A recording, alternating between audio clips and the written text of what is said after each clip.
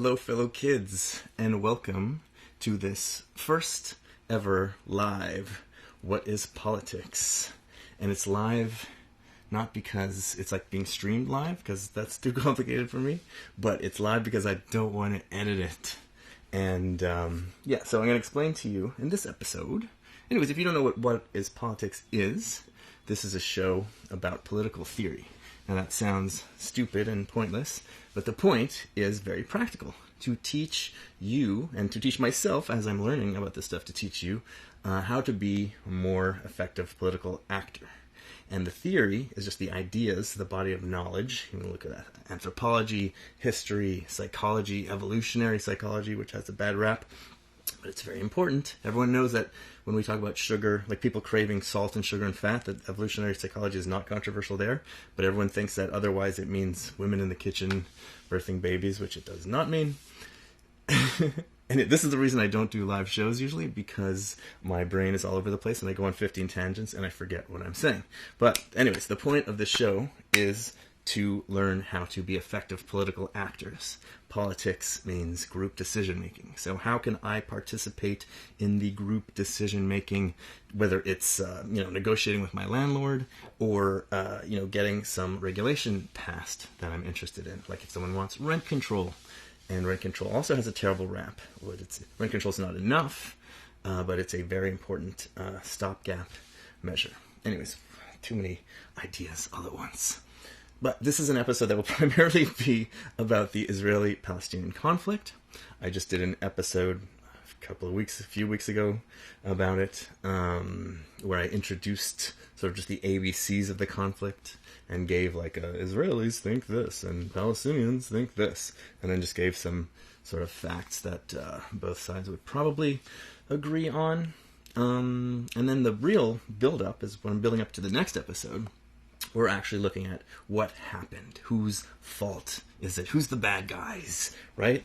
And as I pointed out in the last episode, the bad guys isn't just the Jews or the Palestinians or the Arabs.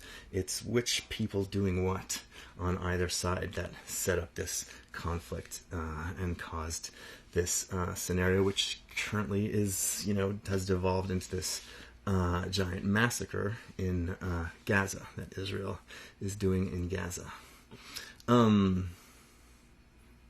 So I was talking about what the show is about. So political actors, you want to help pass regulations, you want to get something done. So we're looking at the history of political organizing, we're looking at just how human beings work, how we think, and historically how different cultures have organized. Why are some cultures male-dominated and why are some cultures not male-dominated? And it's funny, someone was reviewing one of my old episodes and I said something in the old episode, I can explain to you why a society is male-dominated and why another one isn't. And the guy's so what? Who cares?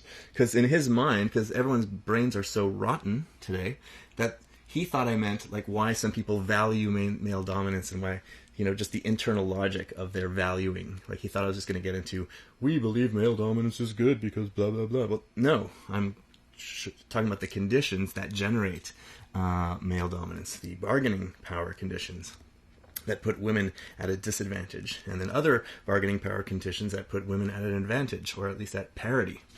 So people don't even understand that there are reasons, physical reasons why things happen. And physical reasons includes our minds and our bodies, because our minds have evolved in a certain way. And there's a broad range of what we can do with our machinery, our equipment. There's the hardware and the software, but there are also limits. And those limits are very important to understand if we want to get things done, if we want to get people to agree with us, when we want to push the legislation that we want, if we want to find our coalition.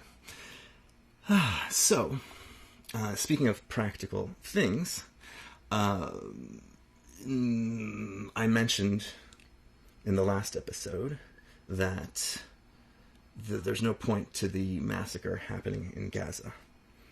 And I'll talk about that more in a second. And if you're a right-wing Israeli, and you're like, fuck this, listen to me. You'll see what I'm saying, that even a right-wing Israeli should not support what is happening now in Gaza. And I'll explain why. But in terms of practical things, achievements that people are going to achieve with politics, because people don't...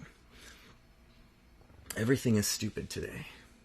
And one of the stupidities And I'll explain why. There's a reason why everything is stupid. Why is academia so stupid? Why is political theory so stupid? Why is healthcare so stupid? Why is landlord, rental, the situation for renters and landlords so stupid? Everything is just, advertising is stupid. Social media is stupid. It could be really great. Social media can be wonderful. It is wonderful in a certain sense. It was wonderful, but it turns into idiocy. There's a reason why everything is idiotic. It's because the reason that these institutions exist is not for the purported reason that they say they exist. Social media does not exist to connect us together and help us achieve, social networking or whatever the things we want to achieve via social media.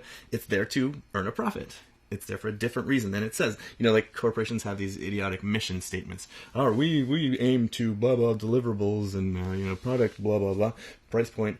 Well, the point of the corporation is just to maximize shareholder value. That's all it's there for. Universities are not for-profit corporations, but they have institutional reasons which are not what they purport to be. Like the ideal utopian world, or when you're a little kid, right? You go to the grocery store, you think the grocery store is there because people need food. And the person working in the grocery store is working there because he likes or she likes giving you food. And people do like that. Waiters do like serving sometimes. And often you hate it and you're just doing it because you have to. But the purported reason is not the reason. The reason the grocery store is there is to make money.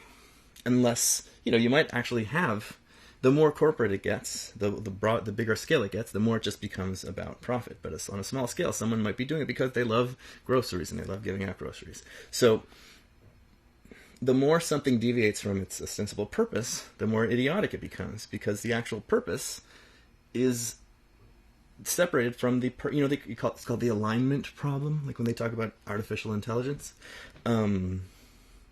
the alignment problem is just that the artificial intelligence companies want to just make money, and we want artificial intelligence to be useful to us in various ways. So it's just a profit versus actual use value problem, and they just disguise it in the alignment. Listen to Ezra Klein's podcast, and the whole podcast is just about the ignorance, the blindness about, this institution's not working. Why isn't it working? And it's because it's for profit. And not just that profit is the only bad guy in the world. So in universities, for example, it's amazing how I've just veered off. I don't even know what I was talking about to begin with. Universities, I was talking about what's the show for? So universities originally were ostensibly about the point of universities.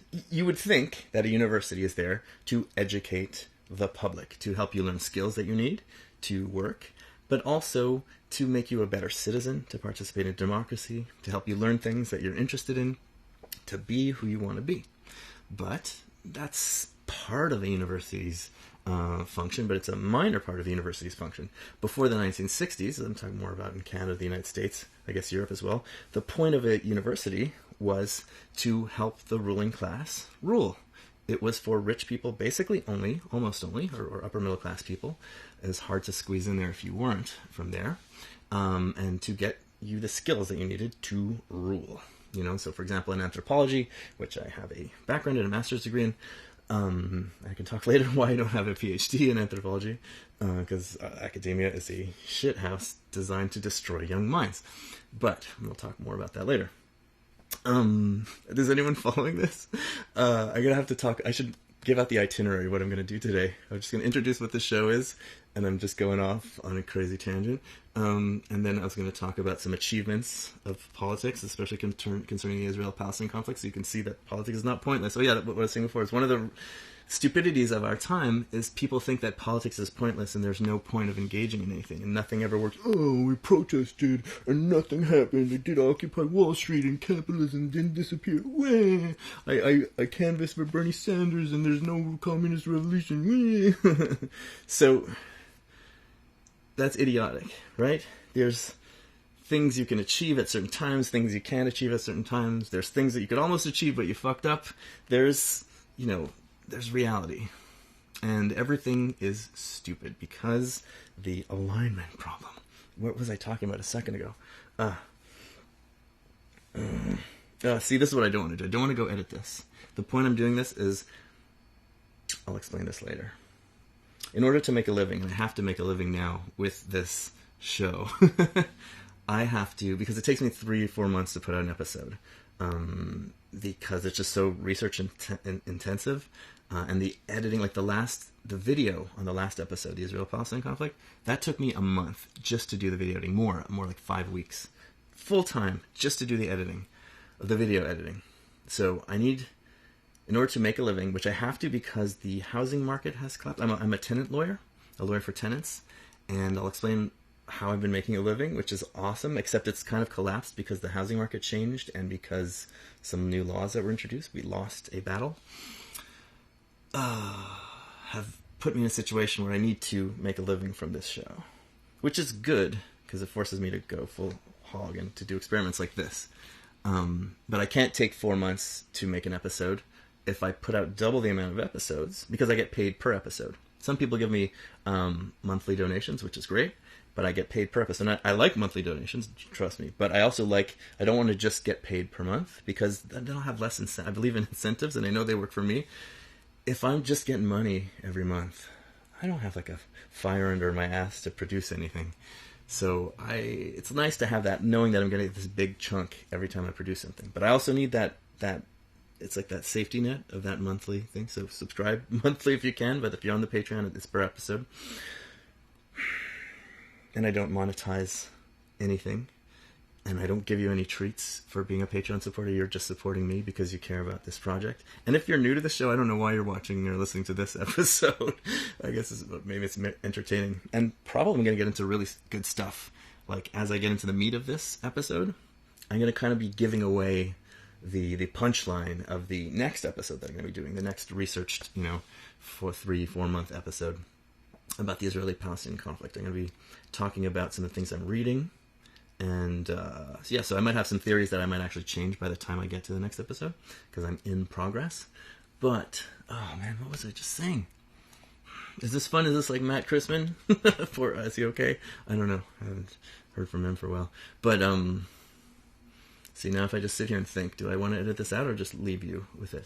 You know what? I need comments on this, because this is experimental. Do I need more structure? Is it okay that I'm just going on bananas like this? I actually made an itinerary and I made a whole thing, but I'm not following it. I'll look at it later because I have to read some things. What was I talking about? Achieving things. Why is everything stupid? Everything, housing market. Okay, everything is stupid because the goals of the institution. Oh yes, in the 60s, universities were there to help the ruling class rule. They were also there for networking for the ruling class, like help some ruling class dullards, the children of rich men, to meet some upper middle class strivers who are intelligent, and then they can just put their money in and help have the upper middle class person make them a bunch of money. The university still does that today. Also a networking to get married, right? The whole, in the 60s, oh, she's going to university because she wants to get married. It was a place where smart elites would go meet each other to get married. But then the 60s, well, basically you had World War II. World War II got ordinary people a lot of bargaining power, as wars often do, because in a war, the ruling class, I have to explain what that is another time, because it's a vague concept, but the people with the most power will, and we call them a class, because class just means a category of people with the most power need the average person to go fight for them. So if you look at like ancient Greece and Athens, why did they have that crazy democratic system? I mean, there's half the society with slaves, but the average, farmer person, horticulturalist, got that democracy because there were so many wars, and the ruling powers, the aristocrats, needed people to defend them. And so basically, the average person had the power to demand that the rich share political power, the political system, with them. Although anyways, another time.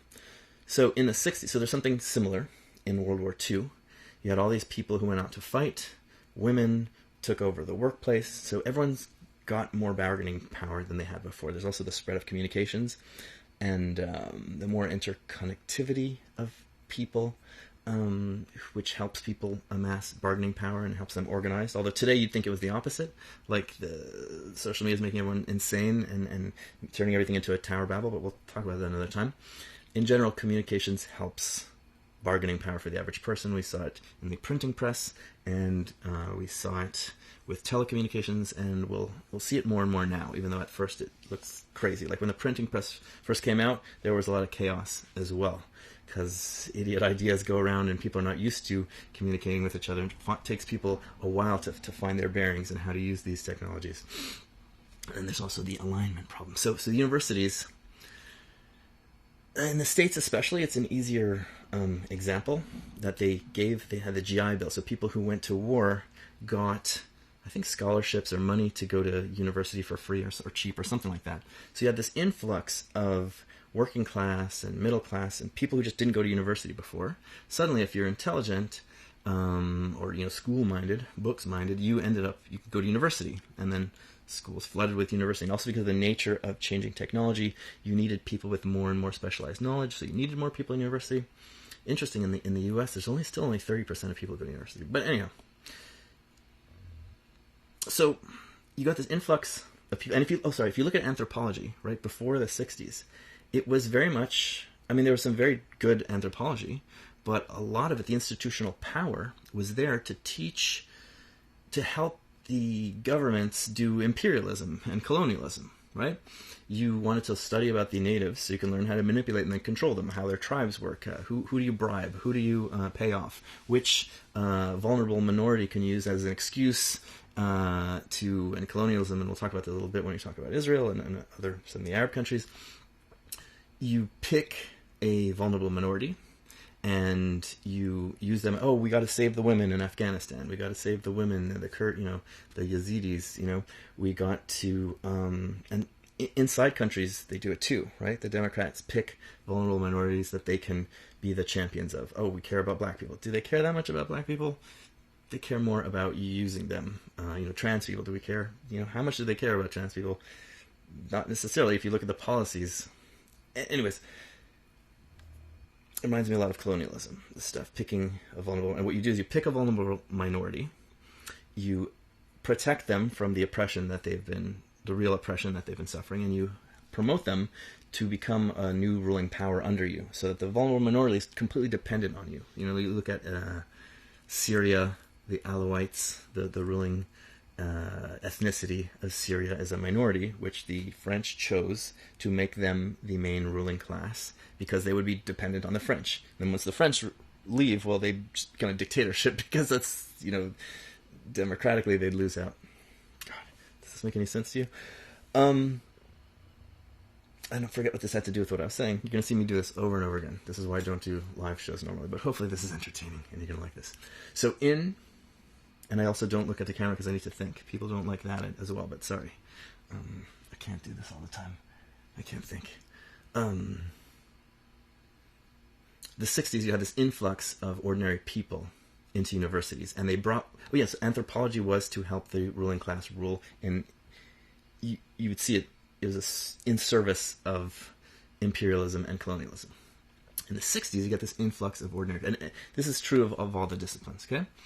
But I know anthropology, so I can talk about that a bit more. And it's this big thing in anthropology. When you go to anthropology, you really learn, in the 19th century, in the early 20th century, anthropology was the discipline, the handmaiden of imperialism and colonialism. Then you get to the 60s, all these people from the working class, regular, poor people, middle class people, get into universities. And they bring with them different perspectives. They're not the ruling class. They have different ideas. And they start, the radicalism on campus was real. And that radicalism was fueled by these ordinary people coming into universities, and they were thinking about how they can make society a better place. And society was becoming more democratic at that time. It's becoming less democratic now. And so people really wanted to use that, their gained bargaining power, in order to make the world a better place. So you saw in anthropology, people were starting to study other cultures, not to figure out how to manipulate them and dominate them. And the previous anthropologists, they didn't all just want to dominate the cultures. They loved the people that they met. They learned a lot from them. But the powers that be were funding this research so that they could dominate those people. After the 60s, or in the 60s, by then, you start to see more and more consciously, the anthropologists are writing, I want to study this culture because I want to learn how we could change our culture for the better. So, like Colin Turnbull's, the Mbudi, what's it called, the forest people. He's deliberately saying, like, look at this super egalitarian society. And he's kind of exaggerating some things a bit, too. It's a very romantic fairy tale thing, but it shouldn't be discounted because of that, because we have more recent research. Like, if you look at Jerome Lewis about his related group of people, the Mbengula, it's very, very similar. So Colin Turnbull wasn't just making this shit up, even though it sounds like it is if you read it now and you read the language that he wrote, it sounds like a fairy tale.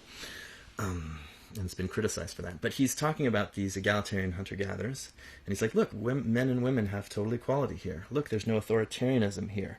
This society sort of works in this anarcho-communist kind of way. What can we learn? Can we learn something about this that applies to our society? And you saw this in political science, you saw this in history, people's histories, started coming up. So history from below, everyone was, traditionally, and it's just easier because the evidence that we have is all rich people writing stuff in the ruling class. All the Roman era, you have all of Cicero's wonderful speeches and Julius Caesar's writings and all these, the philosophers, Cato, all these people. But they're all the upper class. What does the lower classes say? Well, it's hard to study that because they didn't write anything, or rarely did. But we can sort of infer some of their ideas from other evidence. But this generation went looking for that evidence. Let's figure out what we can learn about the class nature of society, and how can we challenge the hierarchies of our day. This feminist scholarship, and all of this, is capitalism really so good? Is there other ways of doing things? Because we're taught that, if you don't have capitalism, you're going to have this tyranny, like in the Soviet Union. Well, there are societies that don't have capitalism at all, and they don't have tyranny at all. They have complete individual freedom. A lot of these hunter-gatherers that I was talking about, immediate return hunter-gatherers, and other societies too. There's different levels of things.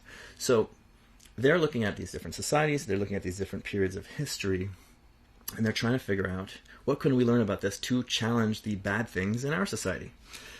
And this, of course, is a huge threat to the ruling class, the people who have a lot of money and a lot of power and don't want to share that much of it. They agreed to share a certain amount of it in the 30s, because the Great Depression was a nightmare, and then after World War II, they kind of had to, because of bargaining power stuff, and they sort of came to accept the new era of sharing more wealth, having a more robust social safety net, paying more taxes. But they don't like it. They never liked that stuff. Well, actually, that's not true, because people feel good about sharing and having a more equal society. But on the day-to-day, we are programmed, and I'll talk about this another time, to want more and more. So over time, especially generation after generation, you get one generation that's like happy to share, and then their kids are just rotten scoundrels. I want more. It's me trucks, me money, worker taking me monies, me profits. So they, over time, take all the power back. But so many topics to talk about. In the university system, you had these radical ideas, which were practical radical ideas. If you read the anthropologists in the 60s, if you read the political theorists in the 60s, the historians in the 60s, they are talking in plain English. It's very clear. And they are articulating theories that any normal person who has like an intelligence of a 11-year-old kid, a smart 11-year-old kid, can understand. The average person can understand this stuff and make it actionable, do something with it. And that's what was happening in academia in the 60s. And this, the elites, the people with power, did not like this. They were very scared of it. They said, oh, this is going to turn us into the Soviet Union. And I think many of them were generally concerned about that. But I think they were also just concerned about getting less power and less money, because not all these radicals wanted to be like the Soviet Union. And I would say that it's kind of the rich kids that liked the model of the Soviet Union more. The people, and I mean, there's some authoritarian personalities too, but we'll talk about that another time. So what happened was, in academia, they figured out, and it's not a conspiracy, it just happens this way because of institutional pull. Like Jacobin magazine, I don't know if you know what that is, it's a socialist magazine. Well, it's not a conspiracy that all the editors and all the writers, maybe even the janitor, they're all socialists. Oh, what a conspiracy. All the Jacobin writers are socialists. No, that's the whole point of the magazine. And they hire people who are socialists. Well, when you look at academia and how it kind of destroyed the radicalism of the 60s and turned into the idiocy, postmodern brain melt of the late 80s, 90s up until today, it's just been completely that way for 30, 40 years now. Utter idiocy. And I'll explain a little bit more in a second. It's not a conspiracy. It's just that that's what the people in power who fund the universities, who pay for the universities, who run the universities, they like that better. It just they feel more comfortable with it. And the rich kids who go to universities, the price of universities has gone up and up and up, so it's more wealthier kids going to the universities, especially the elite universities. And they do a really good job of inculcating, so they bring in a lot of poor people, because it's a society management system. So yeah, after the 60s, the point of the university isn't just to help the elite rule, although it's also a social management thing. You see this with all the affirmative action stuff. How can we create more social stability for our ruling class? Oh, we need to bring in these, diversity, but diversity in terms of race, never class. And sometimes they do bring class, but we have to brainwash if we get a poor person in, we got to bring them in when they're young, and then propagandize them quick before they develop, they have life experience that will challenge our ideas. And if they are too challenging of ideas, we'll make them hate university and quit. So, where am I? I hope this is entertaining. Those theories, the 60s and 70s, started to be seen more and more as vulgar and stupid and black and white, and there were all kinds of other challenges to those theories, some ethics issues, like with a lot of the experiments that they were doing about power. You can't do any of those cool Stanford prison experiments anymore for ethics reasons, and they just kept finding excuses why this stuff is passé, this is old, or it's racist, or it's takes away agency. Man, it's been a while since I was in elite academia for a bit, and I didn't absorb well all the garbage of it. I absorbed enough of it to function in the environment, but I can't, regurgitate the stuff because it's crap. But they kept finding excuses and trends that pushed the radicalism out of the university, right? And by the late 80s, the new thing is like this postmodern Foucault crap. And Foucault, again, really interesting thinker, but what this new trend, the postmodernism, did is it took the radical ideas, it basically took, first of all, made them impossible. Like if you read the stuff, it's very, very difficult to read. You have to read something over and over and over before you can understand what it says. And anyways, never mind. People from Europe who grew up in academic environments, learning English from them, they actually speak gibberish very coherently. It's interesting. But then when you hear an American who grew up speaking normal English, then trying to speak academic gibberish, they're not saying anything. They're just saying gibberish. But I do know European scholars who, when they speak academic gibberish, they actually mean something. But never mind. And Foucault, who was writing in French and invented gibberish in French, these scholars are like hiding their half-baked ideas in this really obtuse language. Foucault had a lot of interesting ideas, but they weren't very coherent. They didn't gel in a very clear, actionable way. And the general thrust of his theories was like, we can't do anything. Power is this. It's not something that elite has, and they don't dominate the poor people. It's this thing that's just there, and that there's consent of the poor. And some of this stuff is true, but basically the end result of it was like, we can't really do anything. Anytime we try to change something, it just ends up being more of this evil power stuff. So like they tried to do the revolution in the Soviet Union, and it's just as bad or worse than it was before. So you can't do anything.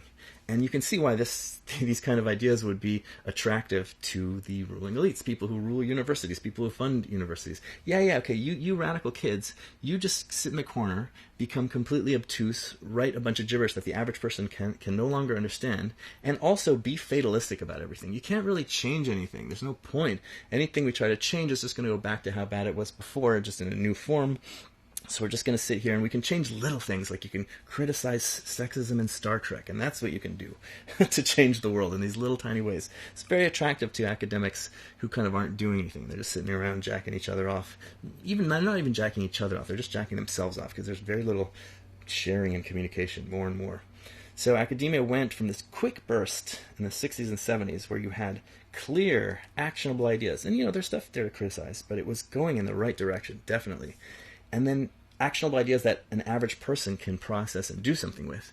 And then it just turns into this garbage that no one can do anything with, that they can't even communicate. You read Judith Butler, like she can speak totally well when she wants to, or they, who cares? I don't respect her. Them, I don't respect Judith Butler.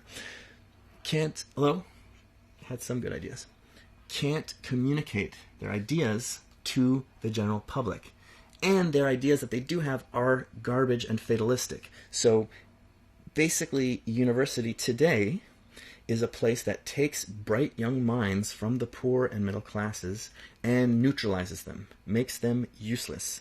Their ideas become fatalistic, but they're parading around saying, I'm a radical, I'm a radical, I'm a radical, but they're speaking gibberish that no one can understand, and their radical ideas are radical posturing that don't actually accomplish anything, and that they can't teach a normal person anything of value that they can use in their lives. Although some of these, the worst of these ideas, do filter down into the general population and lead to passivity and identity hyper-focus, which we've talked about before, we'll talk about a lot more in the future, is completely destructive if you understand human evolution and psychology, how our brains work. Like, focusing on identity is the worst thing you could do. It's useful.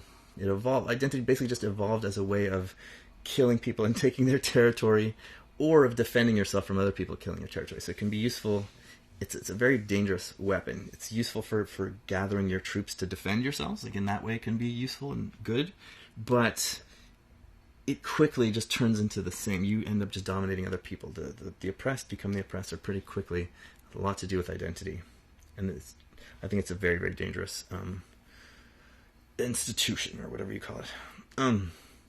So the point is that I went on this giant tangent about university. Look, I'm at 31 minutes already, and I've barely even done the introduction of this episode. The university is a social management system. It's not a system that's empowering the person to learn. And that's why university is idiotic. And that's why you have this idiotic infantilization culture in universities. Well, no free speech. I'm just going to give all the power to the administration to control speech because, I'm so unsafe. And the administration is really making people, you're unsafe. You need us to protect you, right? Because free speech is the weapon of the powerless. And you, by giving it away, the free speech, even when it's for ostensibly good reasons, what you're doing is giving power to, there are very rare occasions that maybe it's good to suppress free speech. You look at Frederick Douglass, the slave abolitionist and former slave. He was a huge free speech proponent, except when it came to the movie, what's it called? Oh, God, what's that movie called? About Reconstruction and black people taking over the government and just eating watermelon. It's a super, super racist movie that basically, in the 1800s, which triggered lynchings all over the place. And all of a sudden he's like, for this one issue, this is so dangerous that we have to clamp down on this because people are being lynched in real time. So maybe there's some, rare exceptions. But in general, when you are... It's a dangerous tool to suppress free speech because what you're doing, and even Frederick Douglass understood this, you're giving power to some authority to control what people say and think and do.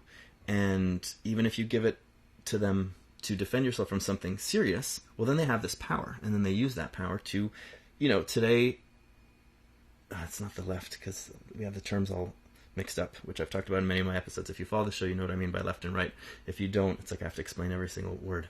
And in this show, we're building theory from the ground up, and we're building theory from the ground up in a very easy to understand, coherent way. You might not know it from this episode where I'm rambling on, but that's why I script all my other episodes in very clear, systematic ways. I don't even remember what I just was talking about a second ago. So this is something that I might edit out, where I have to, this happens to me all the time. I've forgotten what I was saying. Universities, cancel culture and free speech. You're giving the power, even if you're stopping lynchings, which is very important, you give the power to these authorities to stop speech, and then they will quickly use it against you later. When you're the weak person, right? They will use it against you. When you threaten power will use free speech against you. And power nowadays is, ever since societies became more democratic, because societies used to be very, very clearly hierarchical. You had kings, emperors, these sorts of things. There was very little democracy in most societies for a period of time. When we started out, there was a ton of democracy. We lost it. We ended up in this very, very hierarchical period, a couple thousand years, and we're sort of breaking into more democracy recently in the last couple 100 years. getting back to our roots, so to speak, because our roots as a species are extremely democratic, egalitarian in many, many ways. So, again, I forgot what I was saying.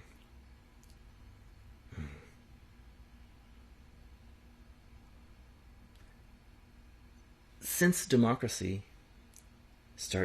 society became more democratic, the powers that be realized that democratic ideas were very popular, and they couldn't just dominate by elections because they were always a tiny minority.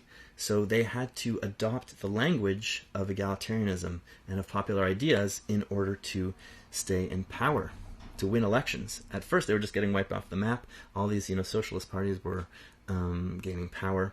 And then the right-wing party sort of figured out how to get back into power by pretending to be socialists in various ways. Like, look at the Nazis, for example, one example, but there's all kinds of other examples. Tarnishing egalitarian ideas and then pretending to espouse. Like, that's how right-wing parties tend to get in power, either by activating identity politics, like, me tribe against your tribe, or they pretend to espouse egalitarian ideas, or they're tarnishing egalitarian ideas, making you think that they're the opposite of what they are, making egalitarian ideas look authoritarian. If you try to control rents or control wages, you're going to end up with the Soviet Union, right? This horrible nightmare authoritarian Holocaust. Why am I bringing this up? So free speech protection of free speech is necessary so that people who challenge authority can speak. And right-wingers, which is all these campus babies, because they're the elite. Like, the right-wingers on those college campuses are rich kids. They're the next generation of CEOs and corporate lawyers and the rich people are the underlings of the rich people. But they're waving around left-wing ideas. They're talking about social justice, rights for different minorities. Those are left-wing ideas, but they're using them as a weapon to do rich kid stuff, right? They think that they're left-wingers. They think that they care about egalitarianism, but they actually care about domination and rising to the top of their little friendship clique, and then eventually the corporations or NGOs or whatever institutions they are going to manage, because that's their place in society as the rich kids, as the elites. They are the managers and the owners of everything. So they wield left-wing ideas in order to do right-wing stuff, control and domination. In the Soviet Union, Stalin was waving around red flags talking about equality, but running this very authoritarian top-down system. And I know a lot of people today think, no, he's not, that's all fake news. So sad. We'll talk about that later. But since the beginning of democracy, people have waved around left-wing egalitarian ideas in the service of right-wing authoritarianism. So, being against free speech is waved around as some kind of left-wing egalitarian idea, but it's actually just giving a ton of power to the administration. And then the administration wants to keep you feeling unsafe, wants to make you feel threatened, wants to make you a giant baby so that they can require you them to protect you from everything. And you're just giving them a shit ton of power. And then they will turn around and use it against you. And we see that with the Israel-Palestine stuff, right?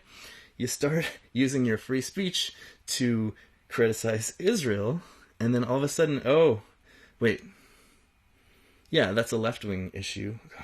The hypocrisy of we can't have free speech because it's a threat to minorities or it's a threat to whatever, safety. But then people want to defend the Palestinians from what's happening in Gaza, and that can become a free speech issue. And their free speech is squashed. And the right-wingers who are pretending to care about free speech, because, historically, the left always cared about free speech and the right was against free speech. Well, that's flipped around. The supposed left, and none of this, it's two right wings, right? It's just two styles of right wings. The college baby right wing is against free speech, and the Ben Shapiro right wing is supposedly for free speech, but they're not. Because as soon as you start criticizing something that the elite care about, they want to take away your free speech. And then suddenly the supposed left-wing people want free speech so that they can, talk about one of their minority causes that they care about. And, I care about too. So we're going to talk about the Israeli-Palestinian. That's been 39 minutes. Let's start talking about the Israeli-Palestinian conflict. All this is to say that society is stupid because all the institutions, whether it's groceries or healthcare or education or housing, are not there to serve the purpose that they're supposed to serve. Housing is not there to provide you with housing. It's there to make the landlord some money, right? Or somebody some money. Not entirely, because you can buy your own house, but you see what I'm saying. University is not there to make you a better, more empowered person. It's there to help the ruling class run things and to provide skilled workers for the corporations and to manage cultural tensions. So what the show's trying to do is build the ABCs of political theory, going back to sort of that 60s stuff, but taking that into the future, into the present and the future, make everything make sense, make it simple so that you can understand how people work and how to be politically involved and effective, whether it's just one-on-one negotiations with your romantic partner, your girlfriend, you're negotiating about the dishes, or whether you're trying to do something vis-a-vis your government. And to bring it to the topic of the day, the Israel-Palestine conflict, recently there were 2 victories for activism. One of them was Canada voted to stop giving money giving weapons, selling weapons to Israel because of this war stuff. And it was interesting because it was a non-binding vote. It was a free vote. Like the parties didn't control. If you're American, you don't know what this means, but parties usually control how their members vote, which is very, you have this party systems, but in the States, everyone can just vote how they want. The party doesn't tell you to vote, but you sort of join a party which you think you'll benefit from. But in most countries, or many countries, you have these parties who are top-down authoritarian structures, and everybody just does what the leader tells you to do. So why vote for these individual people? It's complicated. But they also have free votes, where people can vote the way they want. So they had this free vote, and it was this non-binding vote, which the government doesn't have to listen to. So the parliament votes, we're not going to send any money to Israel, any weapons to Israel, and the government could have said, yeah, whatever. But because there's so many people protesting, and because of the liberal government that's in power now is in a vulnerable position, this is very important. Like, when is your activism going to be effective, and when is it not going to be effective? Who are the politicians? That's why it's important to vote, because the liberals might be terrible, and the conservatives might be terrible, but the conservatives are going to be way less likely to listen to you. Like, on this issue, if the conservatives were in power right now and they're in the same position as the liberals, they would probably just tell all the protesters to fuck off. But because the Liberal Party has a certain base and has support from certain groups, they feel the pressure from these protests and from public opinion, which in general is more and more against what's happening. Israel had a lot of sympathy and support on October 7th. There's a lot of people protested against Israel right away on October 7th, but in general, there's a lot of sympathy for Israel. That has turned around, dramatically over time. It's been getting worse over time because of what Israel's been doing in Gaza. So the government felt the pressure, and then they decided to assent to the parliament's vote. So yay for all you people sending letters. That stuff works. You send emails to your representative, you send letters, you go protest. Like, somebody told me, who was it that told me this? It was some representative. Man, I can't remember. But they basically told me that one email is worth 1,000 or 100 protesters. Every step, one form letter, one phone call is worth, 100 emails. Somebody who makes a meeting is worth 1,000. You know what I mean? Like, by orders of magnitude, the harder the thing is to do, the more the representative takes it seriously. So if somebody wants to call me and talk about it, or if someone's writing me a letter and sending it, they put in that effort, and you imagine that there's 100,000 other people who think the same way. That sort of thing. I don't know what the exact calculus is. So those things are really important. When you get form letters to sign, that's important. Writing your own letter is more effective than a form letter. And protest is effective, but not as effective, all that stuff, unless it gets really, really huge. And also, if it's effective or not, it depends on who's actually in power. So right now, the Liberal government is not in a good position electorally, so they want to kiss the ass of the electorate, and they are doing it in that sense. In the United States, the Democrats, also in a vulnerable position. Biden pushed Netanyahu, the Prime Minister of Israel, to allow more aid into Gaza. Now, that's a big victory. More aid is getting into Gaza. And it's funny because and I listen to, different like Israeli podcasts, news podcasts. They were saying for a long time, it's just so complicated to let in aid because there's war, and then Hamas steals all the aid, and criminal gangs steal all the aid. So we don't want to feed Hamas, and or there is aid, or it's just no. They're actually saying there is aid going in. What are you talking about?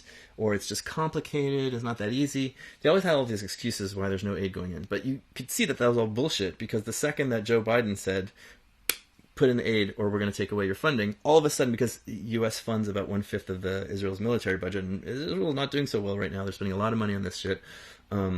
So all of a sudden they're just like, oh, okay, sure, let's let it in. And they let in all this aid. And, those arguments about Hamas steals all the aid, I mean, it's probably true, not all the aid, but I would imagine they would, because if you are the people with guns, whether you're the criminal gangs or Hamas, which is kind of in some ways the criminal gang at this point, they got elected 17 years ago, but, haven't had an election since, you're going to take the food for yourself. But it reminds me of but there's still this certain amount of, you're going to be first in line, right? But that doesn't mean that eventually it's not going to get down to the public, because when there were, before October 7th, before the war started, I forget, there was like a certain amount of like 1,000 food trucks, because they needed food aid then, right? This is a fucked up society, poor society, because of the blockade and probably because of their government as well. They had a certain amount of aid coming in, but there was enough sort of to go around half decent. Hamas takes more for themselves. Now that it's completely dire, there's not enough aid anywhere near enough food coming in. Well, Hamas takes it for themselves because they're first in order of priority. They're the people with guns, and the criminal gangs take the stuff. And, well, if you put in the same aid as was coming before, everyone will be fed. And it's like what people say, Canadian healthcare, it's not about money, we just have to be more efficient. Well, even if it isn't efficient, even if there is a lot of corruption, when there's a certain amount of money, the money gets to where it needs to go. Maybe some people are stealing it, but okay, 20% goes to theft, the rest goes to everybody else. But in Gaza, it's just that 20% just going to theft, right? Because that's all that's left, is 20% of the food that was getting in from before. So it's a bullshit excuse. But from Israel's point of view, you understand that they're trying to do a siege. They want to starve Hamas. They want to starve, even if they somehow cared about the people of Gaza, which they don't, it's in their interest to starve out Hamas. So they don't want to be feeding them. So that's their mentality. It's just evil. So these are victories for activism, because Joe Biden, he's a fervent supporter of Israel. He really believes in Israel as the good guys. And he just felt the electoral pressure. So he did that. The Republicans, I doubt, would have done the same thing. And it's very important, if you're American, how much power you have, because your government can basically tell Israel what to do. People don't realize that. Your government can just tell Israel what to do. And we're going to get to so one of the things I'm going to do today is talk about question and answers that people gave me on the last video. I'm slowing down. This isn't good. We just started.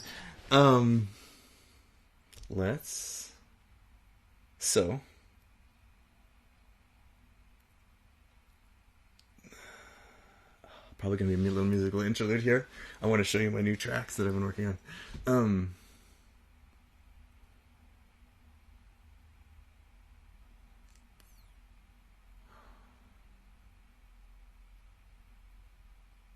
So there have been those victories. Let's look at my itinerary.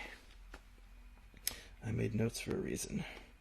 Is it live?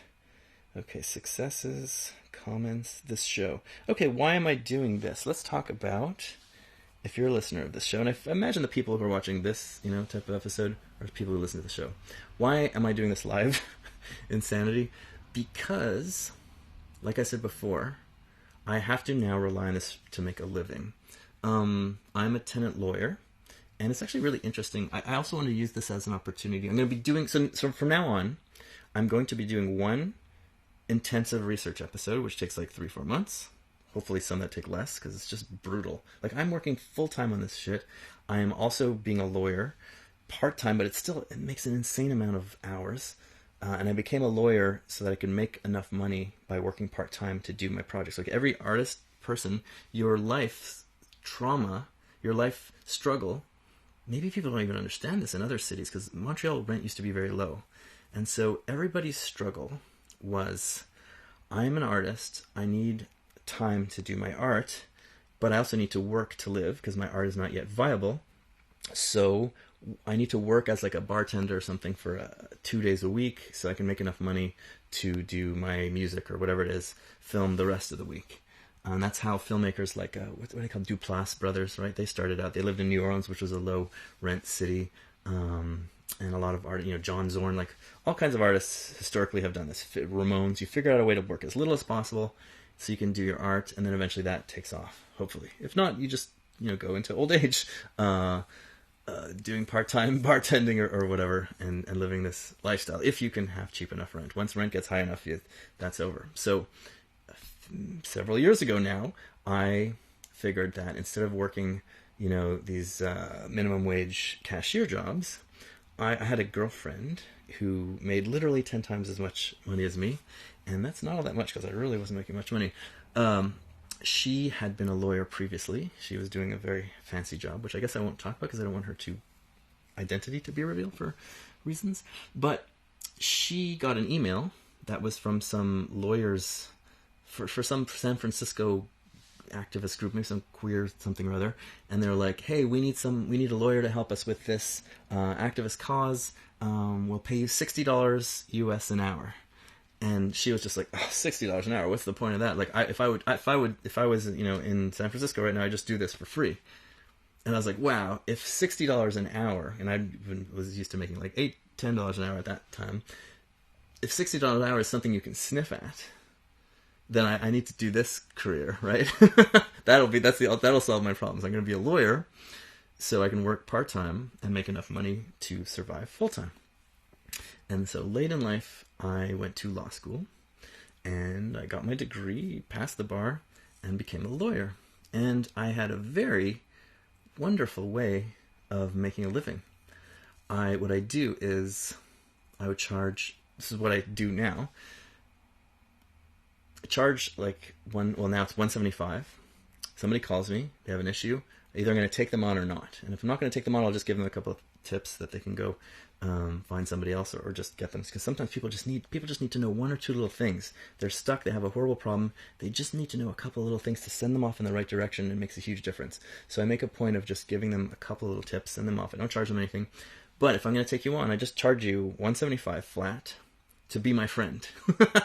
And basically, I only take on a certain, when I started, I was doing all kinds of stuff to get experience, but then at a certain point, I'm like, just specializing in one thing, which is protecting people from rent evictions or helping people negotiate payouts to leave their apartments, which is something that can only happen when you have rent control. I don't want to get into the details, but basically, I do want to get into the details, but, Jesus Christ, time.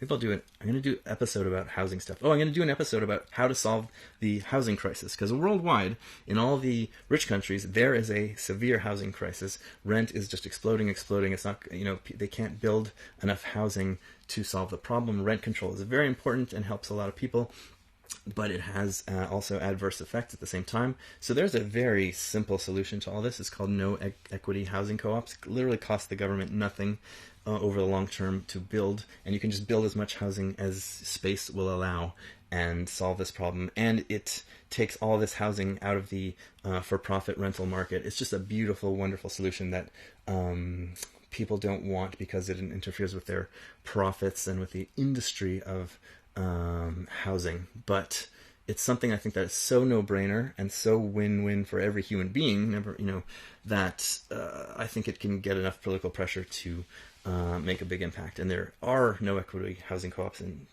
where I live, but lobbyists can the program at a certain point. But everyone who lives in, people living in a beautiful 2-bedroom apartment, large, in the hottest area of the city, paying $450 Canadian rent, and everyone could live like that. There's no reason why they can't. I'll do a whole episode on that. But the point is, I charge you $175 to be my friend, and then I will, if you're going to win some money in a lawsuit or in a negotiation, I'll take 10% of that, which is a really low percentage. Like, people take much higher percentages. I don't charge by the hour, because if you charge by the hour, somebody calls you, people won't call you. They need help with something, like in their case, and they're like, oh, if I call Daniel, I'm gonna have to pay him $50, so I'm not gonna call him. And then they go do something fucking stupid and they screw up their case, and they actually make more work for me later. It's terrible. Like, I don't want to be a legal services provider to someone who has to pay me every time they talk to me. So it's a tiny flat fee, $175.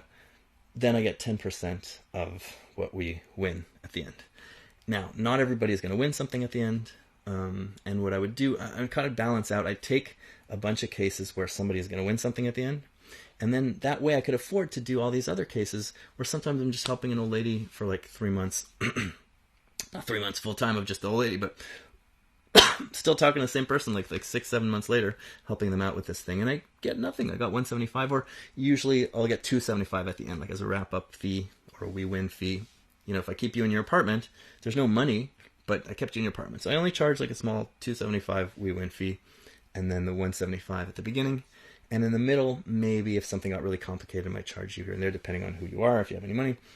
And this was awesome, because what would happen is there's some people who are paying me very little, but I don't think about who's paying me, and I'm not calculating money, I'm not counting time. I just know that there's, at certain times a year, a bunch of money comes in. At other times a year, there's less money. There's certain people who are making me a lot of money, certain people are making me less money, but it kind of balances out. So it feels worth it to do the law stuff. And I enjoy it. I don't have to count pennies or worry about, you're not making me enough money. But what happened over time is, this podcast got much more involved. So it's very difficult to... So basically what I would do is I would just stop working on the podcast, and then, you know, at certain times when it's basically seasonal, because Renovictions is a seasonal thing.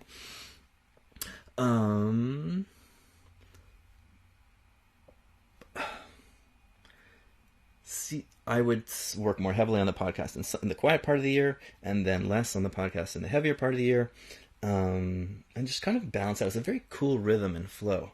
Like, I always feel like I'm working on a bunch of different things. Like, I'm working on some creative thing or doing some research. Oh, the phone rings.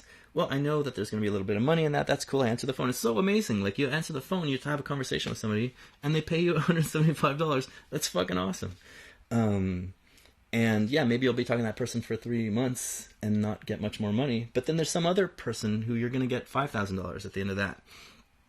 And it balances out. And it also makes life interesting. Like, I oriented my life so that I have exercise without having to just work out all the time. Although I work out every day.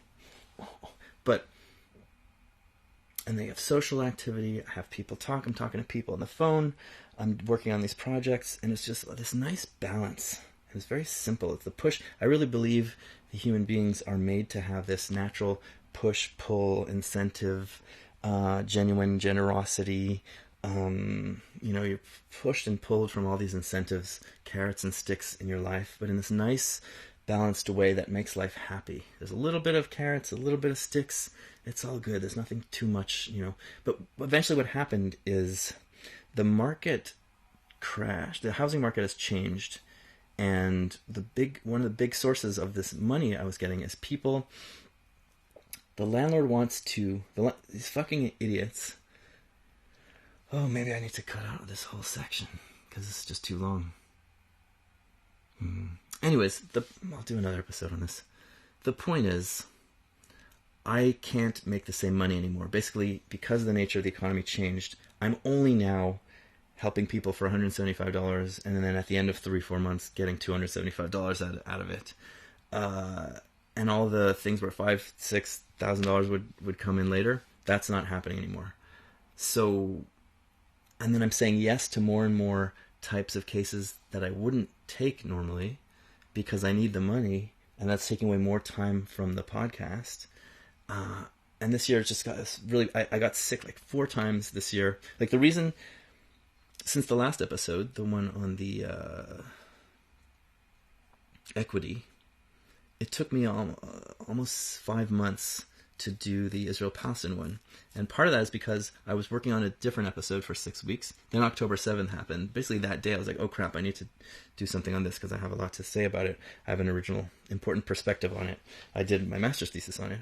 And there's a whole area of history that nobody knows about, or that both sides of the conflict ignore because it challenges their nationalist narratives. There's actually a couple of huge things that really change the whole game for me when it comes to Israel-Palestine. So I knew I had something important to say about it. So I lost 6 weeks working on a different episode, switched to this. Then I got sick like 4 times, and then I'm dealing with all this insanity. There was this legislation that's like completely disaster for tenants, which was in the offing, and I did some work to help stop that. We failed, and I only get paid per episode, so my law income is just cut in half, basically, or less. And I need to finish this episode, but it's taking so long just to have money to be solvent. And by the end, and I knew I needed to have it, I thought I would have it done for February 1st, but it just wasn't going to happen. And then I had that March 1st deadline. And I was literally editing from 7 a.m. to 7 p.m. every day in February, and then on the phone with clients from 7 p.m. to 10 p.m. It was a nightmare. I still have like that, you ever see Modern Times and Charlie Chaplin? He goes to work at the factory, and then when he finishes at the factory, he's still twitching like his factory motions. I had that going for like a month after February, cause I had to get that episode, because the way Patreon pays you is they pay you on the 1st of each month. So if I had finished my episode on February 2nd, I wouldn't get paid until March, and I couldn't, or was it March? Yeah. That if I finished on March 2nd, I wouldn't get paid until April, which means I would have been totally bankrupt and I'd have to start borrowing money to pay my rent and stuff. It was a complete disaster. So I made that deadline, but I was just brutalized afterwards, and I realized I can't do this anymore in this way unless the economy changes back to how it was before. And the housing market, I'm going to have to make money doing this show I'm going to have to rely on this show as my main source of income, and then just have law, because I like doing law for various reasons, but it's just like as a sort of safety blanket floor. So the only way I can do that is every time I do a serious research intensive episode is afterwards do a question and answer or just rambling insanity episode, because I get paid per episode, and I want to get paid per episode because sometimes I don't want to just be cranking out content, I hate that word, cranking out shit just because I need to crank out shit because people are paying me. If people are paying me every month, I feel like I got to do something. But what if I don't feel like doing anything? Or what if I have some serious law stuff that I really need to do? Or what if there's an emergency? Or what if I'm working on some music stuff and I just need... If you want to produce good stuff, you need time to think. You need time to process. You need a little bit of fire under your ass. I do believe in incentives and motivations, and financial incentives count. But it can't be just that. You start to produce garbage. Like I was watching the last episode I made, and there's a lot of edits that were just too fast. A lot of those image edits are just too fast. Like I'm so glad I can do all of these images. It's hell. Like it's a month straight of just editing the images. But it's worth it because I think it really illustrates things in a special way. But some of the edits are too fast, and that's because I was rushing. And I don't want to be in that position. I don't want to be cranking out stuff just because I need to crank. Like a lot of podcasts that I love and listen to, you see that they stop having good, interesting stuff to talk about, or stop having interesting perspectives, or not as many, but they still got to crank out those 2 episodes a week, and then one for the Patreon supporters. Not interested in doing any of that. This is a podcast that is there to give you skills and for me to learn. And it has to be fun. It's like my law work. Law, it has to be fun. I have to feel like when you call me, you're my friend. If I don't want you to be my friend, I don't want you as my client, more or less.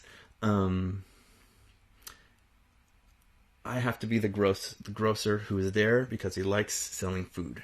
If a waiter who likes serving people food, I'm the lawyer who likes helping people with legal stuff. And if I don't like it, I should not be doing it.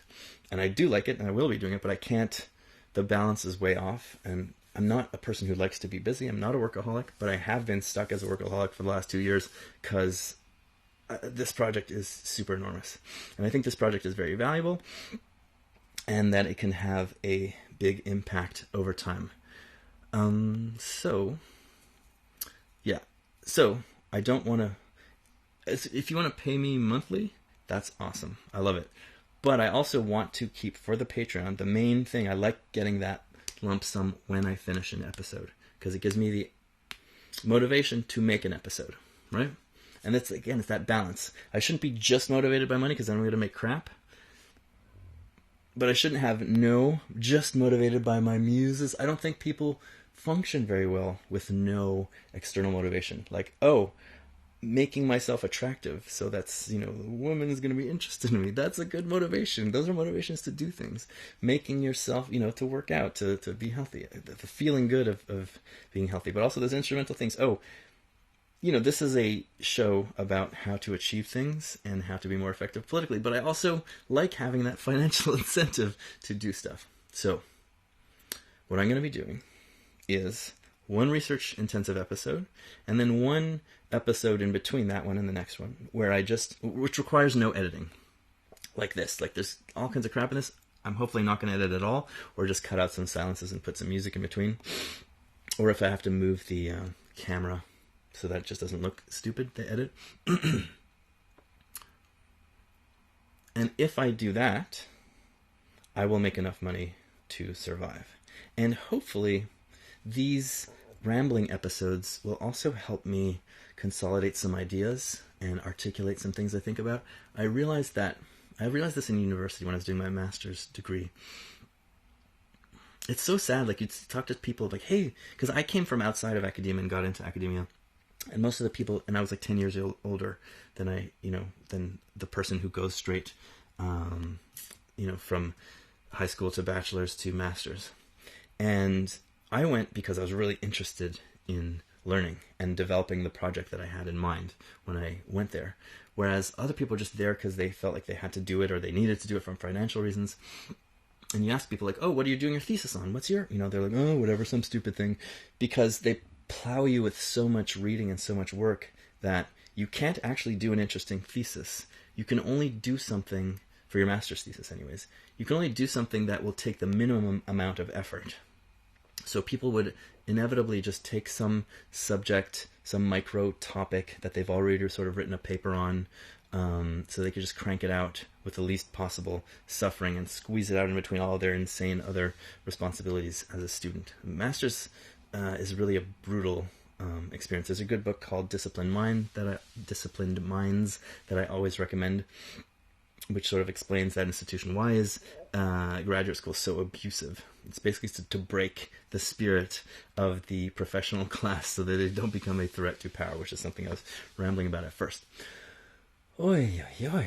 Maybe I should stop and come back tomorrow and finish this, so I can talk about the Israeli-Palestine conflict with more vigor. But let's keep plowing through and see what happens. But basically, this is the reason I'm doing these ramble episodes, and it's going to help me also digest, because I process a lot of information. Like, I've been reading a lot of more fucking Israel-Palestine stuff since the last episode, and by the time the next episode comes along, I'll have forgotten a lot of what I read. So this helps me sort of consolidate some ideas I've been thinking about, process, digest. Oh, what I was talking about before is when I was in graduate school, I made what I think is a very, very interesting thesis. Like, as opposed to everyone else who was just like, oh, I'm just doing out of this thing. Like, I went to graduate school so I could make a really interesting thesis. So the way I would get ideas is because I would walk to school. School is an hour away walk. And I could take the bus for 20 minutes, or I could take my bike for 20 minutes, but walking give me an hour to think. And our minds are actually, human beings are made, our bodies are made to walk like several hours a day. That's how our ancestors did it back in the 50s, in the minus 20,000 50s. So your thinking, your digestion, so many of the problems that people have today is because we're not using our bodies. So thinking, creative thinking, if you want to think about even your own personal problems, about anything, but especially if you want to be creative, you need to walk. And walking, like I used to do a lot of comedy, you come up with all the comedy routines while you're going for long walks. And actually, I would like develop my comedy routines while I was walking and say stuff, and I would get stopped all the time because the police thought I was schizophrenic. And what's wrong with being schizophrenic if you're just gently talking to yourself? I asked an officer once, and she was unsure. But the point is, that's where you get your ideas. You can process a lot of information while you're walking. So, in part because my life has been so busy, I don't get to do a lot of this like blank time. So this is going to help me process ideas and process the reading material and maybe get some feedback. So let's talk. Well, let's see my itinerary. I wanted to reiterate again what I said in the last episode, that this assault on Gaza is completely idiotic and useless and counterproductive. Never mind, it's like evil, like, right? Like, if you're a Palestinian, for anyone who's sympathizing with the Palestinians, you're like, this is evil, this is killing tens of thousands of people for no reason. Not for no reason, but this is evil, right? You're killing all these people is horrible. But even if you're an Israeli and you think, and like I explained in the last episode, Israelis and Palestinians and their supporters have completely different versions of history which justify everything that's happening and which make everything that one side is doing that's terrible into self-defense. Like, I was going to pull out the Hamas released a pamphlet called Our Narrative. It's too bad I didn't see that before I did the last episode, because I would have read from it. Maybe I'll do it now. And, they straight up say, the October 7th, like, shooting, they killed a lot of just regular people. They killed 800 regular people and 400 soldiers, something like that. It's like 1150 people at the final tally. That was self-defense, right? They called that self-defense. And Israel calls what they're doing now, which is massacring tens of thousands of people. The official number is like 32,000. That doesn't count the people who are in the rubble that they couldn't find. And people are like, oh, well, that's just Hamas figures. In the past, and there's such an issue that we need to talk about what to believe. And I hate covering current events because you don't know what the fuck to believe. There's so much propaganda. And even about some past events, especially in this conflict, everything is so contested that it takes a deep dive on every little thing. Like, every sentence I wrote, I thought that episode was going to take me, because I know a lot about this subject, I thought I'd be able to spit out that episode really quickly. And one of the reasons I chose Israel-Palestine is I thought, okay, I could do this quickly and get this done. But it took a very, very long time, because every sentence that you say, you need to research to make sure that it's not fake news, or that, that there hasn't been new research that refuted it. And I actually made some mistakes. Like, one of the big mistakes is I said that Hamas went on a mass rape campaign, which turned out to not be true at all. There might be a couple of stories of sexual violence, but there's no proof of anything. And the New York Times article, which detailed it, I remember when I said that, I was like, is that correct? I need to make sure that this isn't just like the beheaded babies stuff that I knew wasn't true.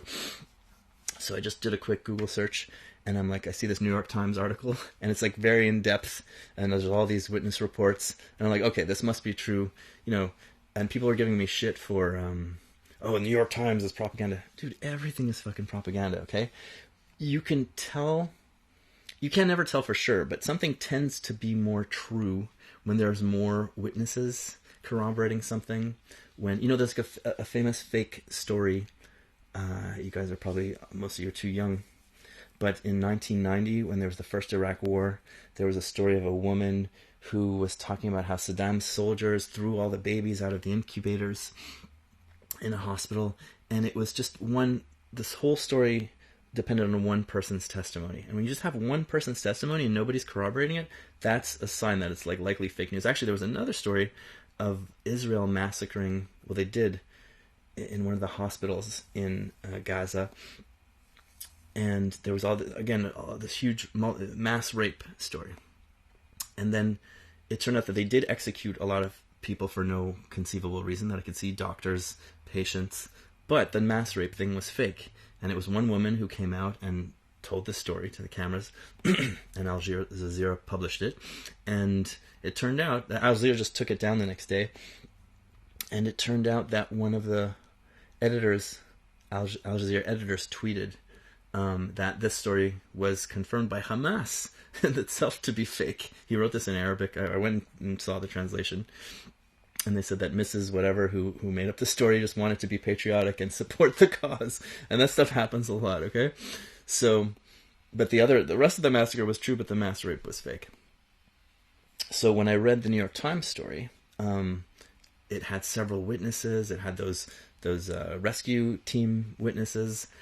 And it was just bullshit.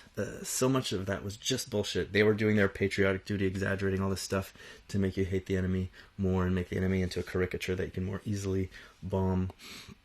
So anyways, I saw that. I'm like, okay, this seems to be serious. I'll repeat. I can just, and casually I just said, on their murder rape rampage. Well, I shouldn't have said rape rampage. It was just a murder rampage. Ooh. Yeah. And it's interesting. Yeah, we shouldn't make Hamas, they're not good guys. I want to talk some interesting stuff I've been reading about them, but they're also not cartoon characters.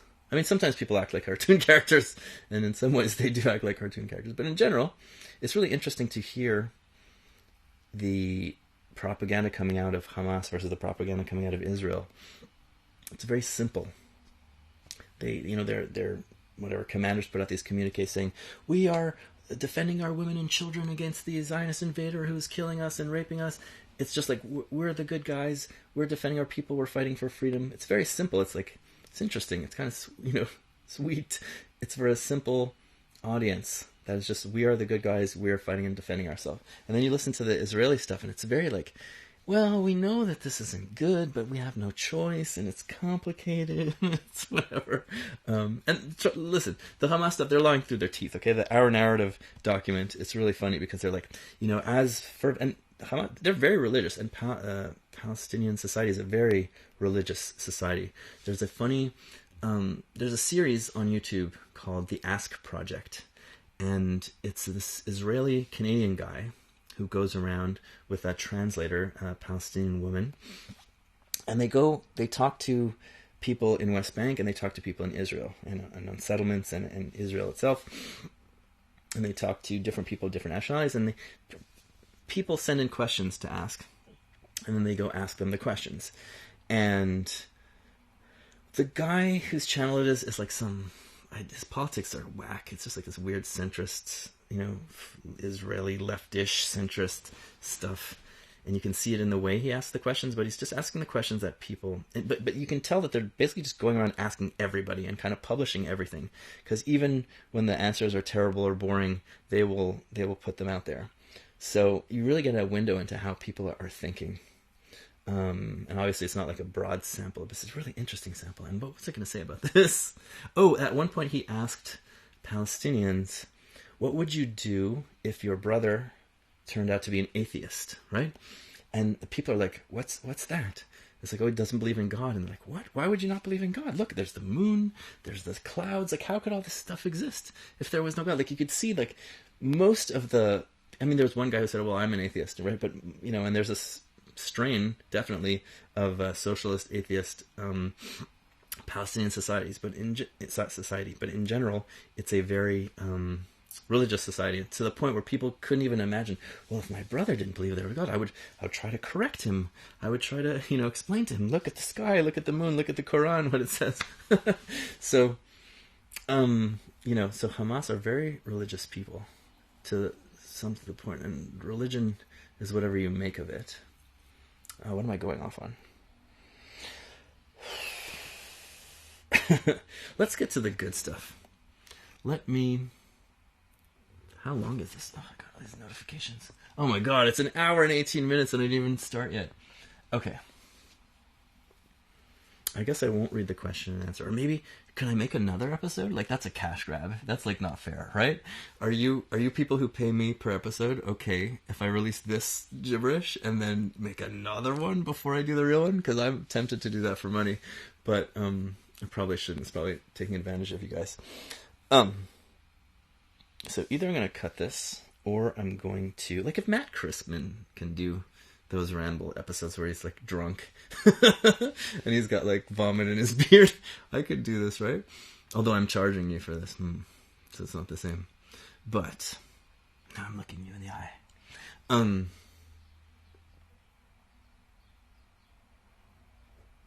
So yeah, for the fake news, be more suspicious of things that have one single source.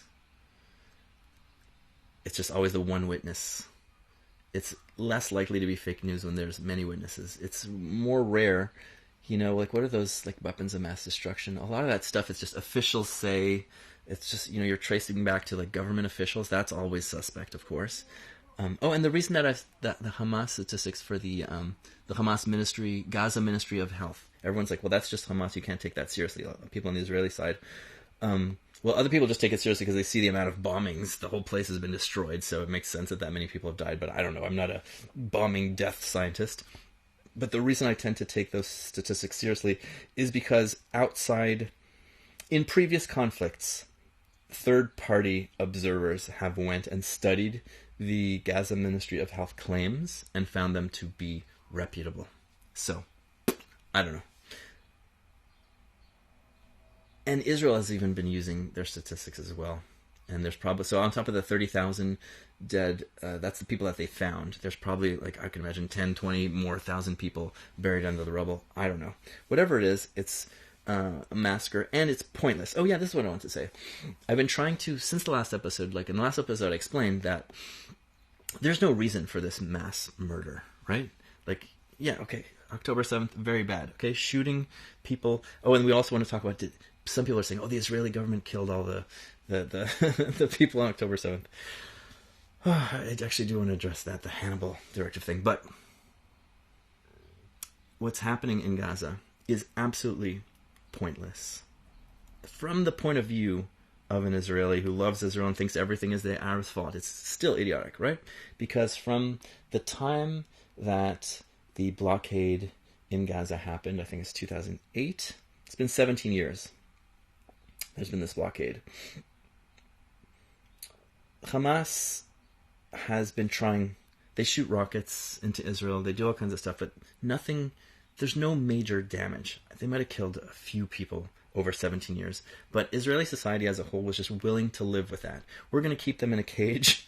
We're going to, not that that's moral. I think there's a huge problem with that containment policy, but from the point of view of an Israeli, with the Israeli version of history, that makes sense. It's like some unfortunate thing that we don't want to do, but we're forced to do it. So from that point of view, if you take that point of view, and I'll tell you why I don't have that point of view once I explain the history of the country. Because, like, it's interesting to see these people like Coleman Hughes and Destiny, these goys, these non-Jews who really are like Joe Biden, completely support Israel. It's because the Israeli version of history is very compelling. If you learn it, if you're just watching TV and you just see Israel just massacring all these poor people, it's horrible, and it is horrible. I agree that it's horrible. But if you learn the Israeli version of history, it's horrible but excusable. I don't think it's excusable at all. But it's because of my version of history, which is different from most versions of history that you'll hear anywhere else. Unless you read the constellation of books I tell you to read. But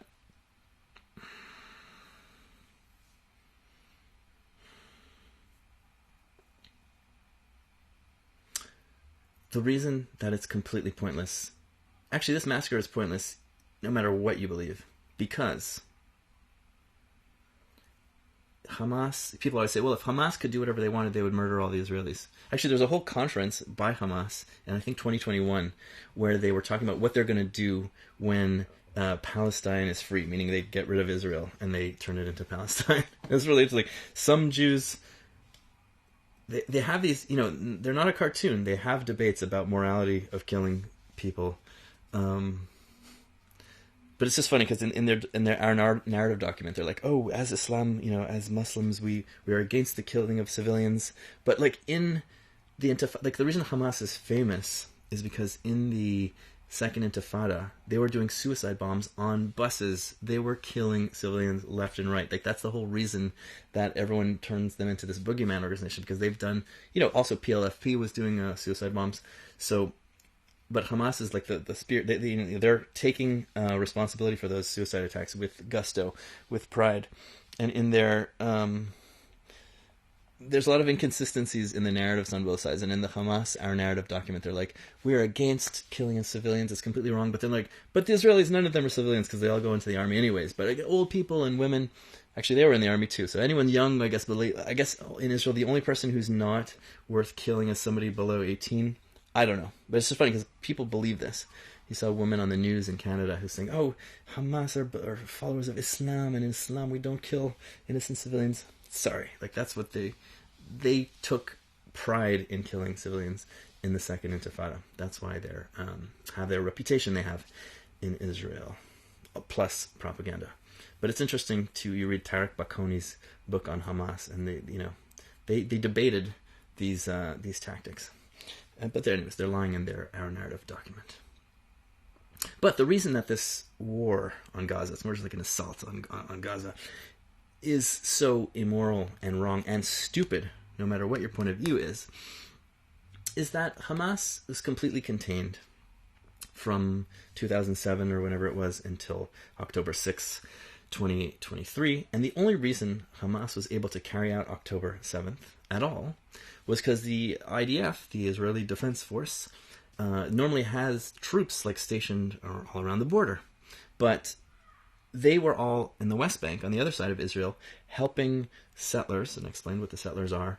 They do these, they're called price tag settlers. And what they do is some Palestinian will do something to some settler. And there's a whole history of why, these people hate each other, but the settler movement. And anyways, a Palestinian will do something to a settler. Kill, steal, violence, rape, I don't know. Something bad will happen. Various things have happened over the years. And then the settlers decide, we're going to go collectively punish the Arabs. And that's their philosophy. That's the whole justification, is when one person does something bad to one of our people, we're going to go do something bad to all the other people. And they tend not to go on murder rampages, but they beat up old men, they burn down houses. They're just hurting tons of innocent people and destroying their property, and eventually taking over more and more property, because that's what the settlers are doing. They're kind of just taking more and more of the Palestinian land. So the Israeli army used to stop the settlers from doing this sort of stuff, unless they would do it officially. The Israeli army officially helps, take more and more land in different ways. The Israeli government does, but they would sort of act as ostensibly neutral arbiters, and anyone who's doing violence to anyone is supposed to be stopped, and they would. You'd see a lot of settlers get arrested for this sort of thing. But in recent years, the army has been supporting the settlers, especially now the guy in charge of the West Bank is a settler himself. So they took all the soldiers away from the Gaza border, and they put them in West Bank to help, defend. Basically, they're defending the settlers from Arabs retaliating against the price tag revenge attacks on their villages. It's just a disaster. And then that's the only reason Hamas was able to even come through the border, right? They had these 3,000 fighters, and even Israeli, in one of the articles I linked to in the other episode, Israeli army officials were like, well, probably they couldn't have gotten very far if we had been at the border. So people talk about, we have to do all this horrible destruction. We know there was what's it called? The Israel Times podcast. I listened to that, the daily briefing. And they had one episode where there's a philosopher, Dr. Micah Goodman, I think his name was. And I guess I'll link it in the show notes. And he's like, people thinking of black and white. This is very Israeli type thing. Think black and white is so childish. That's a child thinks there's just good and evil. Sometimes you only have two choices, one evil or another evil. So the choice is, do you let Hamas do October 7th? They say they want to do October 7th again and again and again. Well, that's evil. But then hurting all these people, of course, they feel bad. It's terrible. Oh, I cry every time. But that's also an evil. But then this lesser evil is better than the greater evil. So we have no choice. That's the adult way of thinking. And he even never mind. But it's total bullshit, because Hamas could never do, what I'm saying is that the justification for this fucking massacre is that if you don't do this, if you don't get rid of Hamas, right? Because their supposed objective is to eliminate Hamas as a functional organization that can rule Gaza or that can attack Israel.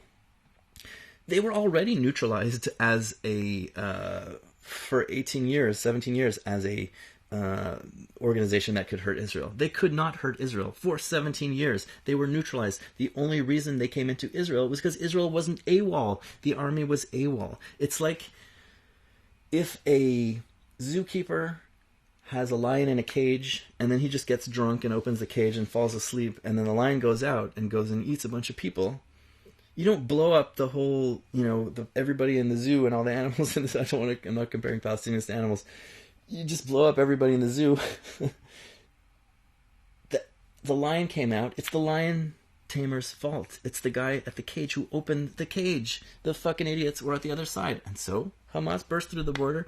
And even there, it's hard to know what's what. But several Hamas officials and diplomats said, and again in those articles that I linked, that they were shocked at how far their guys went, because Hamas basically conquered southwestern Israel for like 5 days.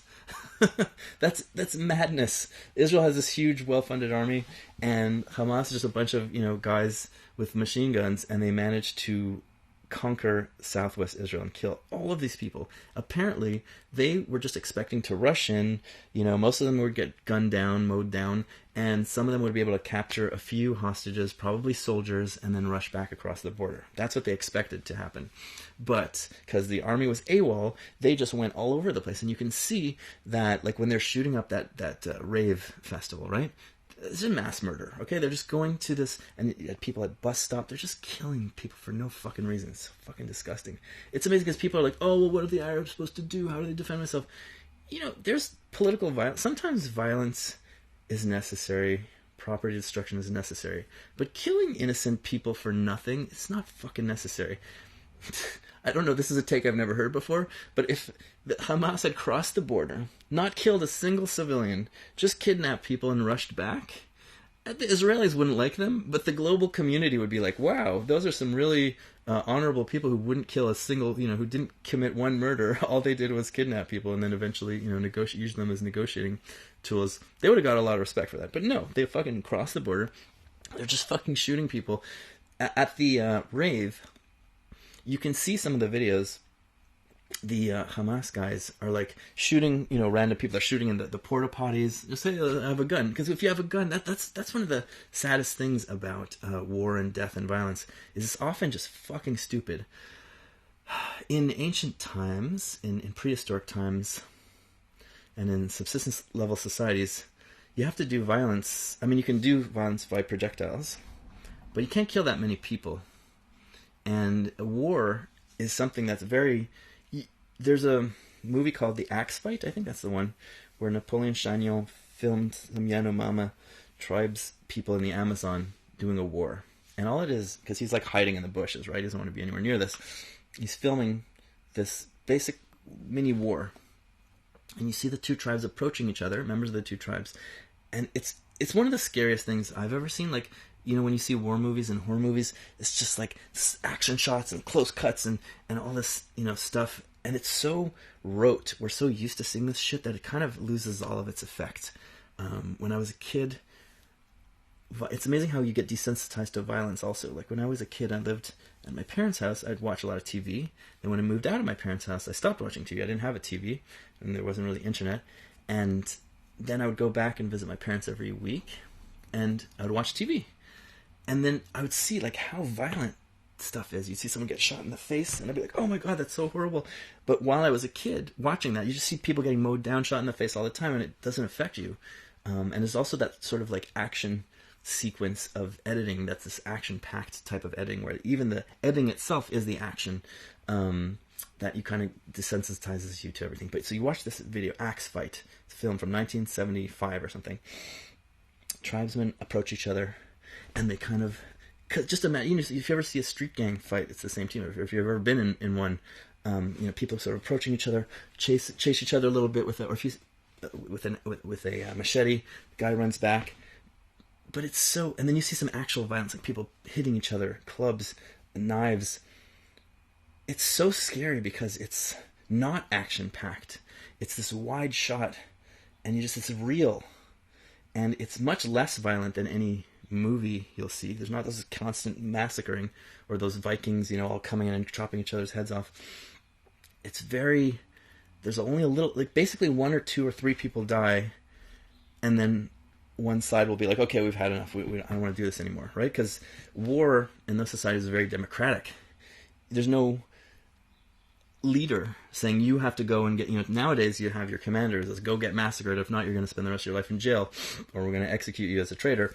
Back then, it's like, the army is the generals, right? Every man is his own general. So everyone goes in and there's this fight and a couple of people get killed. There's a couple of gross things happen. Then everyone moves back and they're like, okay, enough, you know? And one side just gives up the territory or whatever they're fighting about. So I don't even know why I told that story, but Hamas comes across the border and you see people shooting into this.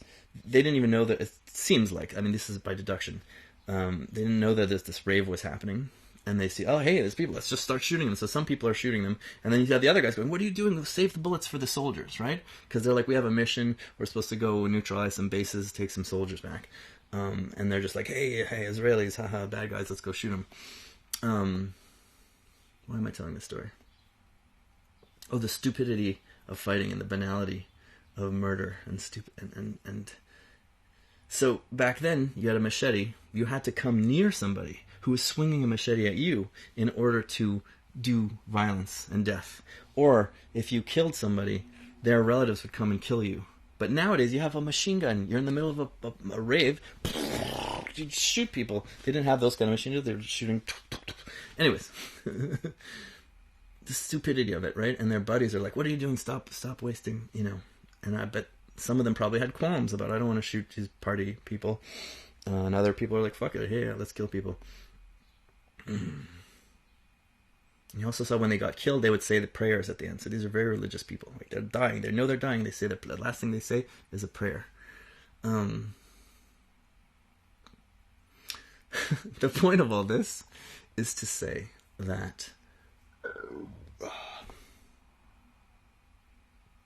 Israel had contained Hamas for 18 years. The only reason that Hamas was able to accomplish any of this mass murder was because Israel was not guarding the borders anymore. So if the ostensible reason to do all this murder is to stop Hamas from ever hurting Israel again. But Hamas will never hurt Israel again if you just put the soldiers back at the border, right? The lion doesn't get out of his cage. He doesn't hurt anybody. It's the line. Look, what should have happened on October 8th is Netanyahu, the head of the army, the heads of intelligence, because the intelligence knew about, had warnings about this forever and didn't do anything. They should have come out and said, we fucked up. We allowed this to happen. We have idiotic, we took all our soldiers and put them in the West Bank for stupidity. We're all going to commit harakiri on television and forgive our sins. And, we're just going to go back and put the troops on the border, and this will never happen again, and then have to negotiate for the hostages. And that would, you could have achieved the same result of protecting Israel with 0 deaths.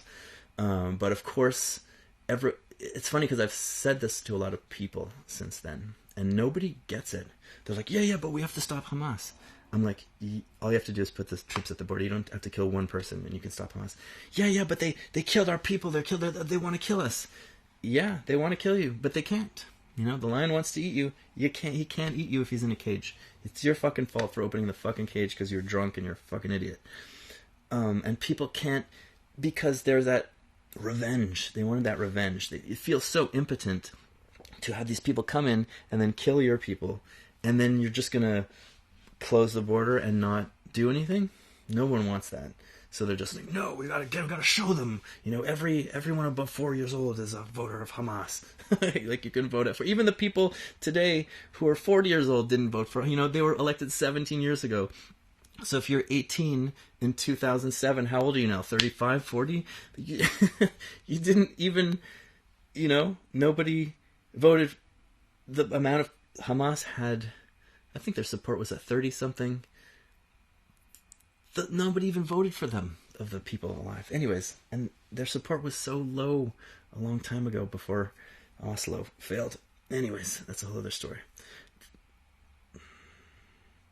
The massacre is pointless. I don't know how to get this across to people. I try tweeting out. There's like Noam Dworkin, who has this. It's funny. It's a live at the Comedy Cellar podcast. It's a comedy. He's a Comedy Cellar owner, but I guess he's really into Israel. So he has a lot. It's interesting. He's a very pro-Israel guy, but you can tell he feels really bad about this is a very Israeli thing. They feel terrible about the massacres going on, about all the people dying. They don't like it, but they think there's no other choice. So he keeps having on like all these he has some pro-Israel people, but he has a lot of pro-Palestine people, scholars, and Finkelstein, Rashid Khalidi, and he engages with them, and you can see he's just trying to convince himself that Israel's okay, that Israel's not the bad guy, but he really wants to, and there's a lot of propaganda, there's a lot of fake history that people can rely on to keep believing that. We have no choice, we have no choice. But even him, I think deep down, a lot of Israelis and supporters of Israel realize that this is like what I said, that all you have to do is keep the troops at the border. Because even he said, well, you have to stop Hamas because otherwise they can shoot more missiles at it. Because he understands that Hamas can't cross the border anymore. The army was AWOL. They could never do this again. Hamas could be in power for 500 years, and they could barely... All they do is they shoot their Al-Qassam rockets, and people go to bomb shelters, and I think in the last 17 years, how many civilians were killed? I don't know. I don't have the stats in front of me. Is it like 10, 20, 100? I mean, it's bad. Every one is bad. And then Israel goes and kills 10 times as many Palestinians. They just can't do anything. And these guys know it. That Dr. Micah Goodman guy, he even said, oh, well, he also said the sort of same thing, like that they would shoot rockets at us, and that's terrible, and Gaza can never be rebuilt because everyone is going to know that they're going to keep shooting rockets at us, and then if they shoot rockets at us, we're going to destroy them over and over again, and so it's their fault, so we have to save the Gazans. That's a big thing that you'll hear in Israel. We have to save the Gazans by destroying them, because we have to save them from Hamas, right? We have to kill 30,000 people to save the Gaza, and make everybody homeless, like the whole fucking place is like a homeless camp now, to save them from Hamas. Anyways, so I feel like these guys know deep down that Hamas was totally neutralized, but it's a very human instinct that I can't not do anything, right? I need to retaliate, I need to do something. But you really don't. Like, you need to do is put Netanyahu and everyone in charge of all the big army and defense and intelligence in prison, at best. So, yeah, if you're wrestling with your conscience and you feel bad about the people you're killing them for nothing. It's pointless. You have to stop. You need to turn around. Supporters of Israel, you who feel bad about innocent civilians dying, let me tell you again, the only reason this happened is because there were no soldiers at the border. Also, because, Netanyahu funded Hamas, although other prime ministers funded Hamas too. But even if they kept funding Hamas, and even if they kept doing all the other stupid things, even if they ignored all the warnings about October 7th that they had, they moved the troops away from the border. The troops were just at the border. This could never happen again. Then you can go worry about a political solution, which is the real solution, but the security thing is bullshit. Hamas could never hurt you again. They can never hurt you again. Now what you're doing is you're going there, slaughtering all kinds of people, creating enemies, not just of every Palestinian and Gazan who probably didn't like you in the first place, but of the entire world. Everyone who had sympathy for you on October 7th thinks that you're horrible now today. Shrinking number of people support Israel.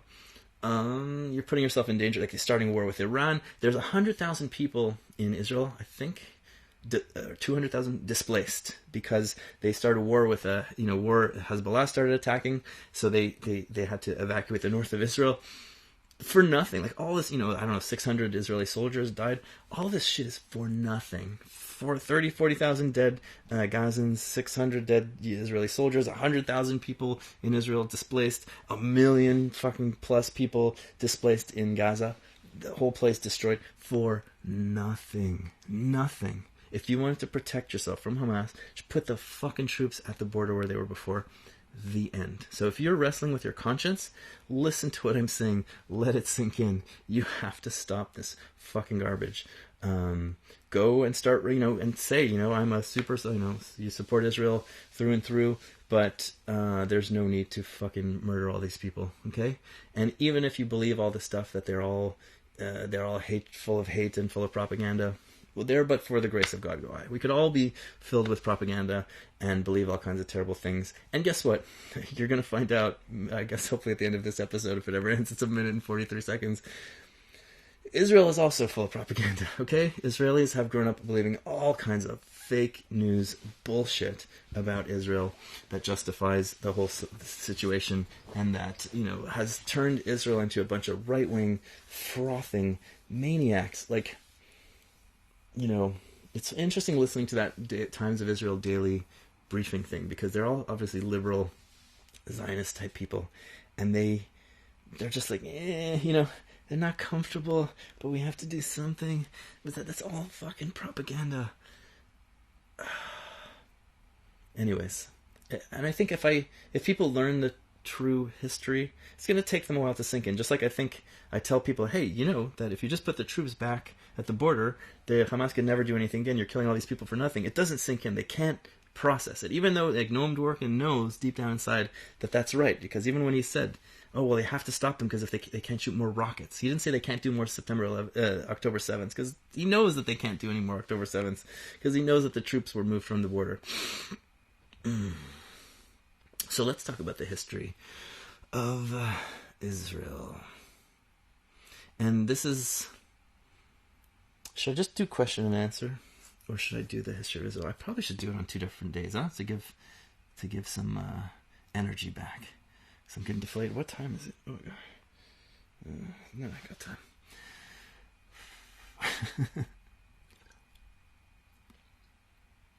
Let me think. I think I need to... Let me do the question and answer today, and I'll do the history tomorrow. So let's... Or should I read the Hamas, our narrative? Basically, let's give away the punchline first.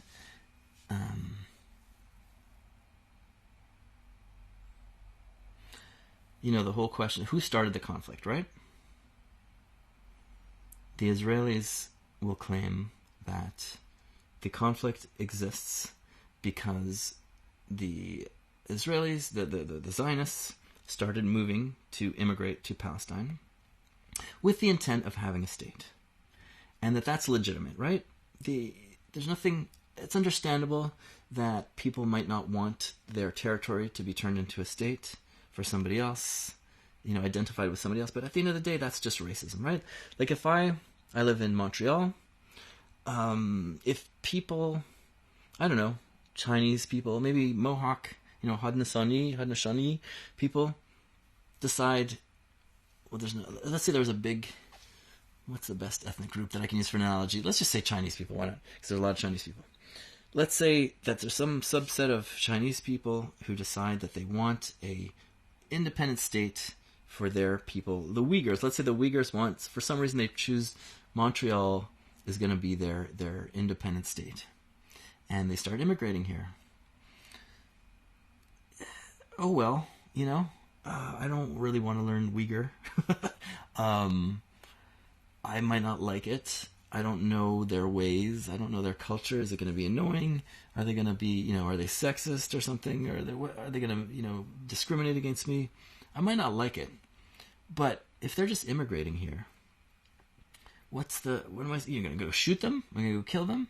There's something wrong with that, right? Places change, right? Neighborhoods get gentrified, although I think that's evil. But that's a different it's a similar mechanism. We'll talk about it. But the basic narrative on the Israeli side is like, we're just immigrating to some place, which has enormous historical significance. I think people don't realize how important Israel, or Jerusalem at least, was or is in Jewish religion. And it's funny, the parallels between the Palestinians and the Israelis, the Jews. Jews were expelled and left that area over thousands of years, but we still always thought about it and think of it as home.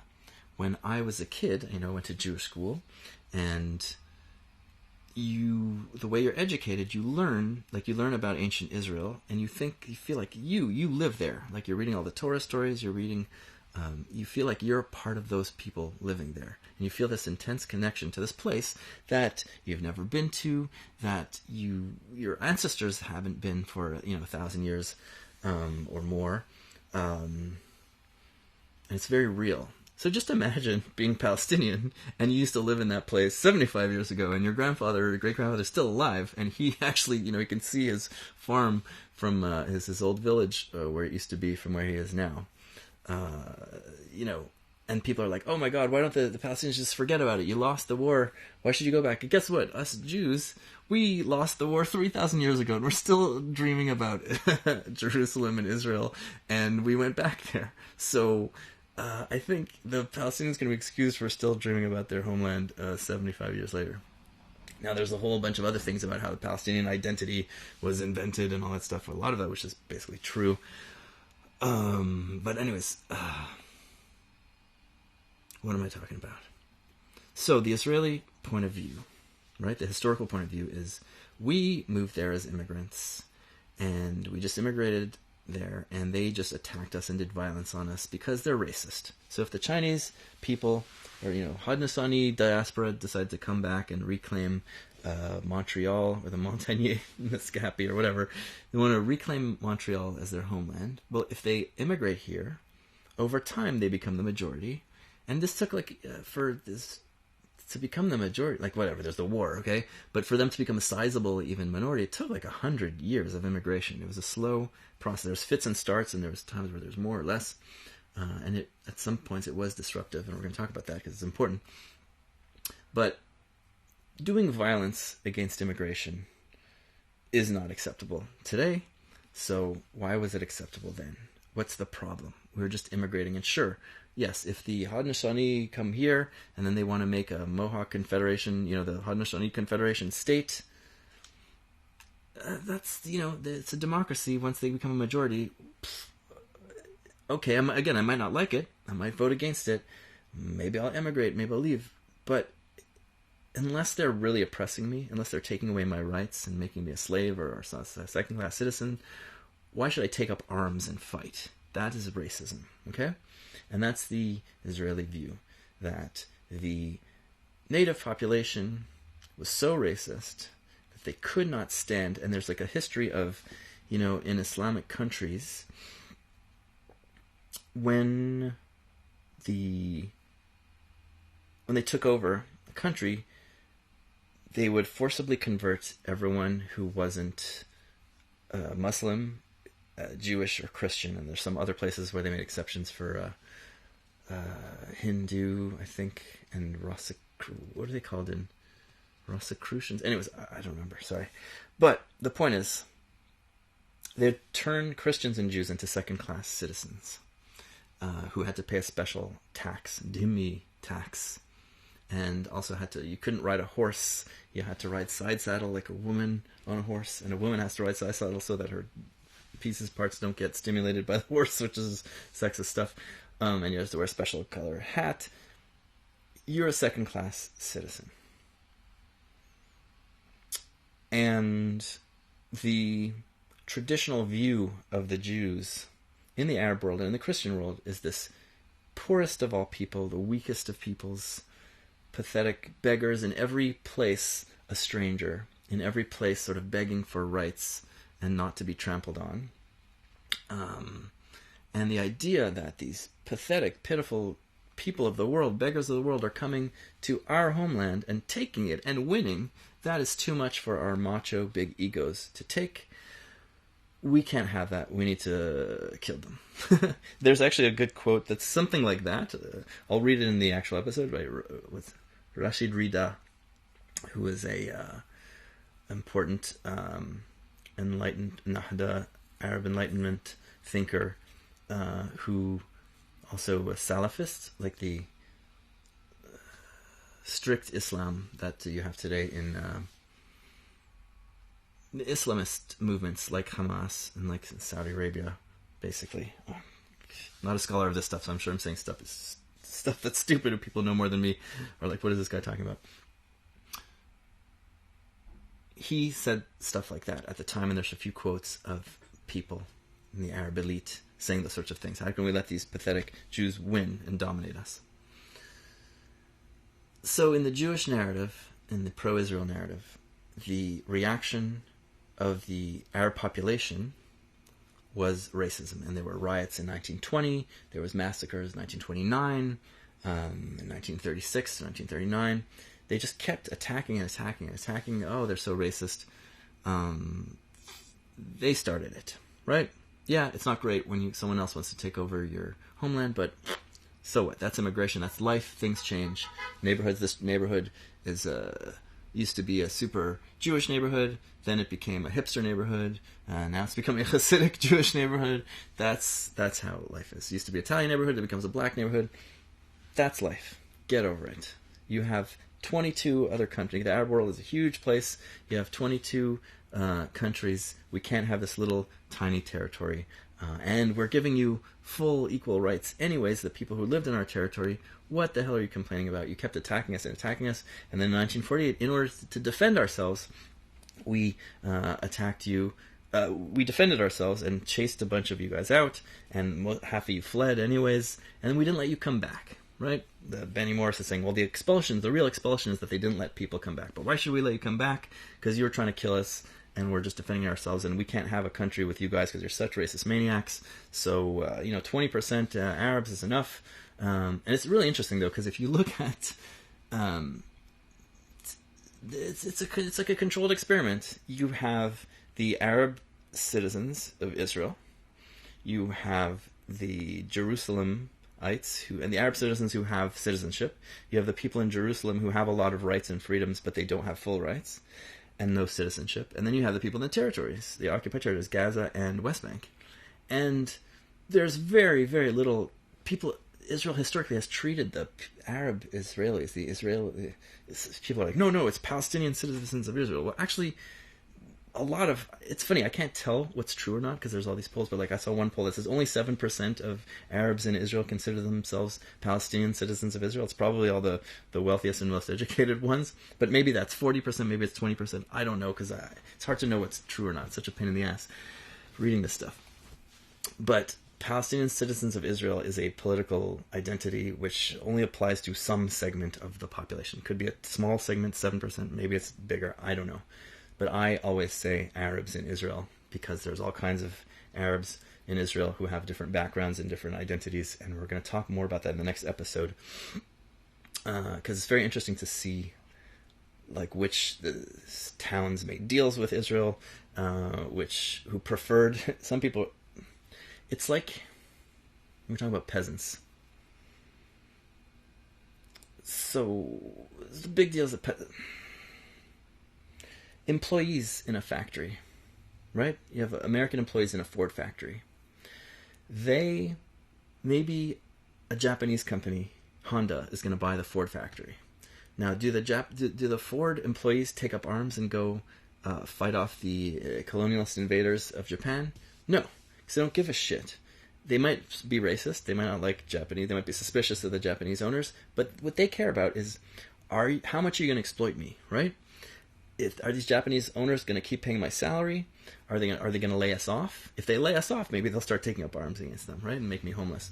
But if they're going to pay me, maybe they'll have a better deal. Maybe Ford was a bunch of assholes, and maybe Honda pays its workers better. So who's giving me a better deal? And for a lot of the peasants, that's how they were analyzing the situation, right? Nationalism is not something inherent to peasants. It makes no sense to them because the nationalism was something, it was an urban phenomenon or a phenomenon of the various elites and middle class as well. Definitely middle class in Palestine, in the Arab world. And those were the same people that were exploiting the fuck out of the peasants. And 80%, it's similar to the Russian Revolution story, 80% of the population were peasants. And if you see, like in the war, in the 1947-1949 war, very few peasants took up arms to fight. In 1936 to 1939, there was a huge revolt of peasants, right? And I think it was up to like 25,000 peasants were fighting. And they fought the British, primarily. They fought Zionists as well. And they also fought the Arab elite, the people who were fucking them over and pushing them off their land. So,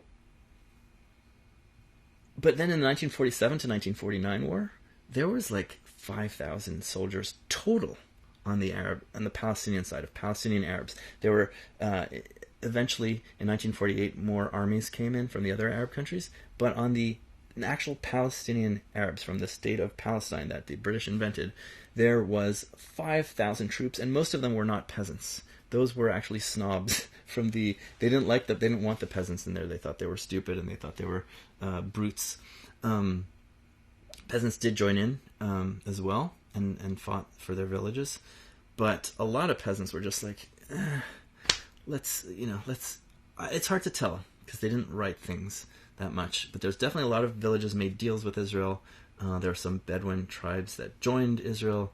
And a lot of them just, to me, it's like staggering how they didn't fight, which tells me, knowing something about the anthropology of peasants, that I imagine a lot of them were just like, let's just see what these guys do, because the old guys sucked. Like, they don't care what color your skin is or what your religion is. I mean, they might care to some extent, but they're like, who's going to give me a better deal? Maybe these Jews, maybe these Europeans, maybe it's going to be a little bit better, maybe it's going to be the same, can't get any worse, So a lot of them didn't have any allegiance to the Arab nationalist cause, although many more and more did by the end of the 30s into the 40s, and the reason they did is the original sin of Israel, which we're going to talk about. And this is absent from the pro-Israel histories, and it's absent from the pro-Palestine histories. Or it's in there, but it's glossed over. It's not taken very seriously. And to me, it's the heart of the whole issue. Because, okay, what the Arab elite thought of the Zionists is interesting. They're the ones who are talking and who are writing and articulating their ideas. But they're a small sliver of society. They're 10% of what's the percentage of the notable class? I don't know. The upper middle class and the notable class, like 10 to 20% of the population. 80% of the population did not give a fuck. They didn't fight. They fought in the Arab Revolt in 1936 to 1939 en masse. But then when the actual big war came with the Jews taking over, they conspicuously didn't fight, right? Because they didn't care about the nationalist cause. Although more and more they did. Why did they start to care? So there's so much stuff to get into here. One thing that gets ignored. So what gets ignored is land purchases. How did the Jews acquire the land, right? Because the Arab point of view is, the Palestinian point of view is, well, we had to fight back because it wasn't just about, we're not just racist against people invading. Some of it is just like, who want, Moin Rabbani, he was on that Lex Friedman debate where it's like 5 people or four people just yelling at each other. That's amazing. This 5-hour debate and 3 hours of it is just people yelling all at the same time. It's very Jewish and Arab. But so he was saying and articulating it very clearly. He's like, nobody wants to give. Why should we accept a partition plan of 45% of our country and give it to the Jews? No one wants to give away any part of their country to someone else. That's not fair. Yeah. But again, do you go fight for that? No, you go fight with arms, either because you're super, super racist, or because you really think you're defending your life and your material conditions of living, right? Because a lot of the elite objection to Zionism was just like, we want to be the elite here, right? It was a time in the world, in the Ottoman Empire and also in the European empires, where those empires were starting to fall apart and people were starting to get these independent states, or within the empires themselves, people were getting more autonomy. That's actually more important, because Zionism, interestingly, at first, was not interested in general, the big thinkers of Zionism, and this is something that's also ignored on both sides.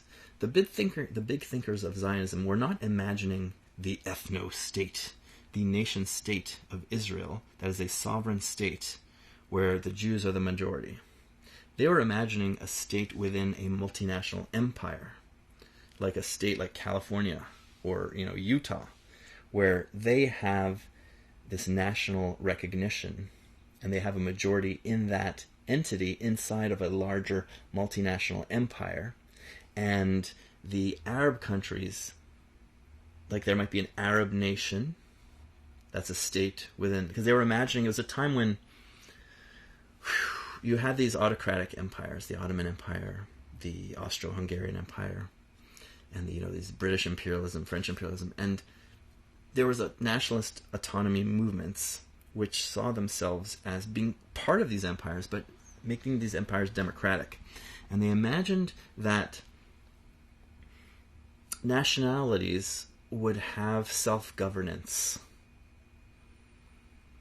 And in particular, the Zionists really liked this idea because there's such a diaspora. So there's, how do I explain this?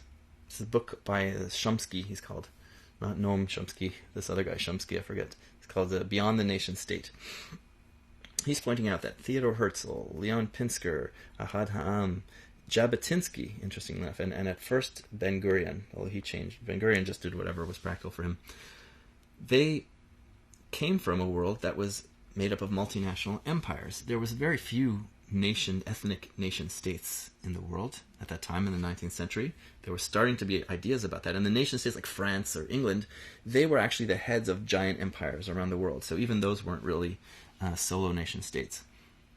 And especially where the Jews were, where the Zionists were in the Russian Empire and the Austro-Hungarian Empire, what they imagined, and they at first supported the idea of more autonomy within those empires. So you had to, and they pictured that the empire is just this sort of governing body, and they didn't think this through because they didn't have experience with this. They didn't have experience with democracy yet. So it was kind of like half-baked. But they basically had this idea that there's this there's this seat of government, and then there's all these nations in the government. And then the nations will govern themselves. And even if you're a minority in another nation's state, like a state like California, a sub-state of a larger empire, you will still have the protection of the other nationality. So let's say that like an Arab state and a Jewish state, and actually let's talk more like Polish and Lithuanians. Like there's the Russian state and the Polish state, or the Ukrainian state and the Polish state. And there's Russians in the Polish state, and there's Poles in the Russian state. Well, the Poles won't be oppressed by the Russian state, and the Russians won't be oppressed by the Polish state because they're not sovereign entities. Russia and Poland, they are sub-entities of a larger confederation, where the fact that you have a Polish state will give actually Lithuanians is probably a better example, give the Lithuanians the minority of the Polish minority in the Russian state will be protected by the General Federation and by the fact that there's a Polish state which has a lot of sway in that federation, maybe equal sway, the same way you have like two senators from each American state. So the Zionists imagined, because that's the world they lived in, they were imagining, we don't imagine like something that's a complete break from our universe.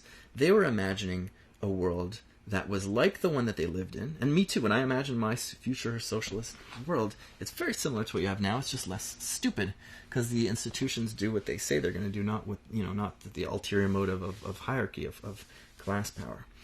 So the Zionists of the time imagined a federation of nations where you have Jews in Russia, you have Jews in Poland, you have Jews in Ukraine, you have Jews in Romania, but you will have a Jewish state somewhere. And at first they weren't interested in a Jewish state, pre-Zionism. They thought that they could have this Jewish nation could have autonomy and govern itself inside of the other nations. But because of the way things turned out, you just had more and more violence against Jews after the 1880s. They realized that that's not going to work. We need a home state to give us that sort of international clout. And that home state can therefore protect the minorities and give national status to the Jewish minorities in the other states. And it's similar to Lithuanians thought similar things, Danes thought similar things. These are like small minorities within larger polities. They imagined that would protect them as well. They're minorities in the other states. So the Ottoman Empire was very attractive to Jews because of the historical connection with ancient Israel, which is very real. People don't understand unless you grow up Jewish and getting a Jewish education, like how much you grew up thinking that you are part of ancient Israel, and that land is so identified with you 3,000 years later.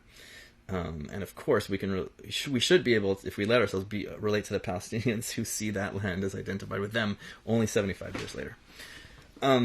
So the Ottoman Empire was very attractive because it had a independent sort of nationality system already at that point, the millet system, which I need to read more about. So I'm just going to talk as very little as possible about it now because I haven't done the deep dive into it yet. But you had nationalities sort of governing their own affairs. They were in charge of their own education and certain systems. And what they pictured is you'd have this Israel state within a multinational empire like the Ottoman Empire, and specifically the Ottoman Empire, and it would have an Arab minority, but then you'd have this big Arab state around them, or maybe a couple of Arab states, because the Arabs of the Mashriq saw themselves as didn't want to be part of the same polity as the North Africans, the Maghrebis, because they didn't see them as like proper Arabs because they're too mixed up with the Berbers, the Amazigh. But so the Zionists, and we'll talk about like Zionism as colonialism or not, but they saw themselves as part of a multinational empire, a multinational polity. They didn't want an empire. They were for democracy, and everyone was for democracy at that time. Everyone was very excited. There was the Young Turk Revolution in the Ottoman Empire, where they got rid of the Sultan, and then they established this sort of democratic-ish government. And everyone thought, okay, now we're going to start to have democracy. And this is where sort of the nationalism, the Arab nationalism starts to really wake up at that time, because they're saying, oh, we can, we're no longer under this really corrupt regime anymore. We can have more sway. We can have some kind of polity for ourselves, and we can become more of an elite than we used to be. You didn't have feudalism in the Ottoman Empire, but you had a similar kind of system of exploitation of the peasantry. And the elite in the Ottoman Empire were much more integrated into the state than the European feudal elites were. So they were sort of exploiting the peasantry as agents of the state, and then they saw themselves as, oh, well, we could have our own sort of state or sub-state, our Arab sub-state, or even an independent state. There was a whole Arab revolt in 1918. Okay, forget about that for now. But so the Zionists saw themselves, there would be some Arab polity, which might have Jewish minority in it, and other minorities, and then the Jewish state would have Arab minority in it and other minorities, and the Arab minority would feel okay being in the Jewish state because they'll be protected by the fact that they're in a broader multinational empire, and there's the Arab nation right next door, which of course is going to protect its people. And even Jabotinsky, like the supposed super right-wing guy, the right and left in the Israeli Zionist movement is absurd. They don't mean what they're supposed to mean. Jabotinsky was doggedly against the idea of an ethnic state. He thought, because at the time ethnic states were built, you need to have he was very much for a Jewish majority. He really wanted a majority as much as possible in that sub-state. But if you created, like when there was the Peel partition plan in 1937 or 39, after the Arab Revolt, or during the Arab Revolt, they're like, okay, what we're going to have to do is we have to separate these people because they can't live together, so we'll create a Jewish state and we'll create an Arab state. And they drew up this map. And most of the Zionists were very for that. They're like, yes, anything. We'll take any kind of state we can have. We'll have something, and we can kind of want it to grow from there. But Jabotinsky was like, hell no, I don't want this. And the reason he didn't want this was because it involved kicking out, I forget, a few thousand Arabs from the supposed Jewish state into the Arab state, and then a few hundred or thousand Jews from it involved a population swap. And that's violent. And not that he wasn't the humanitarian of the year award, but he was like, if we do this, then all the Jews, and this is going to be an example for kicking out all the Jews from all the other countries in Europe. And what they imagined was a Jewish state that would sort of give national legitimate status to the diaspora populations that would stay in Russia, Ukraine, wherever they are. They would sort of be protected by the fact that there's this Jewish nation state inside of this Ottoman Empire, right? So Jabotinsky, among others, was very much against any kind of ethnic state, singular ethno-state, because it would endanger the diaspora Jews. Now, Ben-Gurion is a little bit different, but we'll talk about him later. So yeah, it's important to understand that context. That context gets disappeared because the Israelis the Arabs don't want to talk about it because it lessens the colonialist narrative, right? The big Zionists were very much talking about national, so even Jabotinsky was talking about, no, it's national equality. The state, he's a super, super liberal, like in the old sense. The state is neutral. The state doesn't impose any idea. Like, he would have hated the nation-state law that Netanyahu pushed through. The state is just some, like, neutral, weird arbiter. And then the nationalities are each recognized and each take care of themselves. So the Jews we're not going to rule over the Arabs in our state. The Arabs will have their own institutions, and they'll rule themselves. But there will be the state identified with us, and we will rule ourselves. And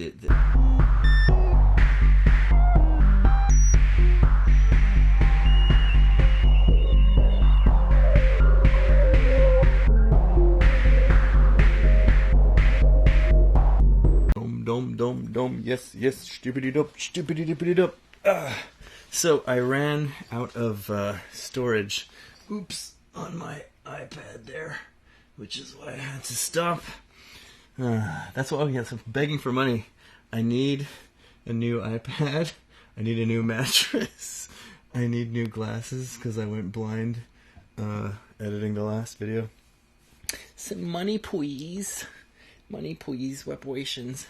Anyways, so I was saying before, I was talking about Zionism and the multinational vision of early Zionists and how we don't hear anyone talk about that. And it's funny because historians are in denial about that. On the Arab side, they don't want to... it mitigates against the colonialism narrative, right? The whole thing, if the Arab rebellions and the violence against the Jewish communities was an overreaction, let's say, to fear of being dominated and discriminated against and displaced, well, there's less of a, that makes less sense if they wanted this multinational empire with national equality. And Jabotinsky, talked a lot about national equality. Certainly Ahad Ha'am did. And the Israeli side, they don't want to talk about that because they want... the end goal has to be their beautiful Jewish nation state. And they don't want the idea that we can... Well, the original Zionists wanted a multinational state. Well, maybe we should have a multinational state in the future. A binational... and Jabotinsky at one point wanted a binational state, which is basically a one-state solution. Democratic state for everybody, but divided into... national provinces or whatever. I don't know the details of his ideas. But, so that's just something. In a way, the stuff isn't all that important. And Ben-Gurion, the guy, the first prime minister of Israel, in the end, he was... he kind of didn't give a he had those ideas too, but then once the nation-state became a thing, so once the nation-state clearly became a thing, it's clear that the Ottoman Empire was falling apart, that there was going to be Britain in charge, and even the British Empire wasn't going to remain an empire in charge of all these places. They were sort of grooming them to be independent states, and the nation-state became the thing to go. The early Zionists, they didn't like the idea of a tiny little Jewish Palestine, Jewish Israel, as an independent nation state was thought of as that's idiotic. We don't want this tiny little state because we'll just get dominated by some big imperialist power. And I forget, there was an example at the time. Greece was one of the first big, nation states, and they were pointing to we'll just get dominated, by the United States, for example. They'll end up just controlling us, and we want to be independent. That's the whole point. The best way that we can preserve our independence is inside of a multinational democracy, and that stuff. If you read Alten Neuland by Theodor Herzl, it's part of the Palestine, or Alten Neuland or whatever is part of the multinational Ottoman Empire, and the Arab character there. And he also believed, there's so much to talk about, how... Anyways, Herzl's ideas were very colonialist. He thought of he actually didn't like Jews. That's one of the things, too. Some of the early Zionists were very anti-Jewish in a way. And Herzl especially, he thought that the Jews of Eastern Europe, the religious Jews, were kind of shameful. He didn't hate Jewish culture. He liked, he went to speak at synagogues. He appreciated the way he was celebrated by Jewish communities. But his, like, before he became a Zionist, his idea to solve the Jewish problem in Europe was for all the Jews to mass convert to Catholicism. So this is not a guy who's like, Yiddishkeit. And he believed in, I'm just trying to remember the details of this. So he wanted the Jewish state to be part of this multinational empire, but he wanted it to bring civilization. Like, he really believed in that the language of Israel should be, I don't know if you've even thought of it as being called Israel, but the language of the Jewish state should be German, because German is part of the Jewish identity as much as, Hebrew is, or more than Hebrew is. Like, the, Jews speak German, we don't speak, and we speak our national language as Russia, and we're bringing civilization to this area, and we're bringing back civilization. We're going to be this wonderful civilized state, and we're going to bring back civilization to the diasporic communities of Europe. And he had very little consideration. Oh, this is noise outside. Anyways, the joy of not editing is I don't care that there's noise outside. You're just going to have to live with it. And he had very little awareness, and a lot of those early Zionists, like, they didn't know anything about Arabs. They weren't paying attention to them. And Herzl particularly had this very colonialist view that... Okay, that's just too fucking noisy.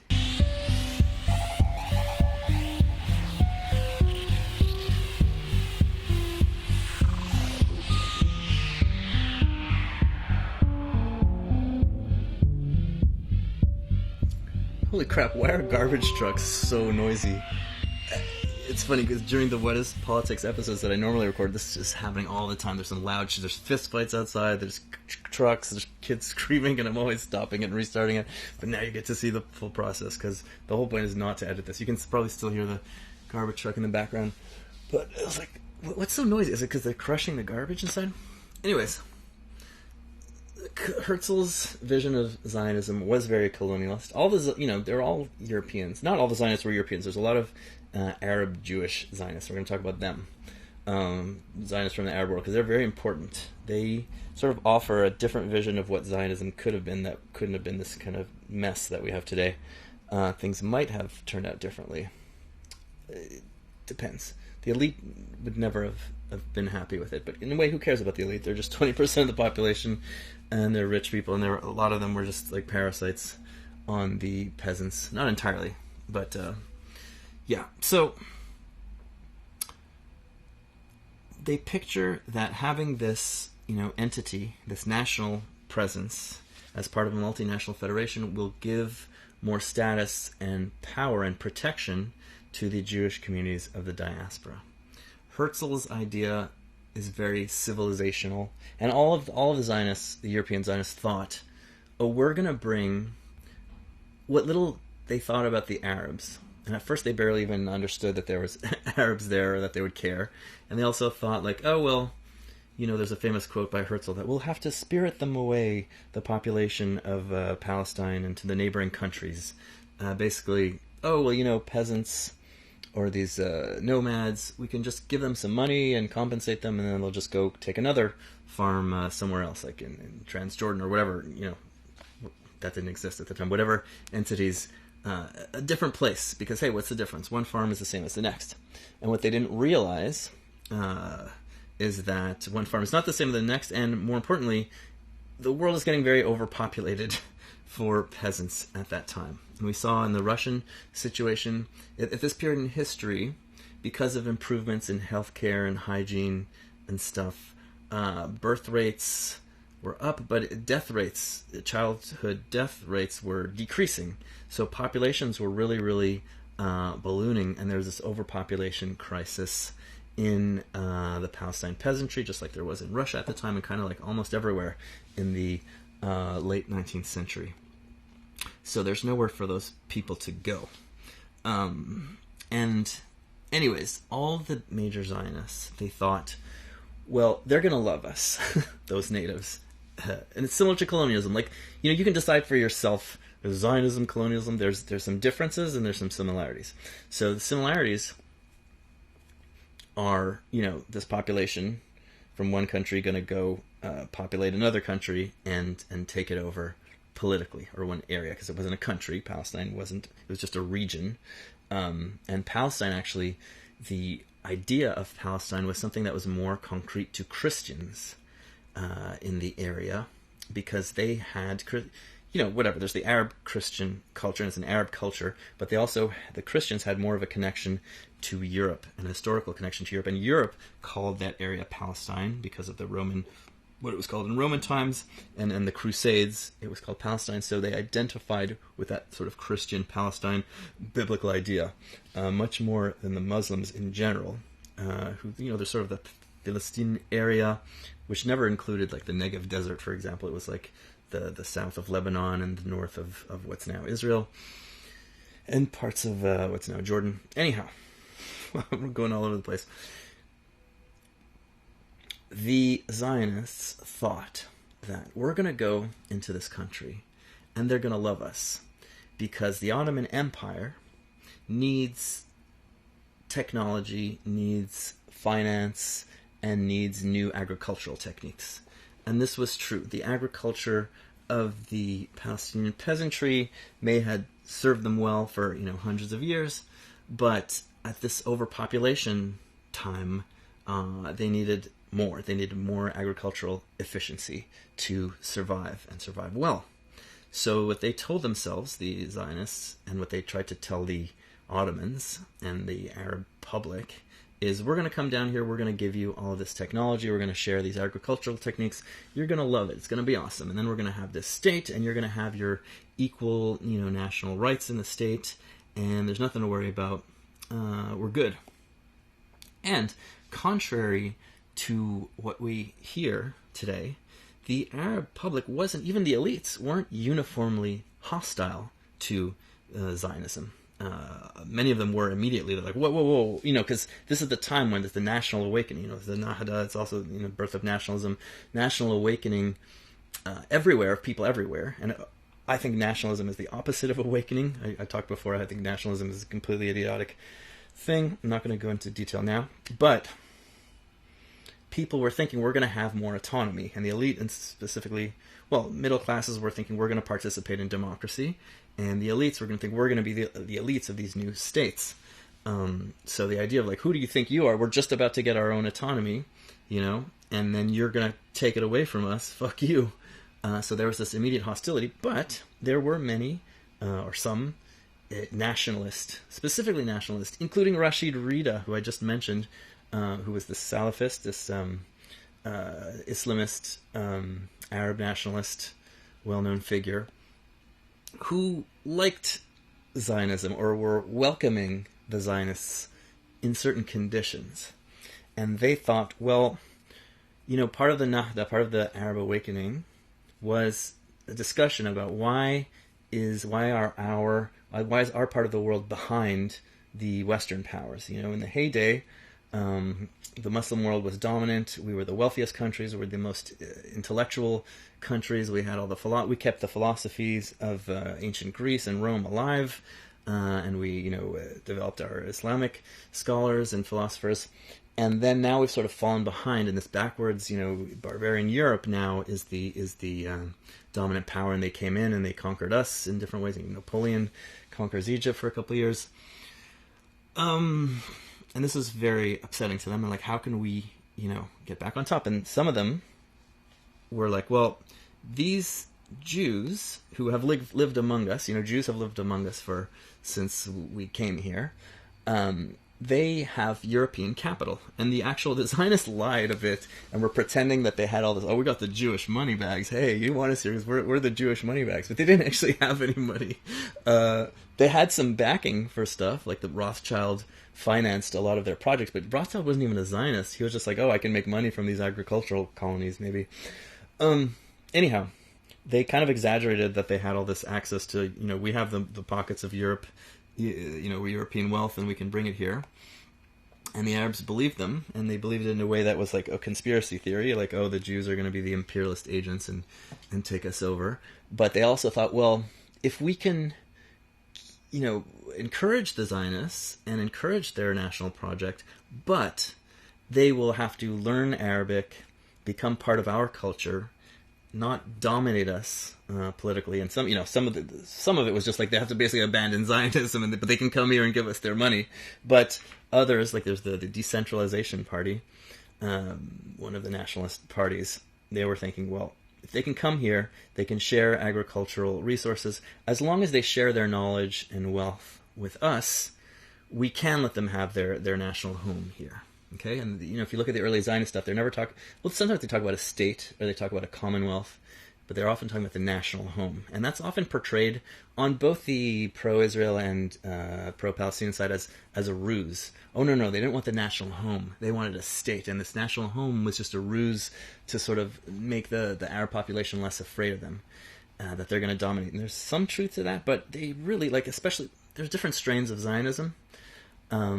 And especially the Ahad Ha'am strain, and even the Jabotinsky strain, the national home was real. Okay, it wasn't just we're just going to take over and and push out all these people and take away their rights. But there's a huge giant but here, like a giant tuchus but. Anyway, so there was early interest among Arab nationalists. This is before World War I.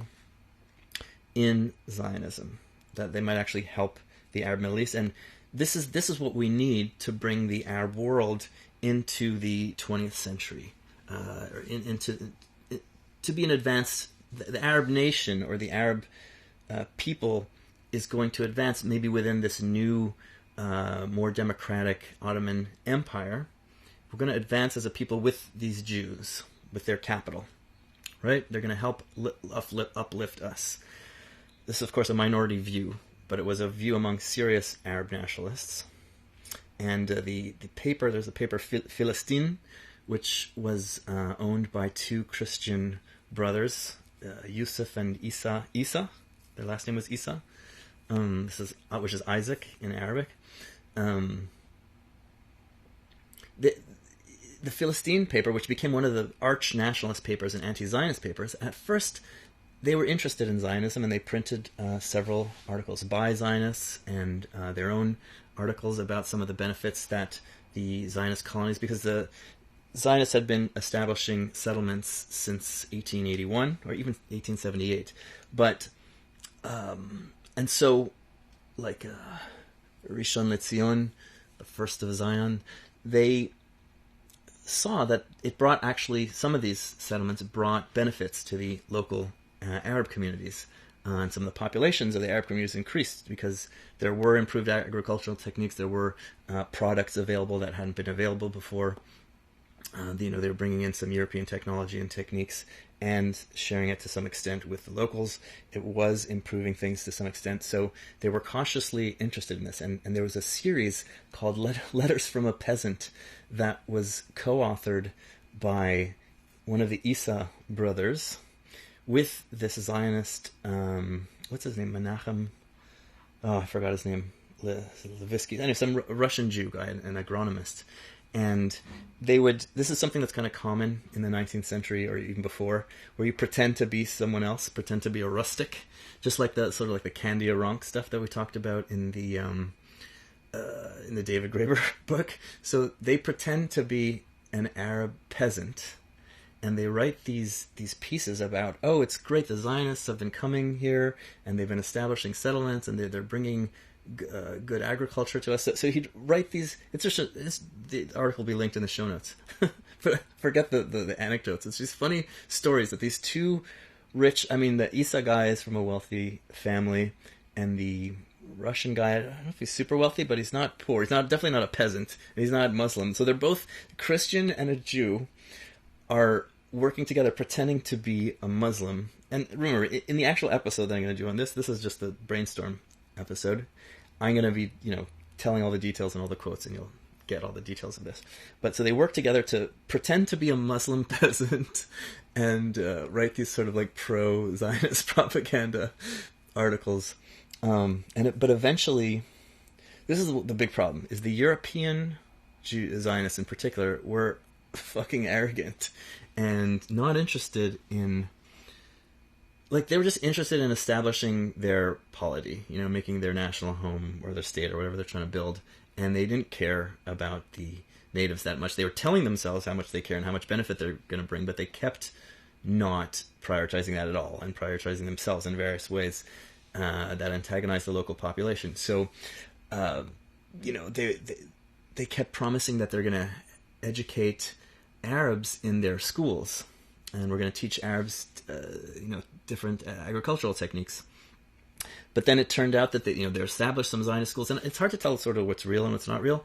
But apparently, they did let in some wealthier Arabs into the schools, but then they found excuses to kick them out. And I don't know, maybe they did something to deserve getting kicked out or not. But the kids who went to the school said, well, they wouldn't let me take any courses in agriculture, and the whole point I'm supposed to be here is to learn agriculture techniques. And the Zionists weren't learning Arabic; they were just speaking their Hebrew and Yiddish. And basically, Isa got fed up with. He completely turned on Zionism. He stopped believing that they were going to help them in any way, and just thought that they're just this total threat and they're liars and deceitful. And he became an arch nationalist, and that paper became one of the staunchest advocates of anti-Zionism and Arab nationalism. And you had the European Zionists, and you actually had the native Palestinian Jewish Zionists. And you had, so the new Yishuv is like the Jewish community. You had the new Yishuv, the Zionists coming from Europe, and you had the old Yishuv, which is the community that was already in Palestine. And this is, some people were descendants of the people who had been there already since 2,000 years or however long it was. But a lot of them, immigrants from the last couple of hundred years. But basically, a lot of Ashkenazi, Ashkenazi is European Jews, and native Sephardis. Sephardis, it's complicated. Because there's Mizrahi Jews, Sephardi Jews. Sephardis are people who were expelled from Spain and Portugal, it means Spanish, in the Inquisition era. And then most of them went to the Arab world, other parts of Europe as well. But they went to the Arab world, and their culture sort of dominated. It sort of merged with the Arab culture, but their culture sort of dominated the Jewish cultures that were already there. So you'd call them Sephardis, even though many of the communities had been there way before the Sephardis came.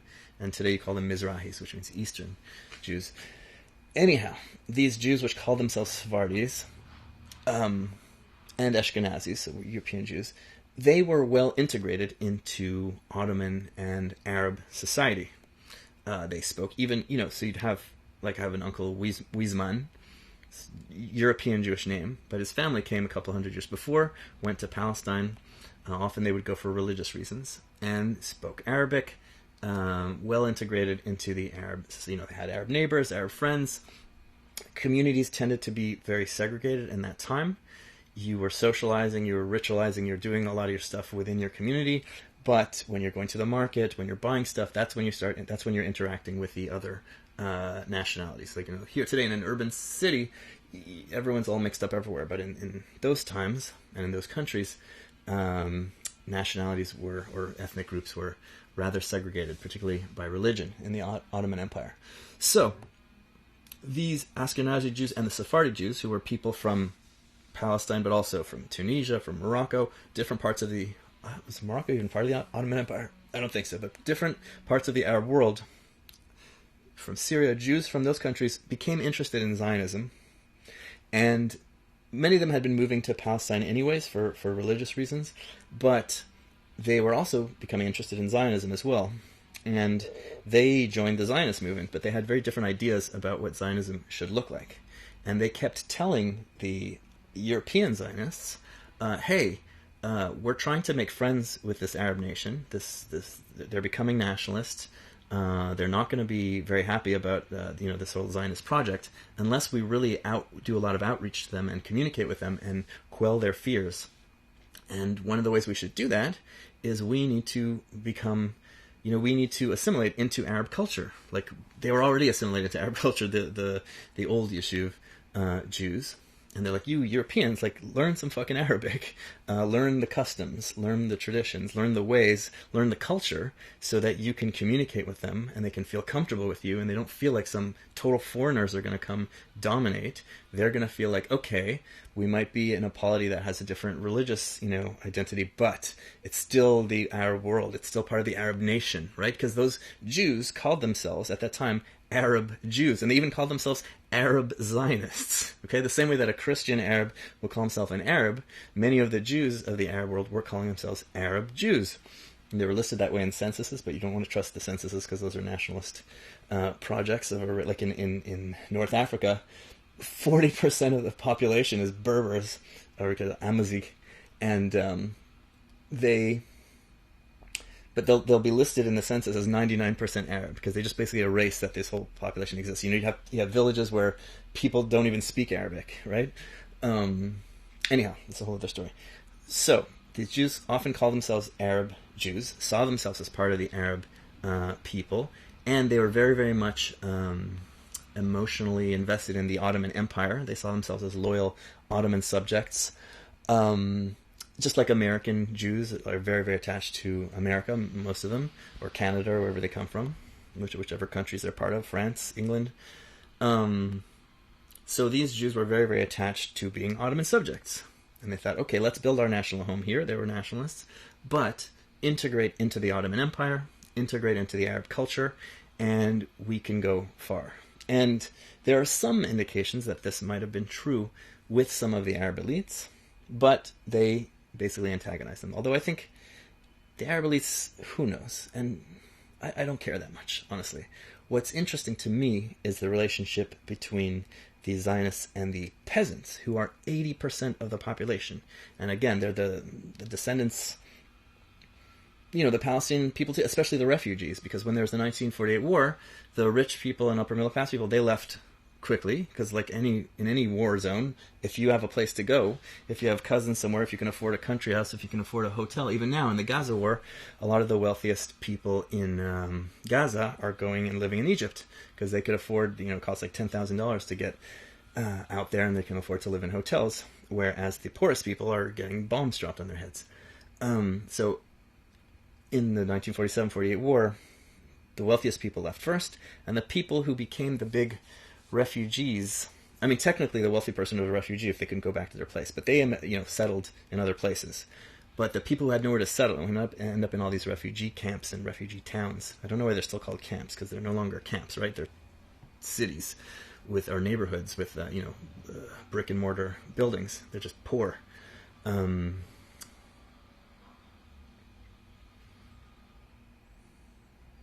The descendants of the peasants are largely the ones who couldn't escape and couldn't leave. Some of them could, but they're the ones who became they're populating the refugee camps. And it's actually interesting to see the different generations of Arab nationalist, the Palestinian nationalism. The first generation is kind of coming from this elite class, this sort of like traditional elite class that exploits the peasants and the peasants hated. The next generation, like the Yasser Arafat generation, the PLO generation, tends to be sort of more educated middle class and upper middle class people, like the Che Guevara type people who dedicate themselves to the cause for nationalism and for adventure, and they want it to be the elites. It's the time of the middle class. And today, like a lot of the Hamas leadership are people who grew up in the camps, and they're poor people descended from peasants who lived in villages. Sinwar. This noise. There's so many helicopters above my house. Why?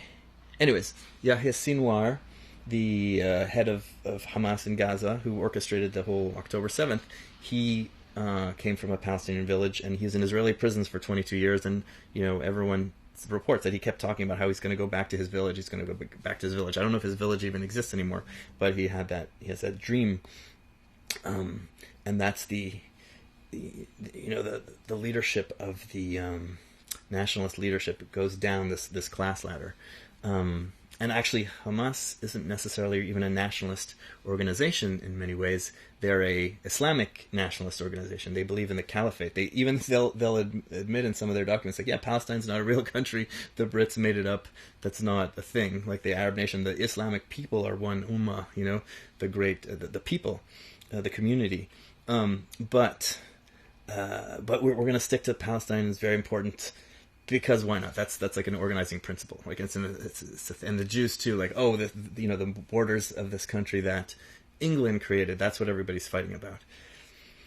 And all these Arab countries that everybody hated at first. Like everyone hated. Why are you dividing up the countries this way? You're just dividing it up for your imperialist interests. And now everyone's like sort of clinging to these states. And the nation state, I think, is one of the biggest bad guys in this whole story, because it really caused the hellhole. The fact that you have this. Anyways, ethnically dominated state in the Arab, in all those Arab countries, everyone's like, "Oh, Israel's an ethno state." It is, especially now, but it also, all the Arab countries are ethno states as well, right? And they crushed the Berbers and imposing their own culture on there, and that's one of the excuses that Israel has for doing what they're doing. Well, if we don't act like this ethno state, they're going to ethno state us and oppress us. Anyways, so what was I even talking about?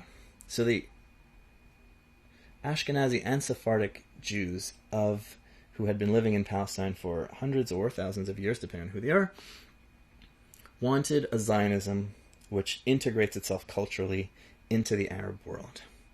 And that's not what the Europeans wanted. They didn't care. They weren't learning Arabic. And there were some new immigrants from Europe who were, Zionists, who were like, what are we doing? We're antagonizing everybody. We need to learn Arabic. We need to integrate. And there were some movements to learn Arabic. There were Arabic stories. Most of them were working with the Sephardic Jews, the native Arabic Jews, whose native language was Arabic, to learn culture. But that wing of Zionism, that strain of Zionism, got overwhelmed by the people like, who the fuck cares? Let's just take this place. And they kept convincing themselves, yeah, we're doing great. The people are going to love us. We're going to spread the wealth. They're going to love us. But they didn't, especially because of labor Zionism, which is this ostensibly socialist Zionism, which these immigrants came, especially from Russia. Socialism was huge in Europe among the Jewish community. Like Zionism, it's like half the Jews were socialists and half the Jews were Zionists. And then, religious, I forget what are the stats. It was just an incredible amount of socialists were Jews, just like a lot of the prominent Arabic nationalists in Palestine were Christians, and Arab nationalists in general, because they saw it as a way of equalizing themselves. Secular Arab state or polity within an empire would elevate the Christians from dhimmi status to equal national citizens. Because Arabism is what's important, not your religion, right? A secular state. And that's very big in Palestinian nationalism. Palestine is very religious. Palestinian people are very religious, but a lot of the nationalist movements in Fatah were communist and secular and atheist, although they adopted a lot of Islamic rhetoric and imagery because the population is super religious. And anyhow, so the two evils that the Zionists did when they came to Palestine was with their land purchases and their labor exclusionism. So these labor Zionists, let's talk about them maybe in the video. The land stuff is really the killer for me, because the elite will probably be antagonized no matter what, because they want to be the elites. Elites want to be elite, right? So anything that stops them from being the ruling class, and they probably still would have been rich, and they would have been a ruling class over their people anyhow, but we want to control the state, right? But the majority of the population, like I was talking about a bit earlier, like people work for a Ford factory.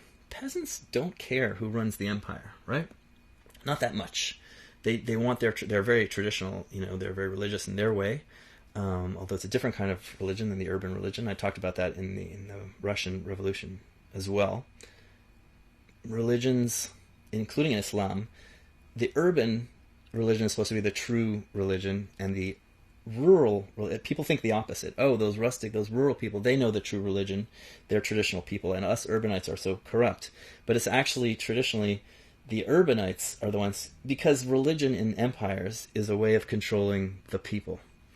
And it's a way of their interpretation of, Christianity turned completely something very different when it was Jesus than when it was Emperor Constantine and Theophilus or whatever their names were, when it was the Roman Empire, because it becomes a tool of empire. So the pure religion, according to the elite, is the one of the urban religion, and then those peasants have their own crazy paganistic versions of these monotheistic religions. The same thing is true with Judaism too, right? Where my ancestors lived in Morocco. Half my family's Sephardic in Morocco, and half is Ashkenazi from Europe. My family was like Berber Jews, and they did pilgrimages and things that are not super kosher in Judaism, because it's a localized religion. Anyways, localized religion is a way of asserting local, regional identity and regional association of networking, and centralized religiosity is a way of imposing the ideology of the state and uniformity and domination. So this is a tangent, but the 80% of the population, Arab peasantry, I think there was a lot of room for the Zionist movement to make friends with them or get their goodwill. Because like I said, peasants do not give a shit whether they're ruled by the Austro-Hungarians or the Russians or the Germans, as long as whoever's pillaging them and taxing them and conscripting their kids into the army the least, that's who they're going to like. Just leave us alone, and there's an article called "Anarchism is the atavistic religion of the peasants," and that's right. Like, if you look at all the anarchist movements around the world, they tend to, not always, were very peasant-oriented. In Spain, peasants were huge in anarchism. In Chiapas, the Kurds, I don't think, are peasant religion, but Ukraine, like all those giant anarchist rebellions were very often peasant rebellions. Because the peasant just wants the state to go away. All the state does for the peasant is just take away your food, take away your money, take away your boys, and put them in the army to fight stupid wars. Now, it was especially true in the Ottoman Empire. They were conscripting peasant men to go fight in completely idiotic wars that had nothing to do and gave no benefit whatsoever to the peasants. And this is one of the causes of the great conflict between the Arabs of the region and Zionism. And the reason I say that is, in the Ottoman Empire, the land ownership system was one of usufruct. What that means is there's no property ownership when it comes to agricultural land. Whoever works the land is the controller, temporary owner of the land. But if you and your family goes and moves to another, because this would happen periodically, you'd stay in a territory, you'd farm it, but maybe malaria might come to that territory, or maybe drought comes to the territory, or maybe some other territory that wasn't good before that was malaria-ish. The swamps dried up or something, and then you can go move there. Once you move, you can't sell your property, you just move and someone else can move in. Usufruct, that's called usufruct. I mean, there's more detailed theory of usufruct, but anyways. So that was the system for most of the agricultural land, and the peasants, the Ottoman Empire was going through reforms in the 1850s, in the mid-1800s, whereas they wanted to move towards capitalism, because the power was in money, less than in ownership of land and exploiting peasants. So the government wanted to get money, tax money. So a bunch of reforms. But all of these reforms kind of punished the peasants at the end of the day. But one of the big reforms was trying to encourage everyone, turning the land from usufruct land into property, title, capitalist deed, ownership land. And in these Arab villages, nobody wanted to register their land in their name, because once the government has your name, they're going to tax you and take your kids in the army, and everyone's trying to hide out from the army. So traditionally, peasants would avoid the government like the plague, and they would get their village sheikh, like the leadership of the village, or some urban interlocutor who would act as sort of a middleman between the village and the state.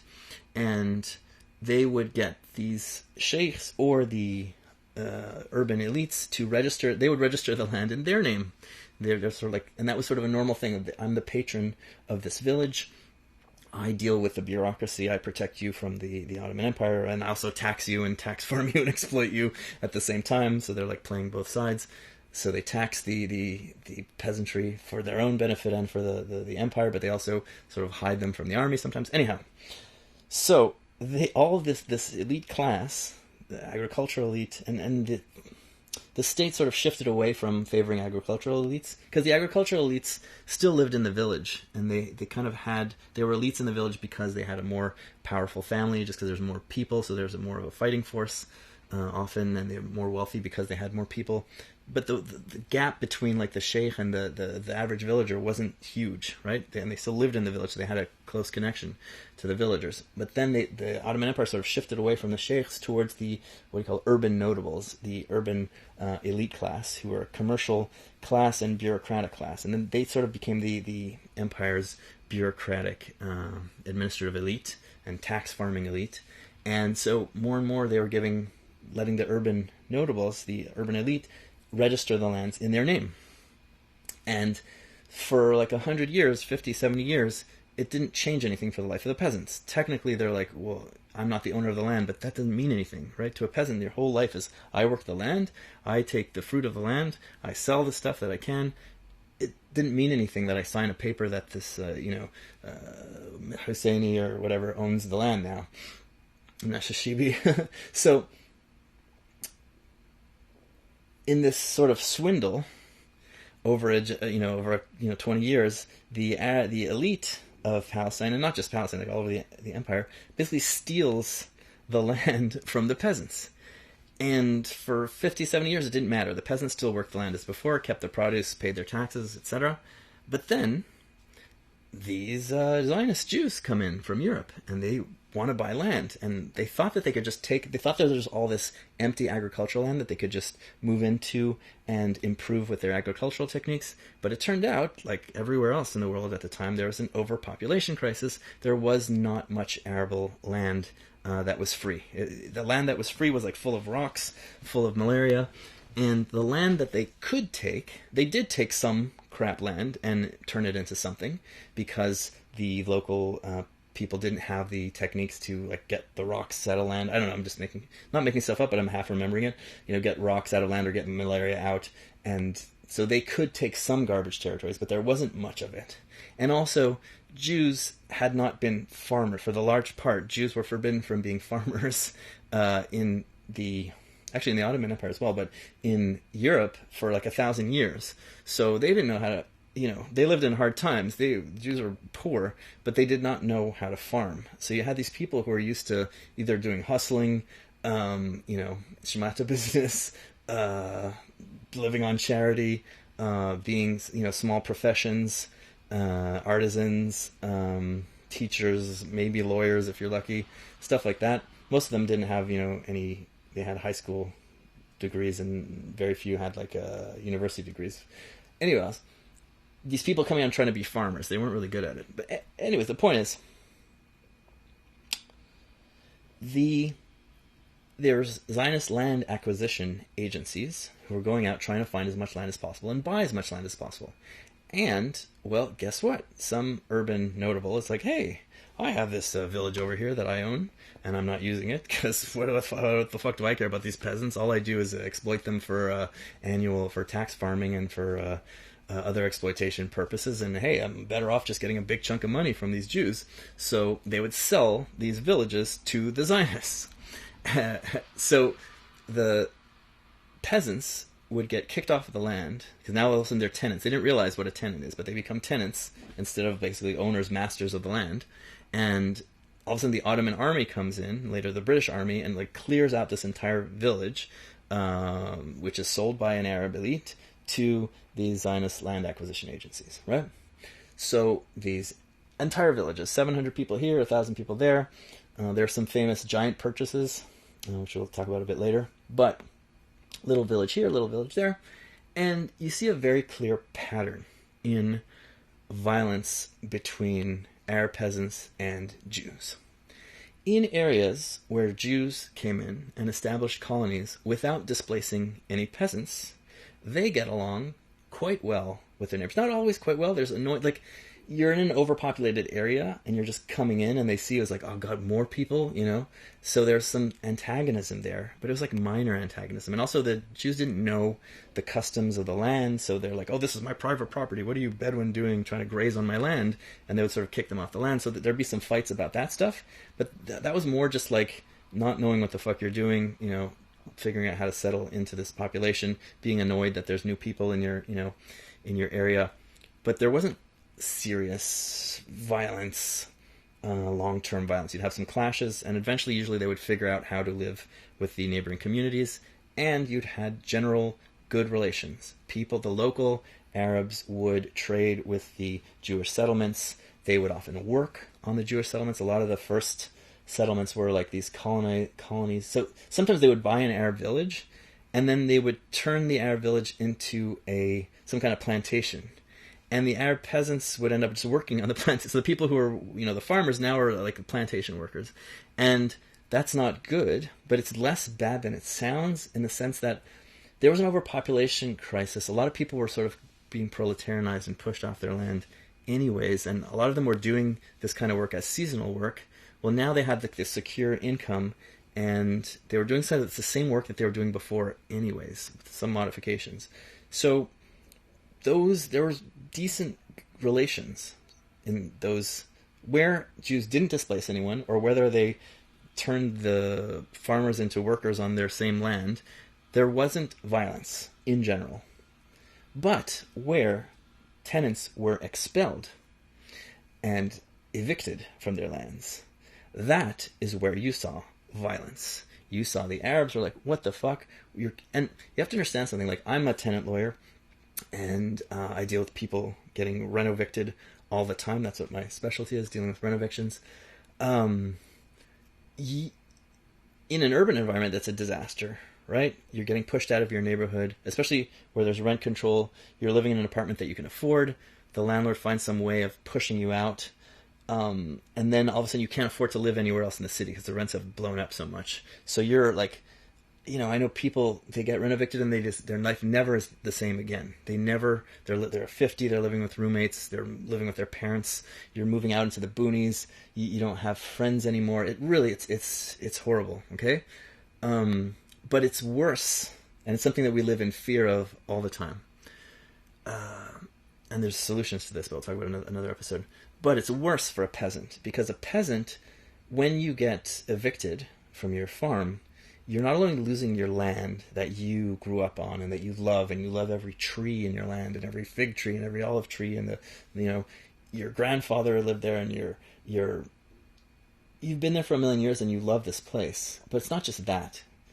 You lose your livelihood, because now you can't survive anymore. You're homeless. Like, you're going to live in a slum. If you're lucky, you might go find another village you can be the lowest, class new farmer on. Or, find some cousins or something who will take you in as a burden. But you're going to help out, but still. Or most people will just go live in a slum in the city. And that sucks, okay? Because all these people are moving to these cities. And you see that this is where, we'll talk about Al-Qassam and Salafism. But this traditional way of life, that's how, you're doing a lot of exercise, you're supporting yourself, you're the head of your family, you are an independent human being. There's it's very difficult. Like, if you read like the diet of the average, like I read like a Hope Simpson report or one of those reports, Shaw report, like they would just have some onions and tomatoes during the day, and at supper time, like a bread and oil. Like, they really were poor. These very poor people, a lot of these people. And once in a while, if a cow died, they could eat that. But you had some independence, you had the sunshine, you had a certain degree of freedom. But once you get into the city, you're nothing, right? Everyone's preying on you. I mean, everyone's preying on you as a peasant as well. But You lost your family ties. You lost your daily routine that gives meaning and shaped your life. I think a lot of people today understand this. They feel they're totally lost. They're disconnected from their bodies. It's a huge thing they're going to keep coming back to in the future. You're living in this urban environment where it's full of crime.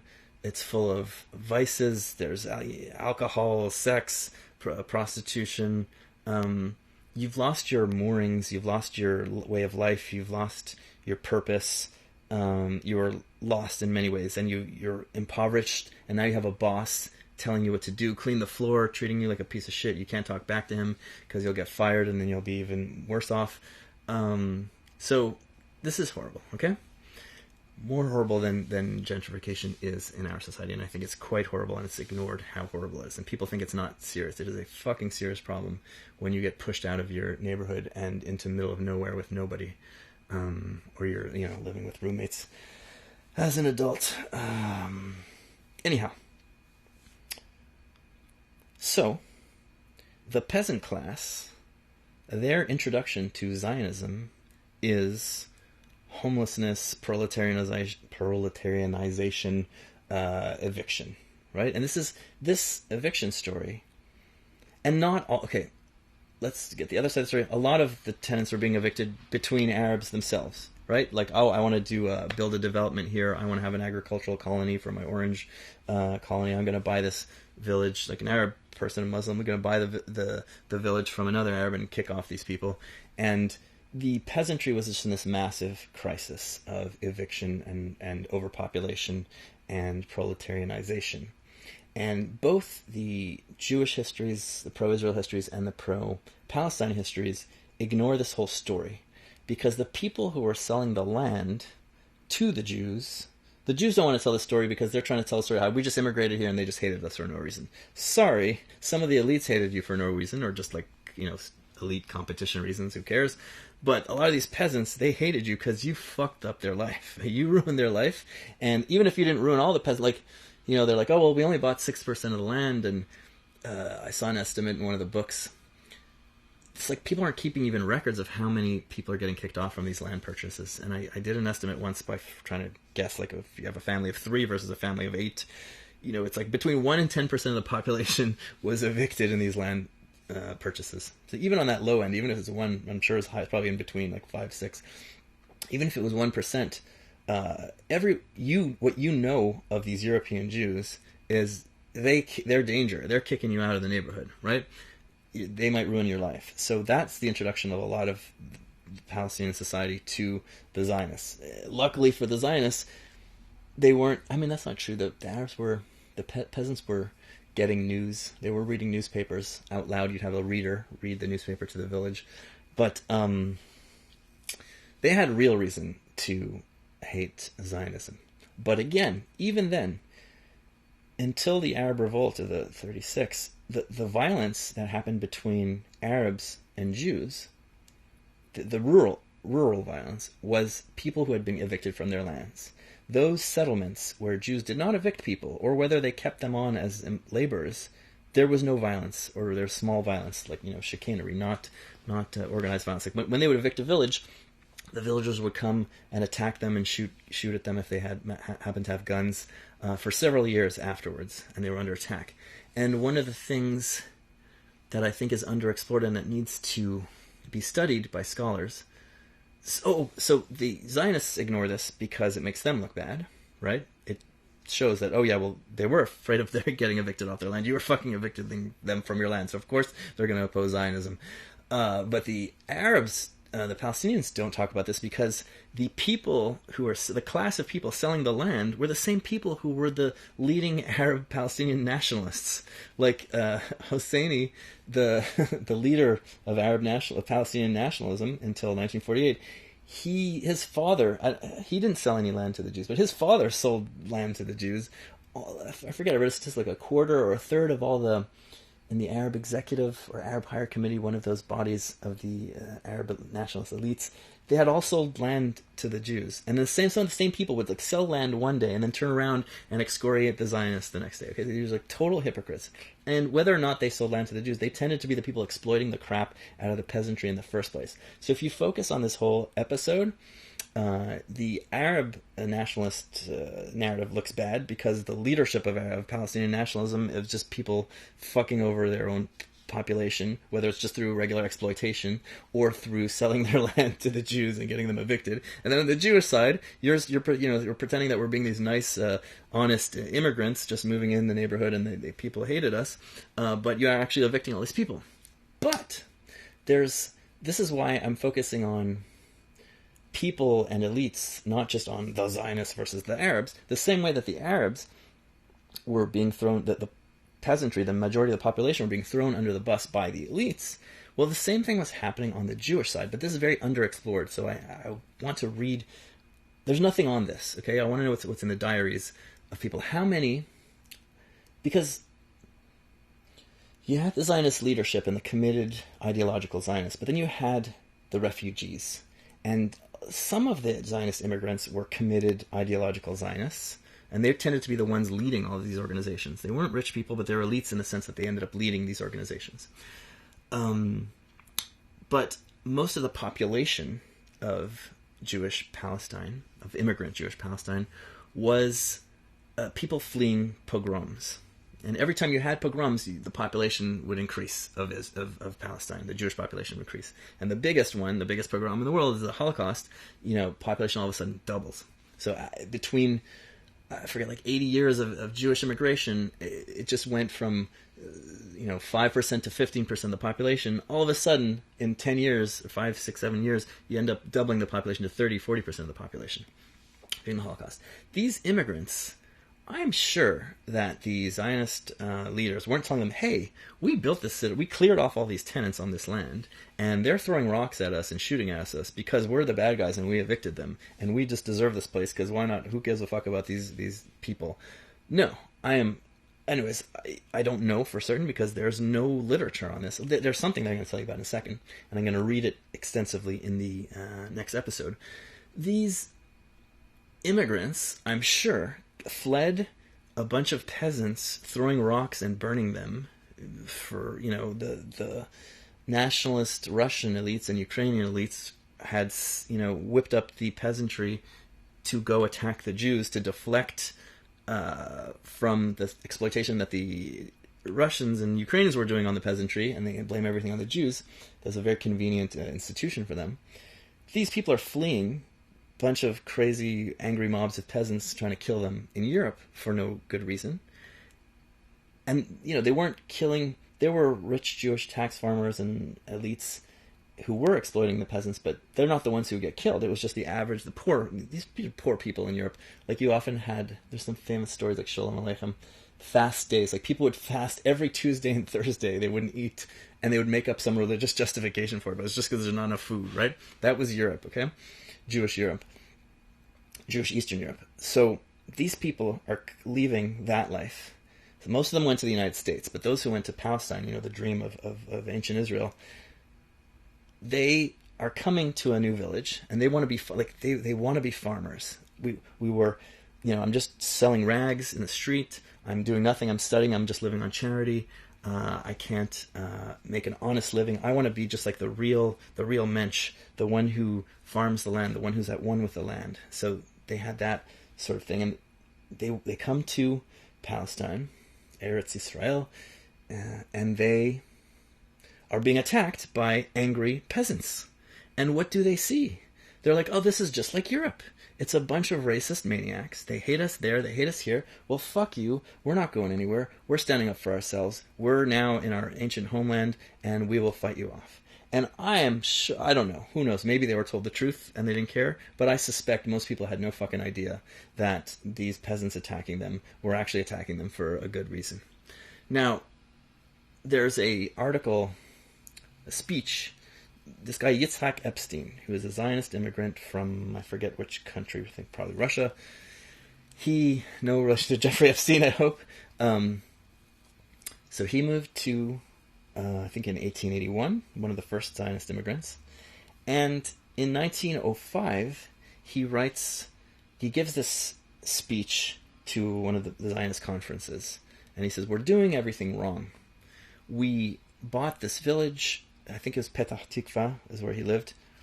We cleared out the he tells the story of clearing out the tenants, and he's like, that's just wrong. We clear out these poor, and he's talking about the poor, the mothers screaming, crying, and kissing the land when they're pushed away. This is 1905, and he's like, this is not what Zionism is supposed to be. And you have to understand, the Jews in Europe were so moralistic, right? They were so like, we're being oppressed, they're treating us like garbage. We're not going to be like this. When we are a nation, we're not going to be like these other nations. We're not going to oppress anyone. It sounds like bullshit, but they really believed themselves. And you can see in the debates within each other and in their diaries, they're very, very concerned. I mean, some people are more like psychopathic and more instrumental than others. I think Ben Gurion was just like, didn't give a shit. There's one, Ben Gurion at one place said, I don't care if it's going to be a communist country or a Hasidic Jewish country or a right-wing capitalist country, whatever. As long as it's Jewish, I don't care. He was going to do it by hook or by crook. But you see in the debates, they're really concerned about morality. We're not going to mistreat the Arabs at all. We're not going to do anything wrong. They really believe that stuff. But then at the same time, the people in charge of the practical, everyday thing, well, we got to get land somehow, and it's really easy to buy this parcel of land here. Let's just clean these. And there's that capitalist ideology that I hate, that a tenant has no right. This is my house. It's my house. I never lived here. I inherited it from my dad. I just bought it with these giant wads of money. You've been living here 50 years, but it's like Francis and Pee-wee. It's my bike, Pee-wee. I want your bike for my birthday. That's exactly what it is. You're living in a fucking place. You lived there 30 years. Some fucking rich piece of shit comes over, decides he wants to just make profit from your house, like milking a cow, titties of a cow, and you're in the way, and he buys your house and throws you out in the street, and your life is fucked. So this stupid son of a rich kid it just makes more money. Like that, it's just fucking disgusting. Okay? Property is an important institution to protect yourself. That's the theory behind it, and that's fine if it's personal property.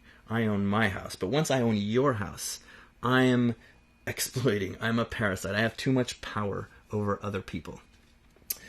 You create a class of dependent people and a class of owner people, and that vision of capitalism is evil.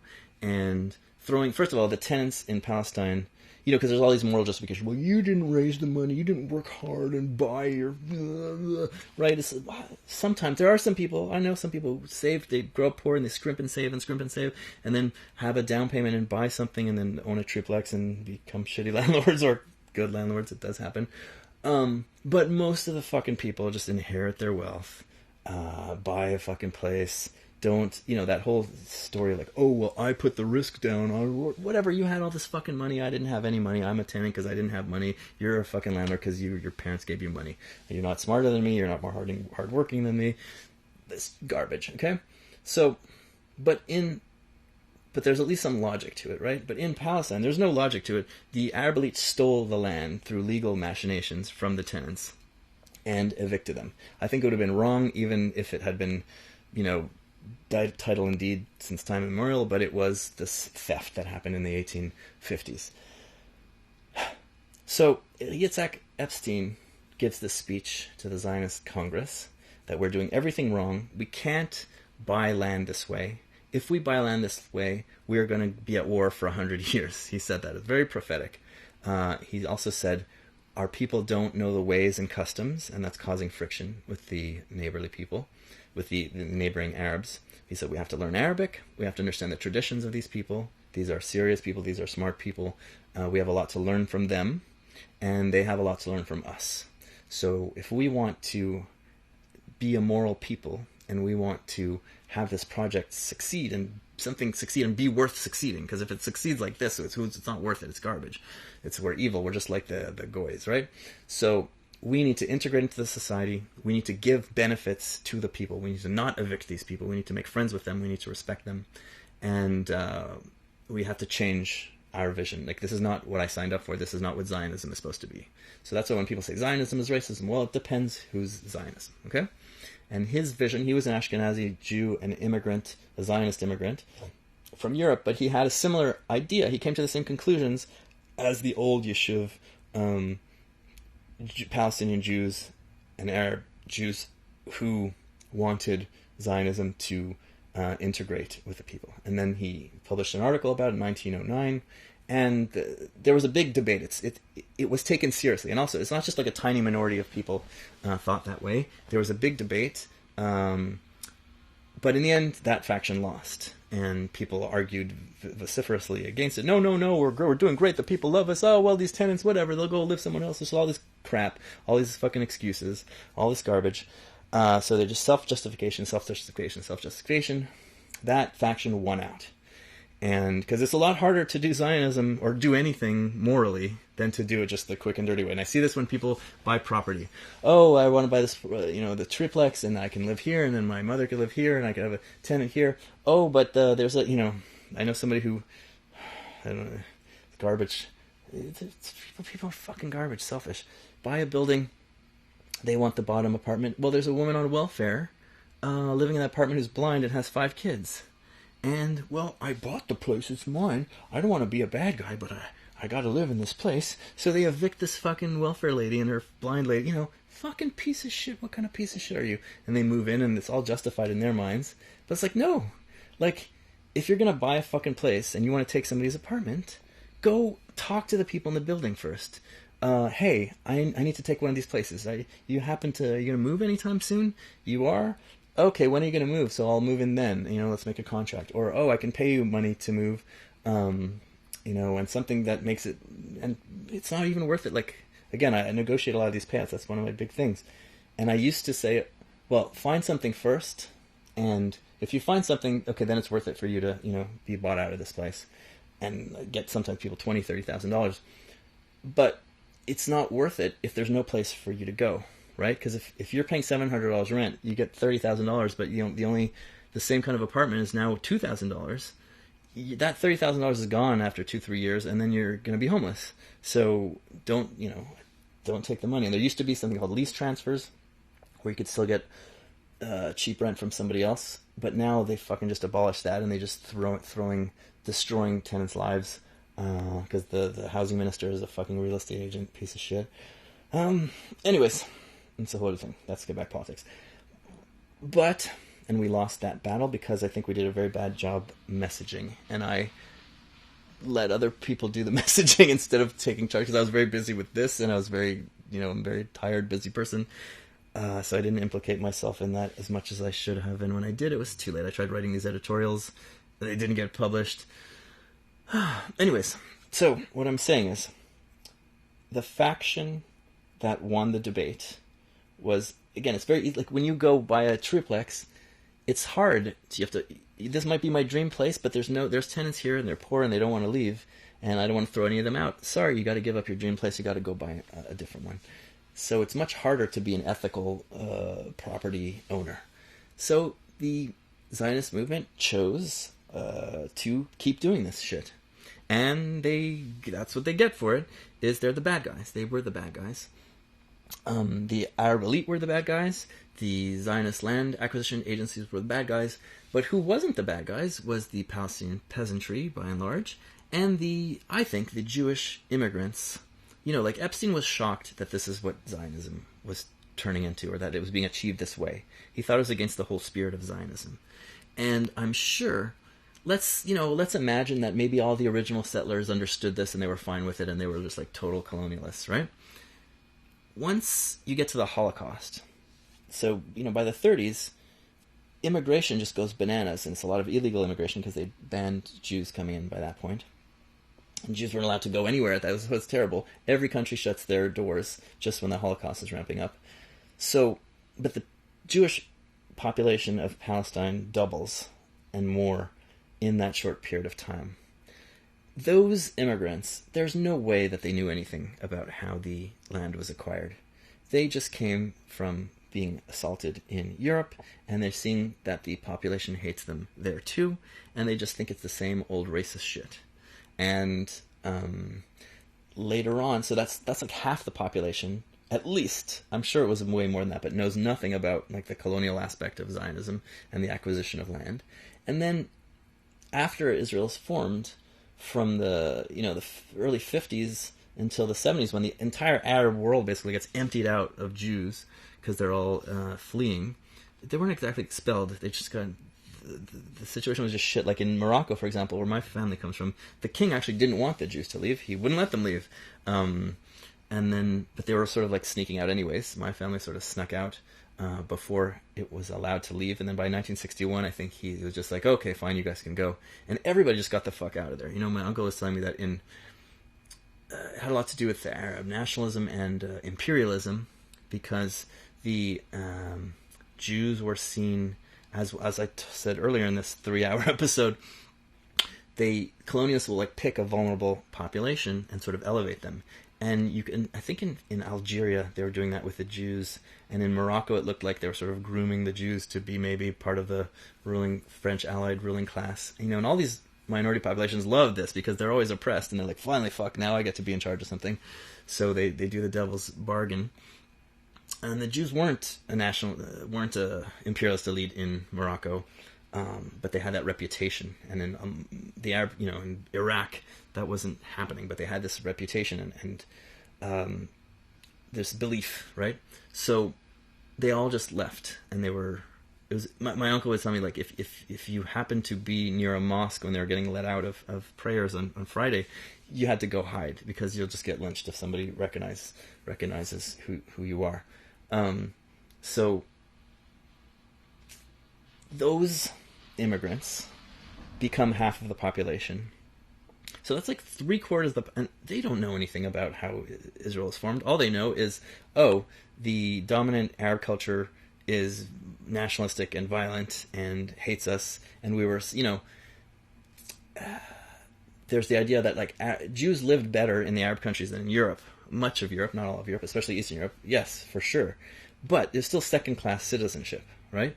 You were not, you know, if you went to court against your Arab neighbor, the Arab neighbor won.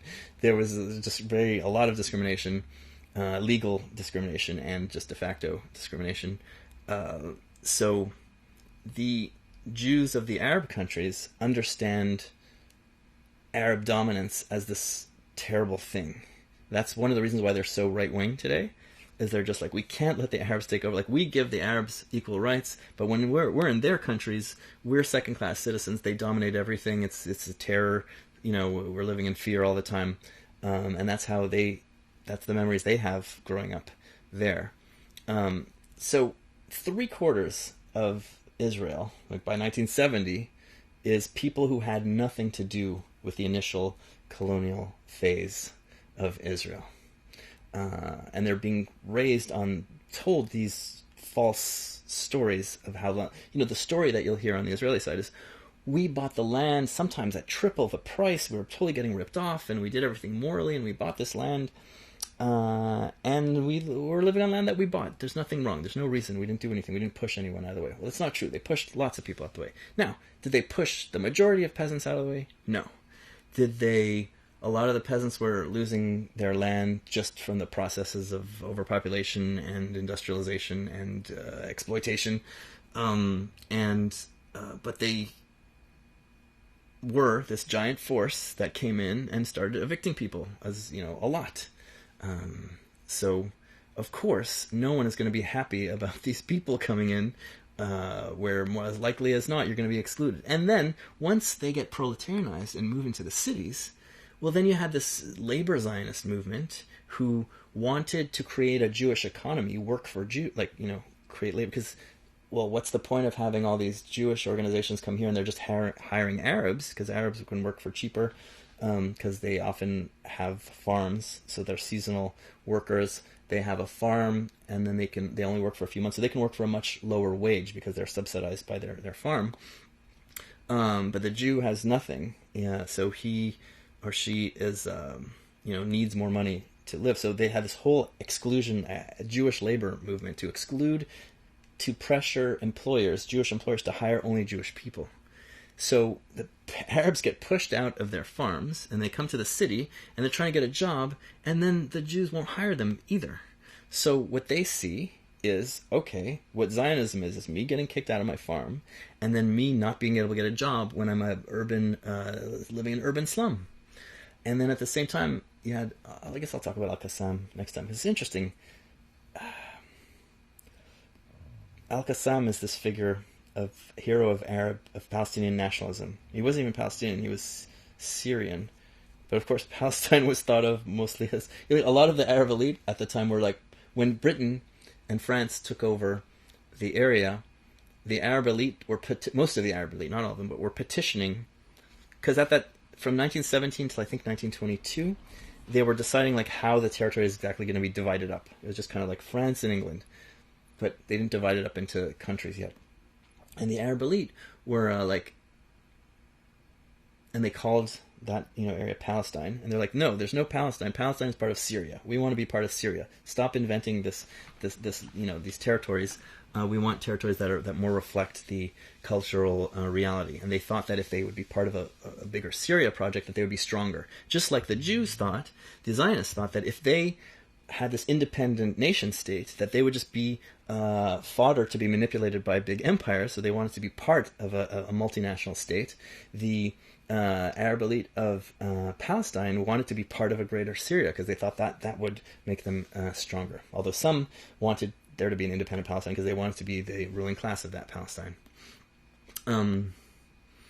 Anyhow, I forgot why I talked about that. But, so yeah, Al-Qassam, he goes into, and he's not a nationalist. And all the Arab factions, all the Palestinian factions, revere him and want to claim him as theirs. So he preached certain social welfare and did social welfare stuff. So the Fatah and the communist factions, PLFP, DLFP, claimed him as a nationalist and as a socialist. But he wasn't a nationalist. Like he was, but when there was an Arab revolt against the Ottoman Empire, he fought for the Ottoman Empire. He believed in the greater Islamic society, not the Arab National Society. But he eventually I've read a bunch of things about him, but I don't see his speeches written anywhere, so I'm not sure if we have his speeches written down. I suspect we don't. So he became a street preacher, basically. He was from a middle-class family, comes in and starts proselytizing to the poor urban peasants, the ex-peasants who are living in the urban slums. And it's very attractive to them because he cares about their plight, and he's trying to save them. They had this life of a healthy lifestyle as peasants, except they're not eating enough, and then they have this unhealthy, lost lifestyle in the urban slums. So he's giving them discipline. He's giving them, a kind of Islam. It's a new kind of Islam that is about, and ultimately what it's about is creating a larger nation state or a larger polity, because it's sort of homogenizing Islam and de-regionalizing it. So what he's inadvertently doing is sort of killing off the peasant regional Islams and then creating this larger Islam that might lay the foundations for some giant caliphate or something. But anyways, it's very attractive to the peasants because A, he cares about them, B, he's providing services to them, and C, he's giving them some guidance and leadership. Just like a lot of Jordan Peterson, people like him, because he's telling them to clean their room and stuff. So they're, stop smoking, stop drinking, treat, don't have sex with prostitutes. So people are finding more direction, more discipline, and being part of a community. He's very popular. And there's no point of talking about it because I have to talk about the Arab revolt. And I need to read a little bit. It's been a long time since I read about it. But what's interesting in the Arab revolt, which is, again, something that doesn't get talked about. There's a new book about the Arab revolt, which is garbage. It's by this guy, Oren Cass, I think his name is. Israeli guy, Oren something. Kessler. It's trash. Because the Arab revolt... So, okay. There's two Arab revolts, and it's confusing. One is the Arabs revolting against the Ottoman Empire, which is during World War I.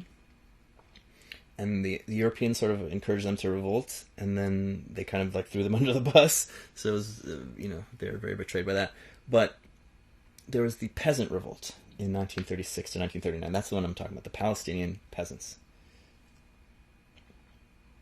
Palestinians are getting fucked over by the Zionist land agencies, by the Arab elites, land sellers. And what's interesting too is when you'll hear an Arab historian or just a regular person talk about oh, what time is it? Do I have to go? Oh crap, what time is this? It is, oh shit. I need to go in 5 minutes. I'll continue this tomorrow then. If you talk to a Palestinian and you try to tell them about the land sales, they're like, "Oh yeah, I know about the land sales. It was all those Nashashibis and Sursuks who sold all the land." And that's what in the histories, when they ever do talk about it, that's what they talk about. And the Sursuks are a family of landowners who stole the land, who were living in what's now Lebanon, and the Nashashibis were leading Arab families in Palestine, especially in Jerusalem. The Husseinis, Khalidis, Nashashibis, I forget, there's maybe another main family. And the Nashashibis were the family who lost the sort of battle for dominance of these, they sort of aligned themselves with the Brits, and they're the bad guys in the official Palestinian nationalist narratives. So they're blamed for all the land sales, and then the Sursuks are just people who are just lived, outsiders. So you can easily blame the Nashashibis, and it's very convenient to blame the Nashashibis and blame the Sursuks. But like I said, the Husseinis, which is the leading family that led the Arab nationalist movement, was selling land as well. Okay, so they're all terrible. What they were doing, I mean, not all. The ones who are selling land are terrible, and the ones who are exploiting the peasants in various ways. And that's why you don't hear about any of this. So wait, what was I saying? Yeah, so the Arab elite and the Zionists, in a way, are like collaborating to throw the peasants in the toilet, and then the British are like enforcing these land sales. The British tried to stop land sales in various ways, but I think it benefited them in some ways. So,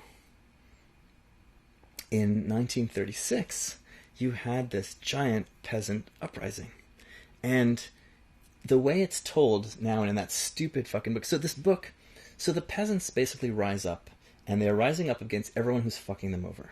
And who's fucking them over is the Zionist land agencies buying land and kicking them off their land, and the Arab elites who had been exploiting them for a long time, and who now are selling the land, and then turning around and pretending to be nationalist elites, and then, or they're genuine nationalist elites. They're just trying to get a nation that they can be in charge of. There's no hypocrisy. There's a hypocrisy in nationalism because you're pretending that everyone is one community. So yeah, they're just a bunch of hypocrites. And they're fighting against the British, who are basically supporting this state of affairs. And they're fighting against the Zionists, also, who are preventing them from getting jobs. And I actually have to reread this, because I wrote something in my master's thesis, and I think maybe I made a mistake. I said that the Arab revolt, in the peasant revolt, they didn't attack anyways, doesn't matter. There's this huge revolt, and they're attacking the Arab elites. I think they're attacking the Arab elites maybe even more than some of the Zionists. But definitely the British were like their first target. But the Arab nationalist movement, which is the more elite and urban movement, sort of they're terrified of this shit, and they try to jump on it and pretend that they're in charge of it. So it's in part a labor strike. It starts off with a strike, and the elites didn't want this strike, and they didn't want this rebellion at all. But then they sort of pretend that, like, yeah, I'm leading the rebellion, It's like, I don't know, if some... you can picture Donald Trump doing this, something like this. So they jump onto the rebellion, pretend they're in charge of it, and then behind the scenes they sort of work to stop it, because they're the ones getting killed in this thing. And the violence on the Arab side, I know, so I'm going to have to do some more research about it, so I won't talk about it. And I just got to go. So I will talk some more about this tomorrow. And this is already going to be it's going to be a 4-hour fucking episode.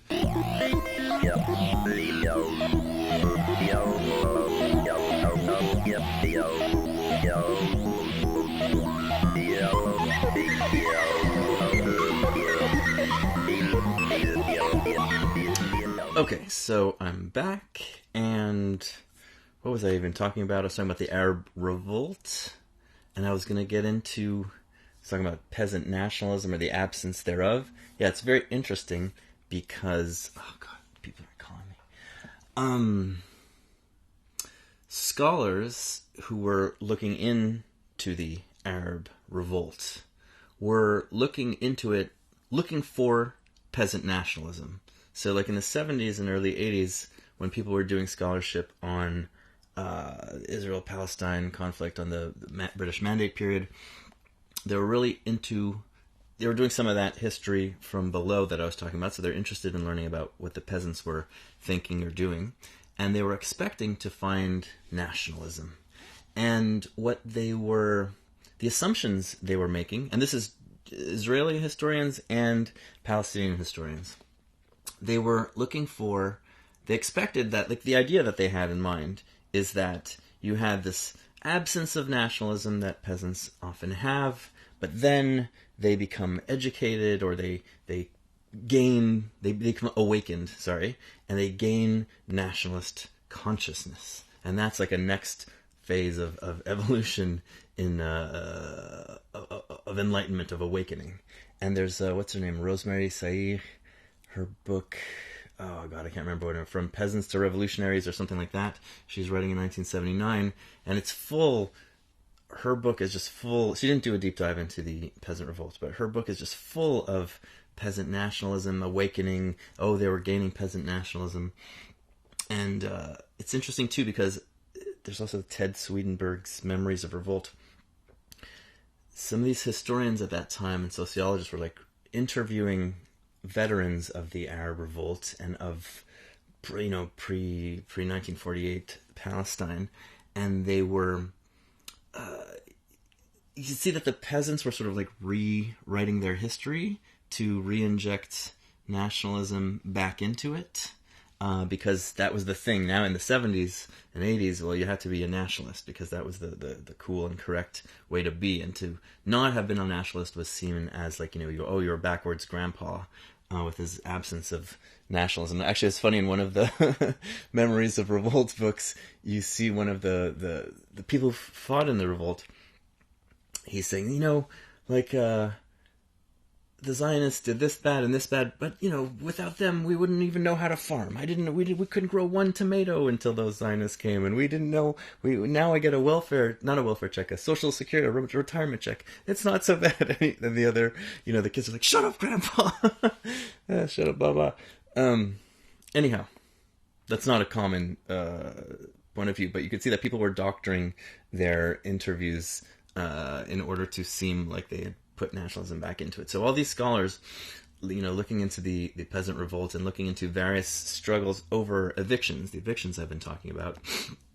And it's funny because, the Zionists, in the Zionist histories, they're like, well, there was evictions, but it wasn't such a big deal. We evicted some. Even the expert, Kenneth Stein, actually, never mind. It's been a long time since I read this stuff. I read this stuff 10 years ago for my master's thesis, and I'm gonna be. I'm in the process of rereading it, but some stuff, if I talk about it from 10 years memory, I'm gonna mangle it. So never mind that.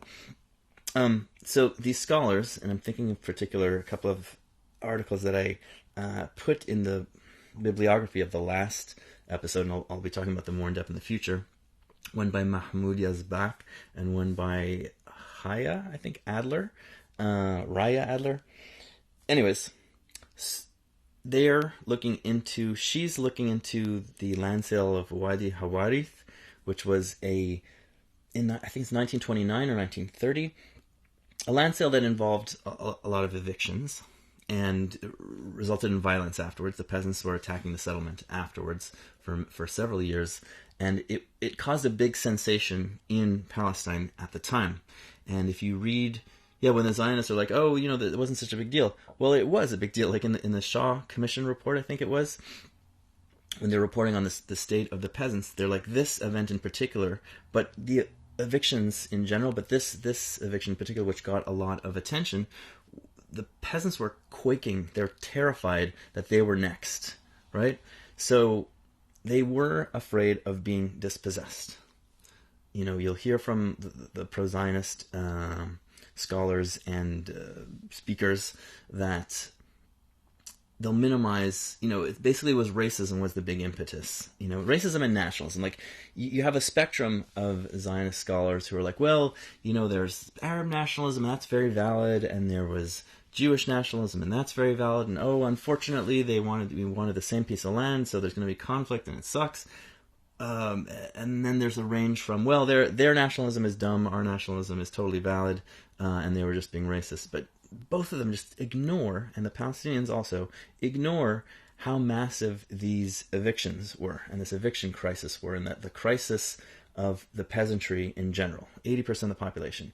And they were in crisis because their the urban elite were exploiting the crap out of them in terms of loans, in terms of, because they were so desperate, and there was a squeeze on them, they cranked up their interest rates. I forget, it's not interest rates, because in Islam you're not allowed to charge interest rates. I forget how it works, but basically they were squeezing the crap ruthlessly out of the peasantry. We saw similar things happening in Russia. And their lands were being bought both by Arabs and by Zionists, but there was a lot of pressure from Zionists, and you're getting kicked off these lands, and it's creating, of course, a reputation of, when the Zionists come to town, they're kicking you out. Zionism equals us being kicked out of our lands. That is real. I'm sorry, Zionists, you didn't learn this in school. You can read a lot of histories, almost no one is talking about it, but if you read the specialized histories, micro-histories of land purchases in Palestine, you'll see it in clear depth.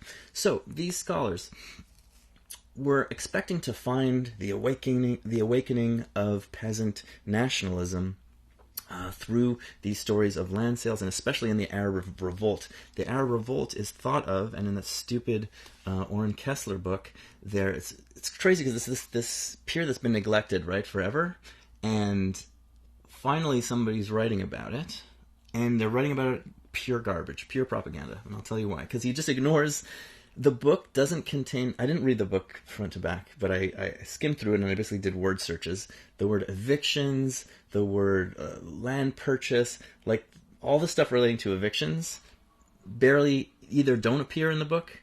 There's basically nothing in the book about the evictions, which is the whole point of the Arab Revolt, was all about this eviction crisis.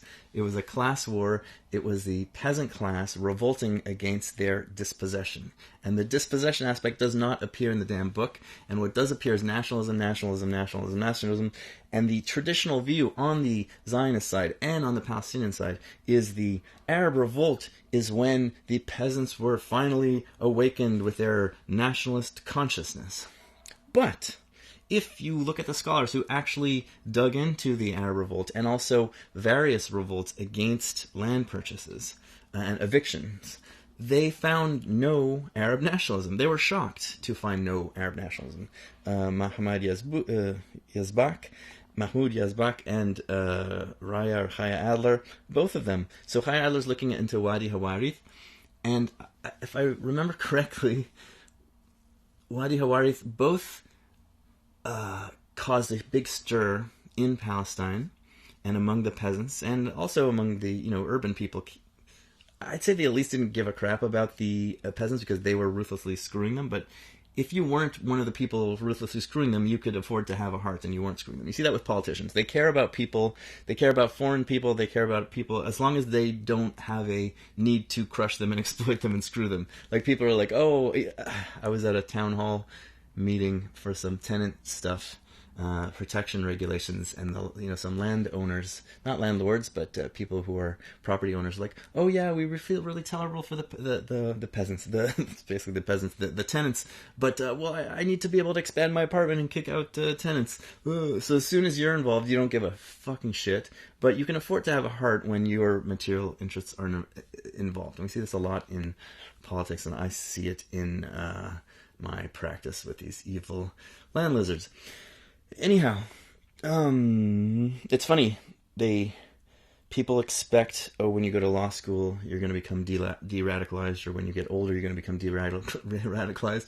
But going to law school, and especially practicing, in this housing law for tenants makes you 10 times more radical, because you realize how horrible these fucking people are. And it's not the people themselves. Everyone's equally have a tendency to be horrible. But when you are in the position of being a landlord, you become a piece of shit. Not always.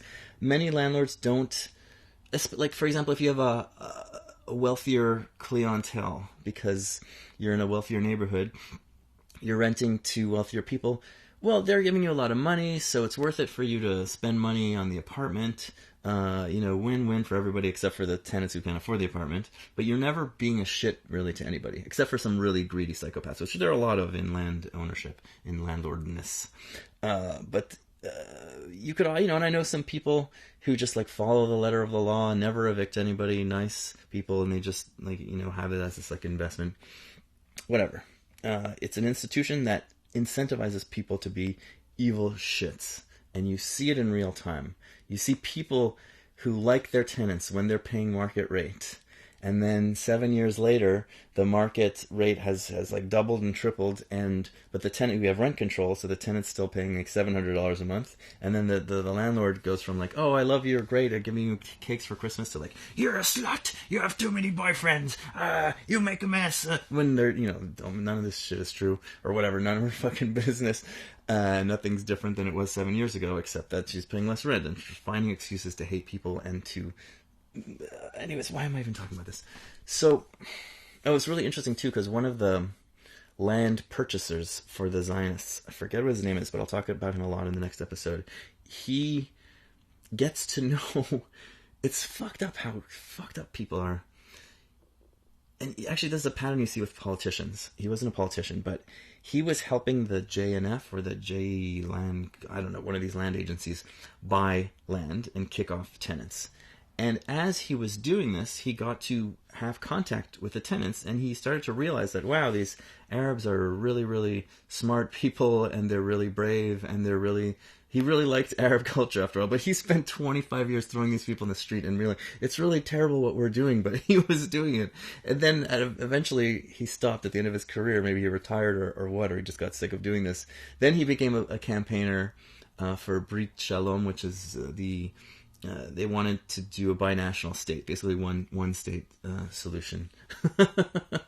But Thomas Jefferson screwing the Indians left and right. And then once he retires, he writes like, in his biography, where was it? But just something like, it's so, when we look at the history of what we've done to the Native Americans, it's horrible, it's brutal, and he clamored for native rights once he's not in the position of benefiting from their exploitation anymore. You see a lot of politicians. I think Bill Clinton screwed over Haiti.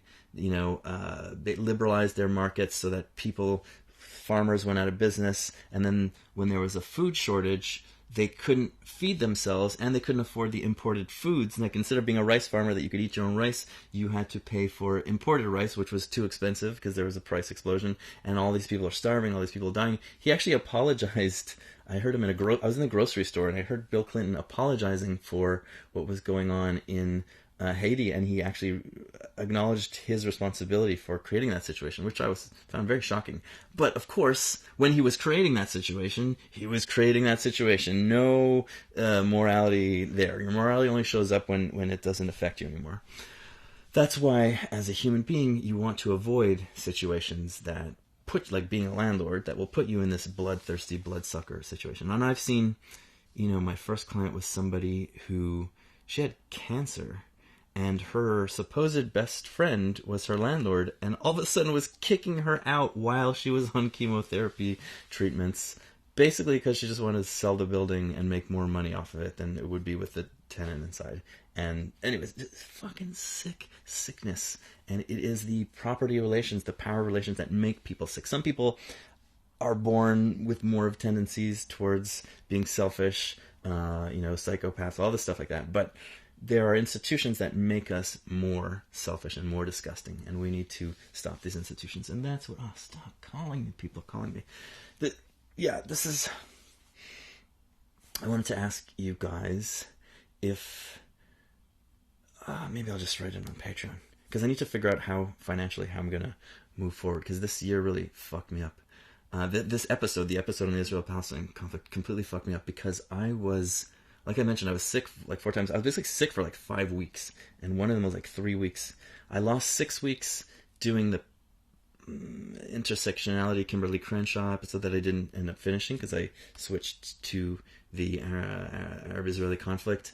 Then I got sick in the middle of that, and the Arab-Israeli conflict took a long time. And I just really and the whole housing market thing collapsed, so my income just like plummeted from that stuff. So really in financial dire straits. And I'm releasing this so that I can catch up. And I wonder if you guys would prefer that I do the intersectionality episode, or if I can do another, like, what, because this is so long, I'm going to do a Q&A. This was supposed to be a Q&A, but it's obviously too long. I'm going to do a Q&A as a separate one. Should I just do that one for free and not charge anybody? I mean, it's for free for everyone who wants to watch it, but the Patreon subscribers, I can charge them or not when I release something. So should I charge you guys, or should I just do it for free and then release, because I need some more money before I can finish this Israel-Palestine episode. It's going to be, it's taking a long time. Should I just do the Q&A and charge people for that, which will basically I'll be caught up financially and I can have the time necessary to do the Israel-Palestine one? Or should I do that one for free and then do the intersectionality Kimberly Crenshaw one, where I show how fucked up it is when you don't take class into consideration in your intersectionality, which she didn't in her first intersectionality article. And then I'll make enough money from that, then I'll charge for that, and then I'll be able to afford to do the Israel-Palestine episode. But that's just going to delay, or retard, as we say, the Israel-Palestine episode more. And I don't want to do that. I'd like to do it sooner, but I don't want to just milk you guys like a cow. Just do these like off-the-cuff, n'importe quoi episodes. I don't know, maybe you appreciate this stuff, whatever. I like listening to those Matt Christman rants. That's what gives me the feeling that I can just do these. But anyway, where was I? So these scholars go looking for Arab nationalism, the peasant awakening of peasant nationalism in these events, Wadi Huwarith in 1929, 1930, and the Arab revolts. And to their surprise, they found none. They just found people who were pissed off that their land was being taken away from them. And if you are an anthropologist or a sociologist who studies peasant studies, this wouldn't surprise you that much, because like I explained more in depth in the Russian Revolution episode, and like I will explain more in depth in the next Israel-Palestine episode, peasants don't like nationalism usually. Like you'll see the peasants turn to national, or some of the peasants turn to nationalism in Palestine. But that's when they become proletarianized. The peasants who end up in the cities with landless, without their farms, now just like living, in squalor, they gain the nationalist consciousness. But their idea of nationalism is very different than the nationalism of the elites or the middle classes, who want to, their idea of nationalism is me. Whenever you picture these group identities, right, in a class society, nationalism for Stalin's idea of communism is me, me on top, me making the decisions. Well, Stalin's a weirdo. He was idealistic in many ways, but never mind him. The middle class's ideas and the elite class's ideas tended to be me in positions, like their idea of the nation is me in a position of power and authority. The Zionist leadership, their idea of Jewish nationalism is me in a position of freedom, like they didn't have in Russia, but administrative power and prestige, and having the professions open to me. But the peasants' idea of nationalism and the nation was very different. Their idea of the nation was just us having our land, nobody telling us what to do. And in their nationalist revolt, they went and targeted a lot of these, nationalist elite of the Arab nationalist movement.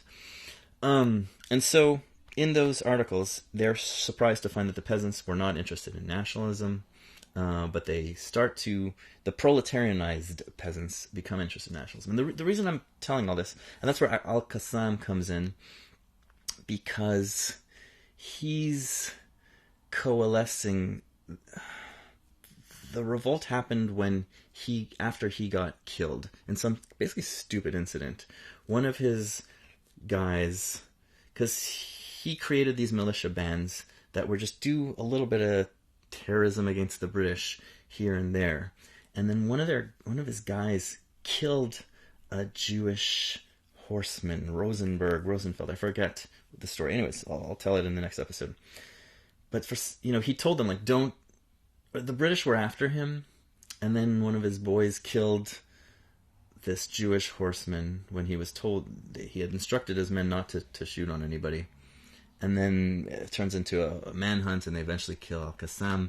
And the peasants, he had such a good reputation among the peasants and the proletarianized urban peasants. Proletarianized means, you lost your land and you just have to rent yourself out as cheap labor. So he was the one person in this environment from the more elite class who seemed to care about them. And he would, he spent his life going to working class districts, preaching to the poor, helping organize them, helping them join unions, helping them. I think he might have even formed a union with them. This is why the socialists sort of adapted him as their mascot at some point, and the Islamists, the Hamas, named their military wing after him. Even though he probably wouldn't have. He didn't fit into any of these categories very, very neatly. So what am I saying? So when he gets killed, they're furious, and that's the catalyst that has them rising up. And actually, it's tangentially related, so I shouldn't get into this tangent. But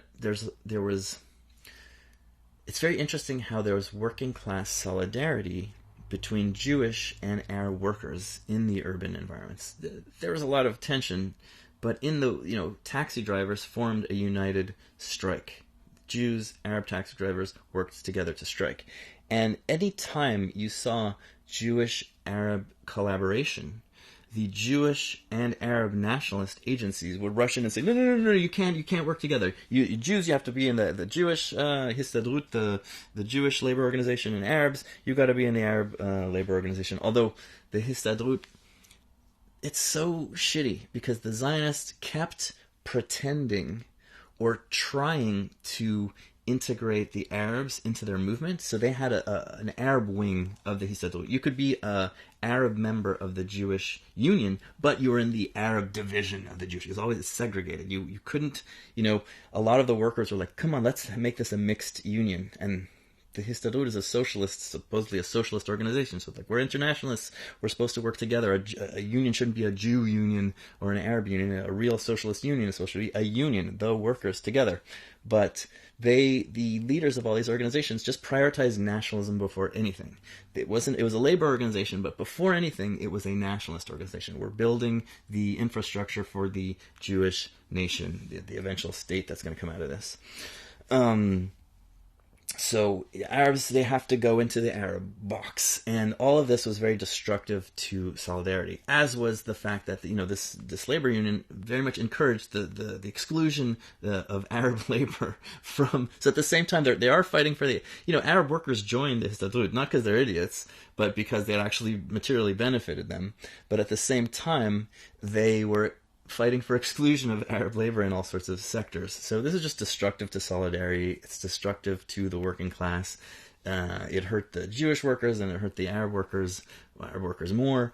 And it's funny because you had these, you just see the cognitive dissonance. There was a Sephardi Jewish organizer who organized the Arab wing of the Histadrut, and he was a firm believer of, integrating with Arab culture, this and that, but he totally believed in separate, we have to have exclusion and we have to build Jewish labor because you guys already have a nation and you guys have already, you have your society. We need to build our society. So it's fair, right? And Arabs loved this guy, but they just thought he's a fucking idiot. They hated his politics. But he had a lot of respect in the Arab community. And anyways, I'll talk about all this in detail. There's so many interesting stories. It's not... But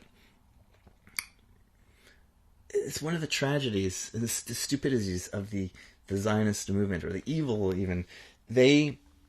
All they cared about fundamentally, it's like Ben Gurion said, I don't care if it's a communist state, I don't care if it's a Hasidic state, as long as it's a Jewish state, and basically as long as I get to be in it, and as long as I get to be an administrator, and he became, of course, the first prime minister. They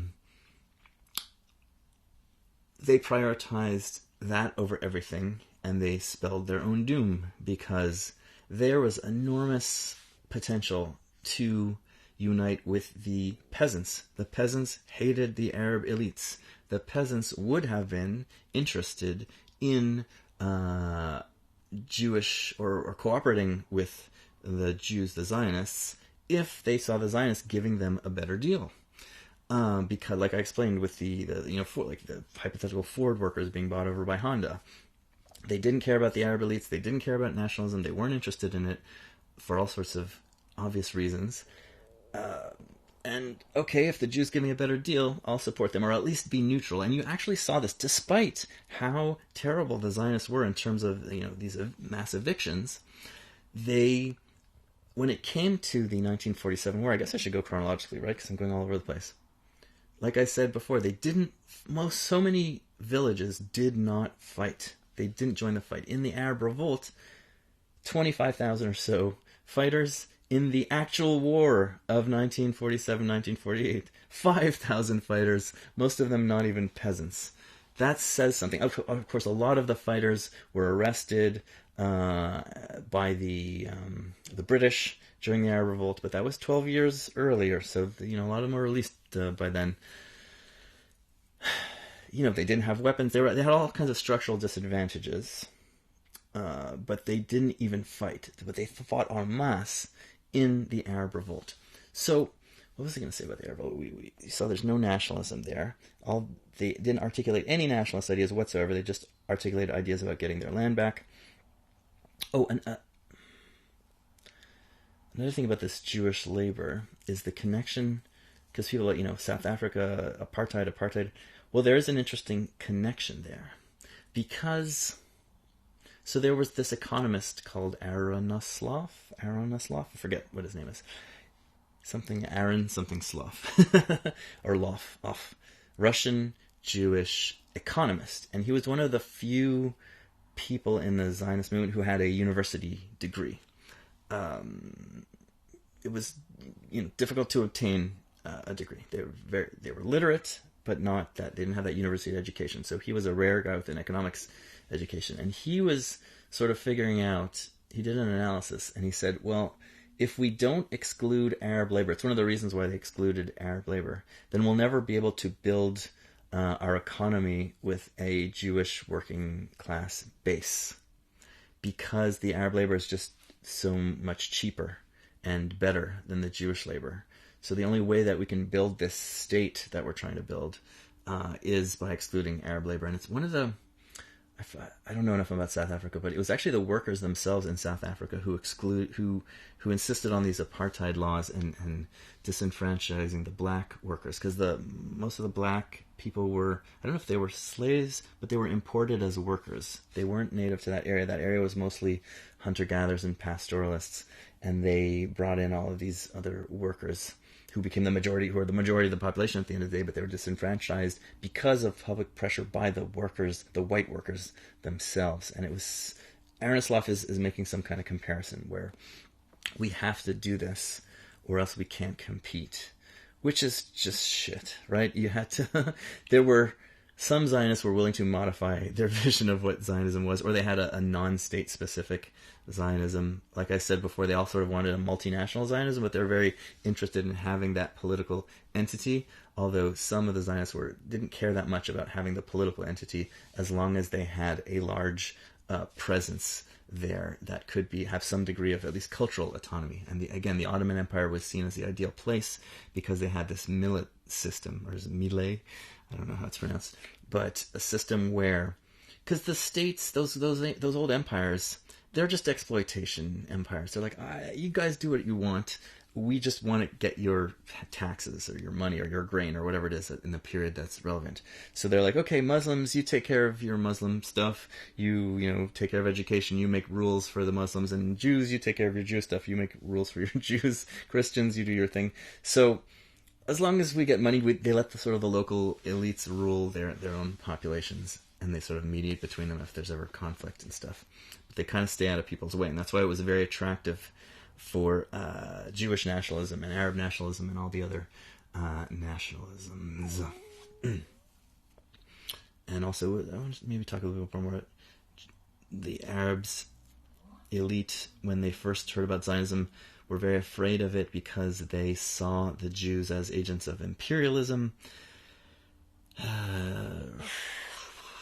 Because at that time, the Western powers were sort of sucking the life out of the Ottoman Empire and taking advantage of it. Foreigners, that was a big thing too. Like the foreigners would be able to keep their foreign citizenship and then not be, it's called capitulation rules. They were not subject to Ottoman laws. So, and many of the Zionists came and didn't adopt Ottoman citizenship and then were exempt from Ottoman laws. So people are saying, like, who, you guys say you want to come here.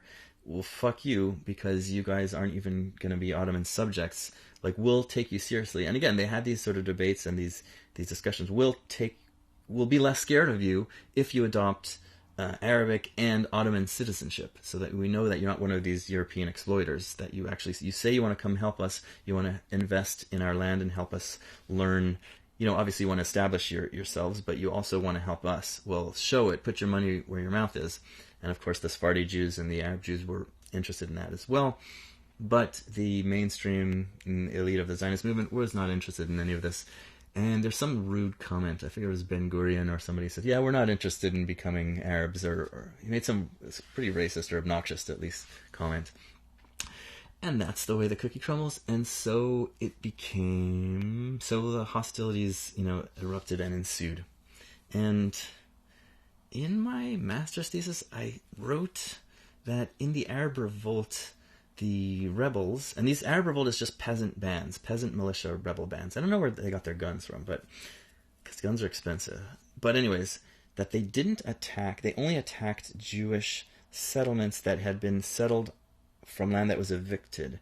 But looking back on it, I have to read more in depth. I couldn't find, I cited a whole book, a very important book, Land, Labor, and the Origins of the Israeli-Palestinian Conflict. Very much recommend everyone reads that, but that book doesn't really talk about the Arab Revolt, so I don't know what I did, if I got mixed up, I made a mistake, or I'm trying to...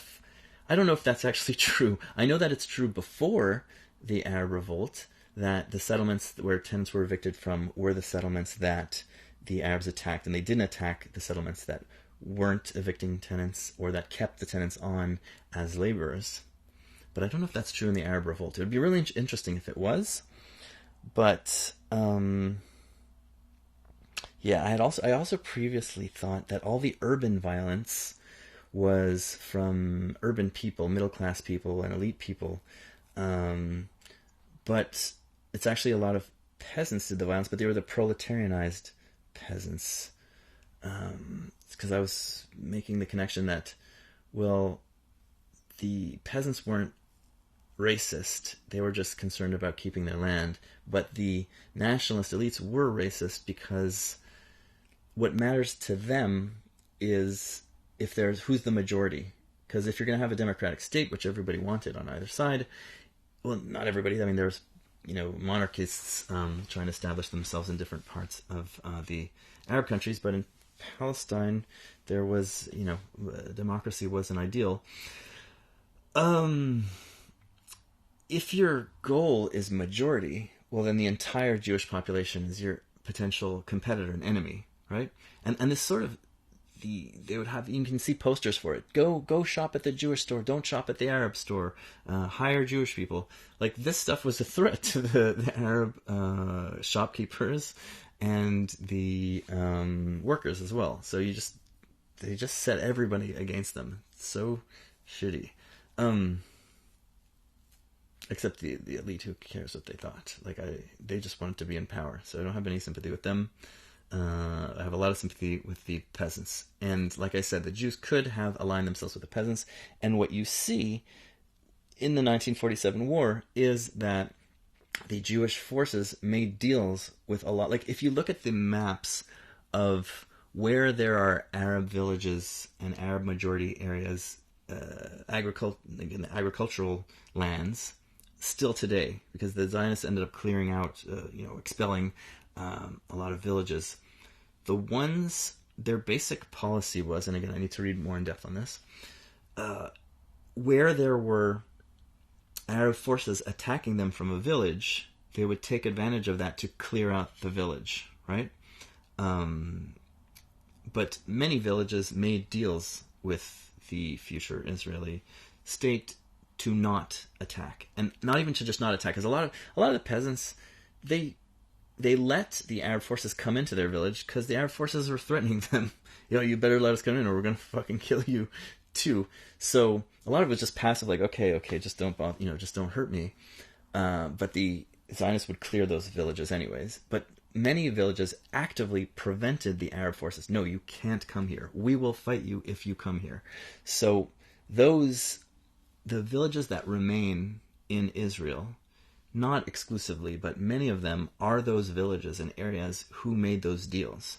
And you don't hear, and it's so shitty, because Israel was created, these villages did not get expelled, they had made deals, and then Israel goes and turns around and treats them like shit afterwards, immediately puts them under martial law, is extremely suspicious about them, and is extremely suspicious about them over time, and right up, until now. I mean, things are super racist now, and they have been for the last few years especially, but the Arab population of Israel were the people that could have been, first of all, their bridge to the rest of the Arab world, that, and that fought for them, or that at least made sure that they didn't get attacked. Like, they helped you, and then you fucked them.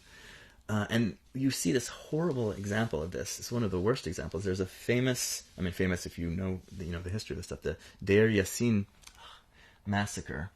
And it's famous It's famous because the Jewish forces massacred a whole bunch of civilians, and I forget the number. It was something like 80 or 200, something like that. And some of the numbers are disputed.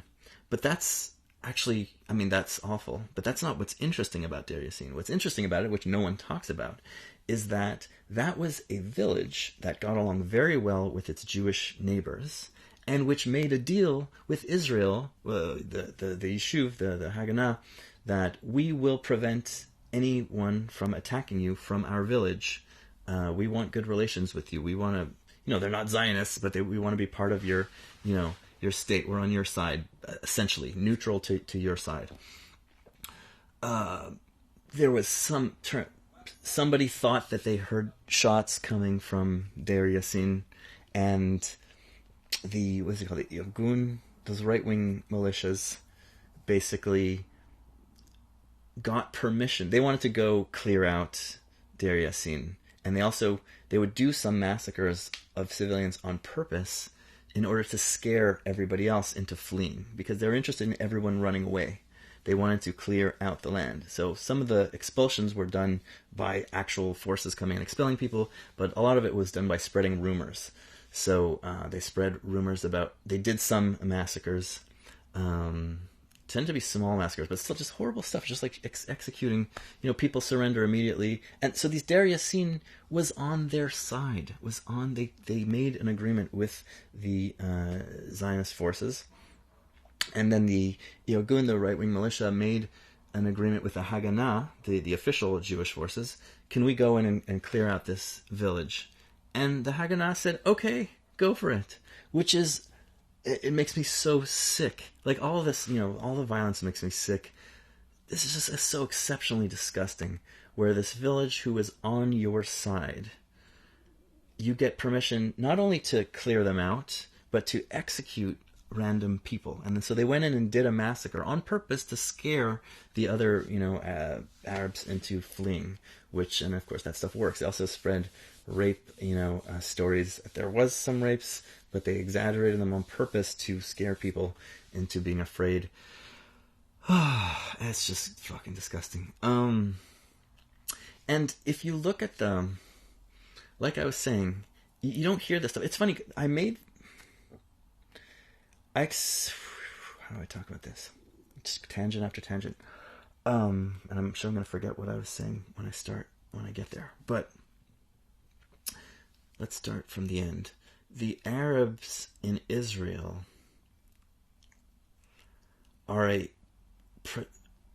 should be a wonderful resource for Israel, a gold mine. And if you look at, and somebody wrote about this recently, but I had also noticed it myself, there's like a controlled experiment in Israel, or in the occupied territories in Israel. You have the Arabs who have no rights, the ones in the occupied territories in Gaza and West Bank, and then you have the ones in Israel who have full citizenship. And full citizenship gives you all the rights, but there's discrimination. And there's a couple of legal rights they don't have. It's like, legally they have the same rights, but because of the way land is allotted, it's almost impossible to buy land. So they're just heavy discrimination in some aspects. But inside of Israel, the Arabs with Israeli citizenship, and then there's another class in the Jerusalem Arabs who don't have citizenship but do have most rights.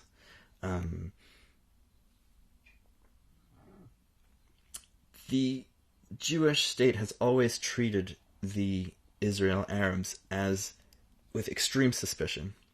But if you look at who has done any terrorism or violence over the past 75 years, the Israeli Arabs, very, very few, right? The Arab areas tend to be higher crime just because they're poor areas, but it's poverty crime. It's not terrorism against Jews or against Israel. You've had a couple of incidents here or there, like rare, and they're so stunning. Like when it happens, it's such a big story because, oh my God, one of our Arabs did this. All the terrorism comes from the people with no rights in the territories. Gee, I wonder why. It's not like they're culturally, it's the same people more or less.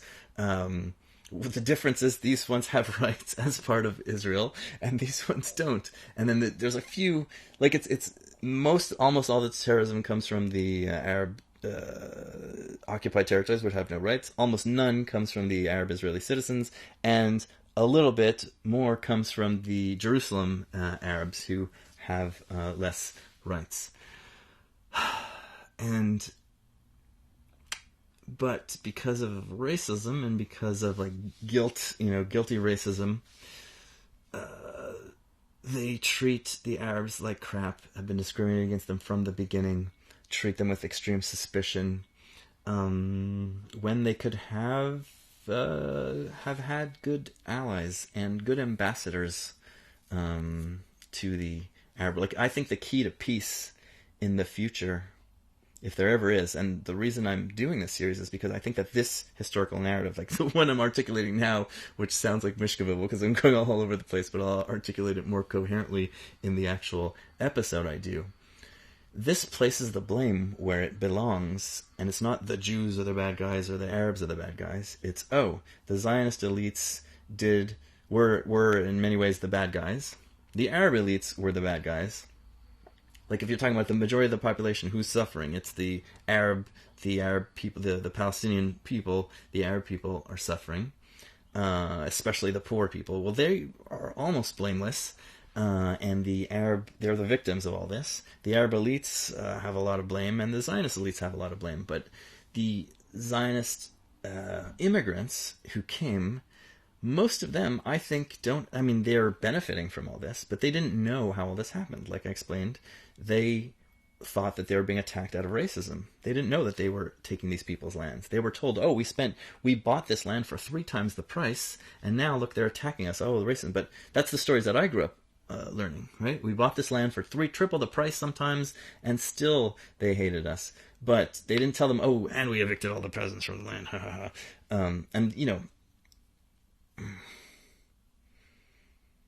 So,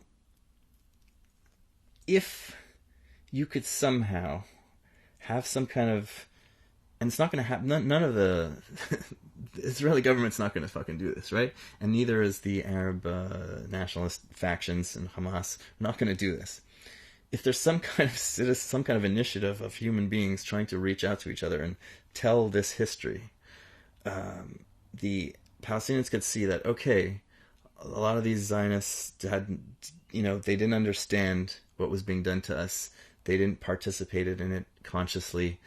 They're caught in the crossfire.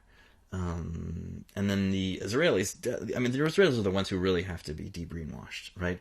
We evicted all these fucking peasants. They hated us for a reason. There's the Arab elites, which are, fuck them. But we're responsible for this. We could have done so many things so differently. It's not like, well, we could have done things a little differently, but still the Arabs are terrible. No. You could have done things completely differently, and probably most of this shit wouldn't have happened. You still would have had resistance from the elite circles. They would have hated your guts. But guess what? The elite circles don't go around shooting people and killing people that much. They don't. They protect their asses, and they can go live somewhere else. They can, that's what rich people do. Rich people rarely are the ones. Although it happens, you have fascist militias of upper class people. Anyhow, you could have aligned with the peasants against those people because they hated them as much as they hated you. So, where am I going with all this? Is that it? I guess this thing together must be like 4 hours by now. So what I think... Oh, let me see. I made an itinerary for today, so I didn't forget what I was going to talk about. Borrowed... Yeah, I need a new iPad because mine... I film on an iPad, and the battery is just garbage now. But I haven't been able to afford a new one. Although maybe I've been spending my money on music equipment instead of more essential things. Aaron Asloff, yeah, I talked about that. Yeah, I said everything. Oh, I'm sure there's so many things that I want to talk about, but I think I'm gonna do these. If people like this, and I want to be fucking honest. If you're just like, this is incomprehensible, I can't listen to this, just tell me. I'm not a baby. I can deal with criticism. Criticism is you need criticism to improve. And if you're too thin-skinned, if you're too insecure, you can't. Think about Sting, the Police. The band The Police. Maybe you guys are young for that. Although there's a good age range who listen to this, but. The Police were fucking amazing. Every song is fucking brilliant, right? Then they break up, and Sting does his own thing. And Sting is very talented, and he does good stuff, but a lot of it's just kind of cruddy and weak and self-indulgent. And the reason is because when he was in the Police, the other guys, I forget their names, but they would literally have fist fights. They were like, "This sucks. I'm not doing this. The song is crap. I want to put this line," and they would punch each other in the fucking face. Okay. But because there's that harsh criticism, everything was fucking brilliant. You had 3 very brilliant musicians, and you have to have somebody telling you that you suck. And it's funny, maybe people think it's ironic that I'm saying this because I react so harshly against people who criticize me on my in my YouTube comments. But if you pay attention, people criticize me all the time, and I don't insult them. I just insult people because people think that it's socially acceptable somehow in the internet world that you don't watch a video, you start insulting, or you do watch the video, and then you barge in insulting the person's motives who made, why is everyone always... I always assume that people are honest. It's rare that I think someone is grifter, all this shit. Sometimes, that's there, but I assume people are saying what they think, more or less. That all these people come in, insult your motives, insult your... They're just so obnoxious. Guess what? If you insult me, I'm going to insult you back. What I do is I just make mother jokes and stupid, you eat poo-poo jokes, just to, go away. I say things that are shocking. You can see that, I do it on Twitter, too. Somebody criticizes me, I might be defensive, or I'm going to defend my position strongly, but I don't attack them, because I why do I engage? I always engage in all of these discussions. You'll see, I'll go back and forth with someone who's being fucking insulting. I'll go really back, because someone who's being a complete dick often is making a point as well, and I need to learn, how do I respond to this point? And I guess, in the Q&A, I'm going to do another Q&A episode for the Israel-Palestine episode that I did, because I didn't do answering the questions in this rant Mishka Bibble thing. And some of the points that are made will be people who are being very insulting to me. But I need to know how to formulate good arguments. I assume when somebody's misinterpreting what I'm saying, yeah, some of it is them because they have their head up their ass. What I realized doing this episode, I didn't want to do the episode that I just did, the Israel-Palestine ABCs. I thought that my plan was that was going to be a 10-minute introduction to the real episode, which is the stuff I talked about today in this episode, the evictions and all that stuff. But it just I just kept going at it. When I wrote the script, I was like, oh, this is way too long. And I actually thought, like, gee, I'm going to go bankrupt here. I can divide this into 2 episodes. I'll do the ABC history, and then I'll do the good stuff, and maybe I'll do 2 episodes. That way I can make some more money. But even then I was like, yeah, I don't think I'm going to do this. But one of my friends, who actually she's involved in Palestine activism, told me, no, you should do that, because so many of the people that she works with in the activist stuff don't know anything, right? And actually one of the questionnaires I'm going to read is a student who's just like, yeah, all my people in my activism groups just take Hamas word for word, which is like, oh boy. Again, not to make Hamas a cartoon. Hamas is not a cartoon. They are human beings, but you don't take them word for word. And like I said, they're our narrative document. It's like, we don't hurt civilians. They're famous for blowing up civilians. That's how they got on the map. And they throw, against their own enemies, like in Fatah, with collaborators, people that they think are collaborating with Israel. They'll, murder them graphically. They were throwing people off buildings, like the Fatah from the rival nationalist group. They make the kids of the people they're executing watch, like the 9-year-old son of someone that he's suspected of collaborating. He killed, made sure he watched the execution. That's fucking horrible. You don't want them, you don't want them. If you're a Palestinian, I don't think, you're going to be too happy with them in charge. The people who, often in these nationalist revolutions, the people who take over suck. They often suck. That's what, people are like, oh no, we have to take the side of the oppressed. The people who lead the resistance against oppression often are terrible. If you look at, doesn't mean the cause in general of resistance is terrible. If you look at, and hey, I know some people are like, no, I won't.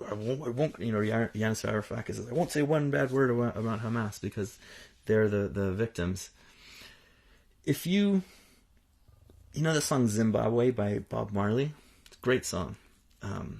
So there was I know very little about it, but there was white Rhodesia. It was another apartheid state. They had their revolution or whatever it was.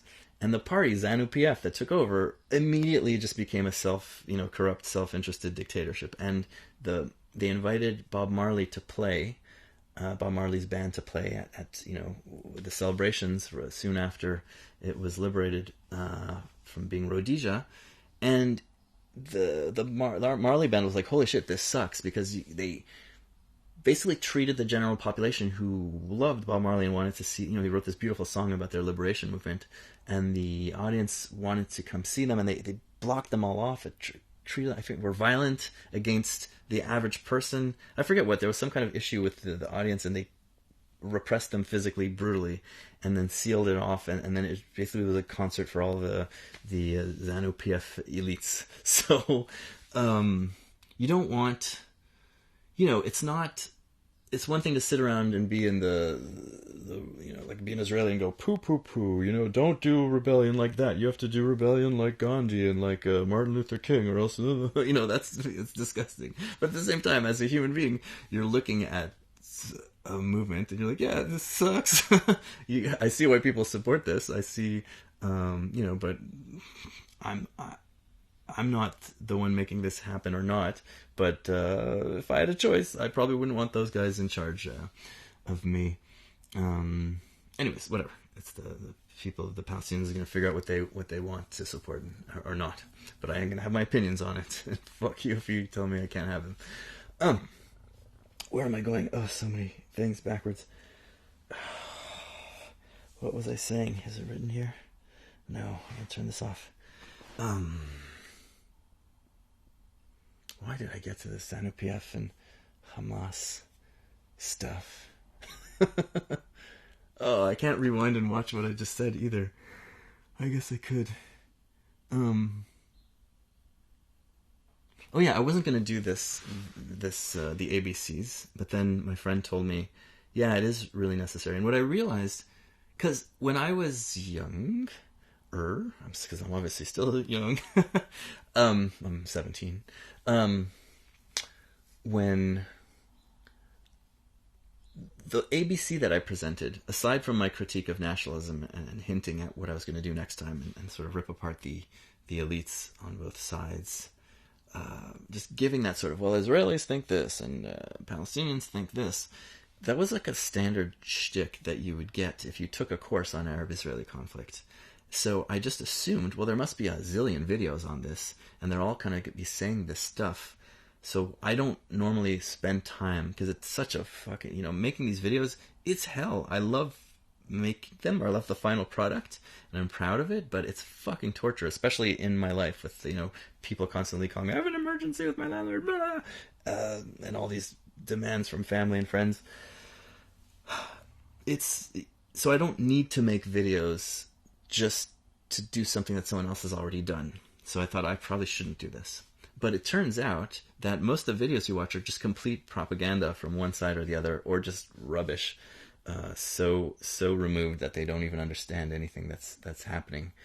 So I feel like the narrative that I'm going to present is the basis, potentially. If there's ever peace, which who knows that there could be, but if there is, it's going to come from something, I believe, it will come from something like this narrative.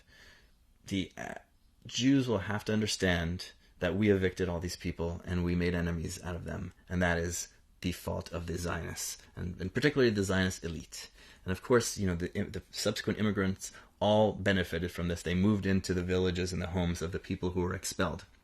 But they need to understand that those people who were expelled were not expelled because they were bad guys. They were, many of them were actually good guys who could have been your allies and who had a lot of common interests with you. Except the Zionist elite was just so, once the multinational state idea was dead, first after the Ottoman Empire, you saw like Jabotinsky, after the Ottoman Empire fell, Jabotinsky was still pushing the multinational empire idea, not empire, but multinational democratic state, as long as he could. But then you had the Holocaust basically is what killed it. And the nation state became the new paradigm for the 20th century. So that's just, it was going to be impossible for there to be a multinational state, or it would have been something against the grain of everything that was happening in the world. So, I forgot even what I was going to say, but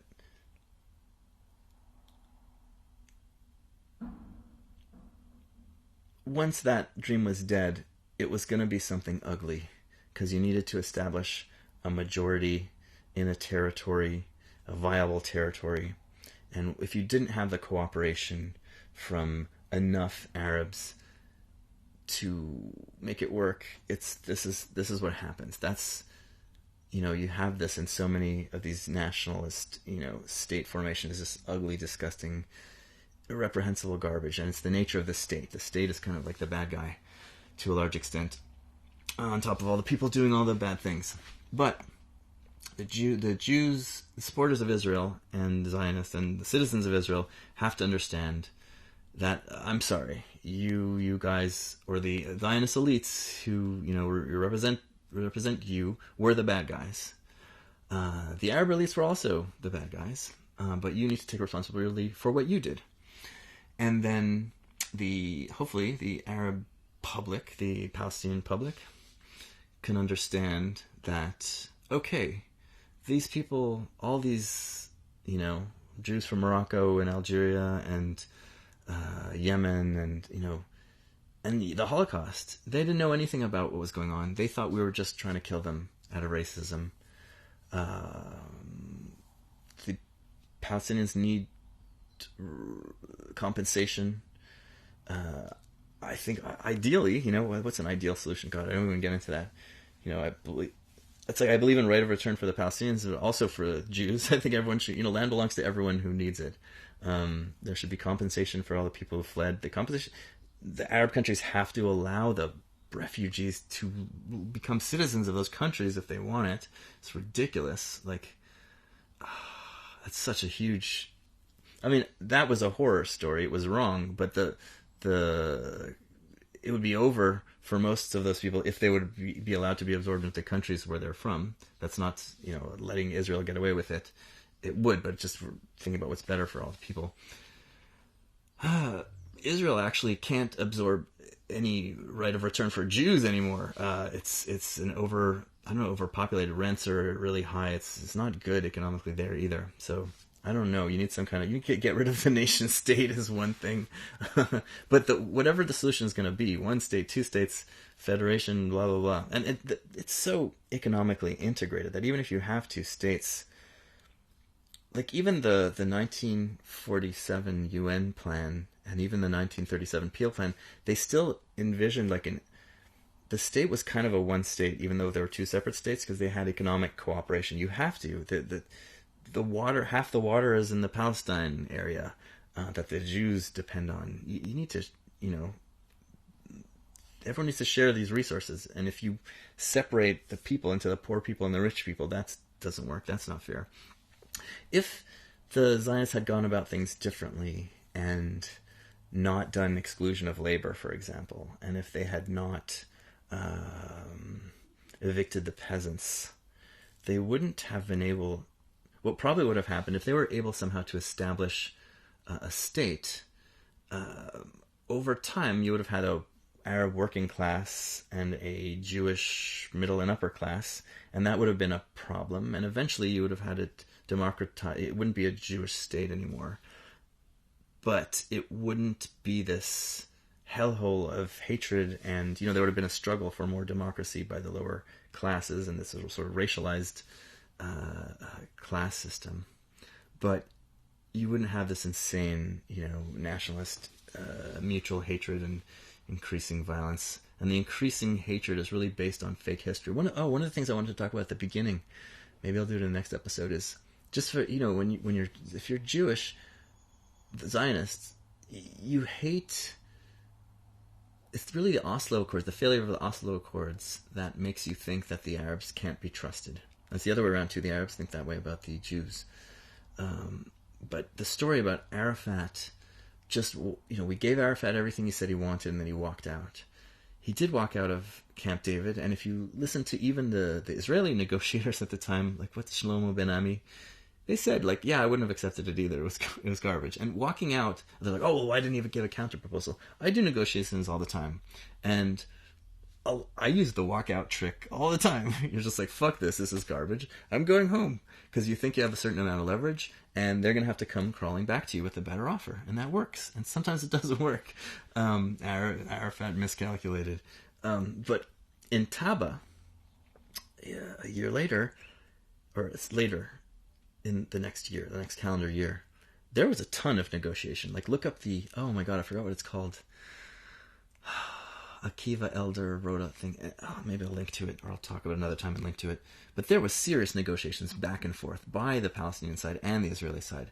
That just fell apart because Barak lost the election, and Israel realized, okay, we can't do this. It's not going to happen.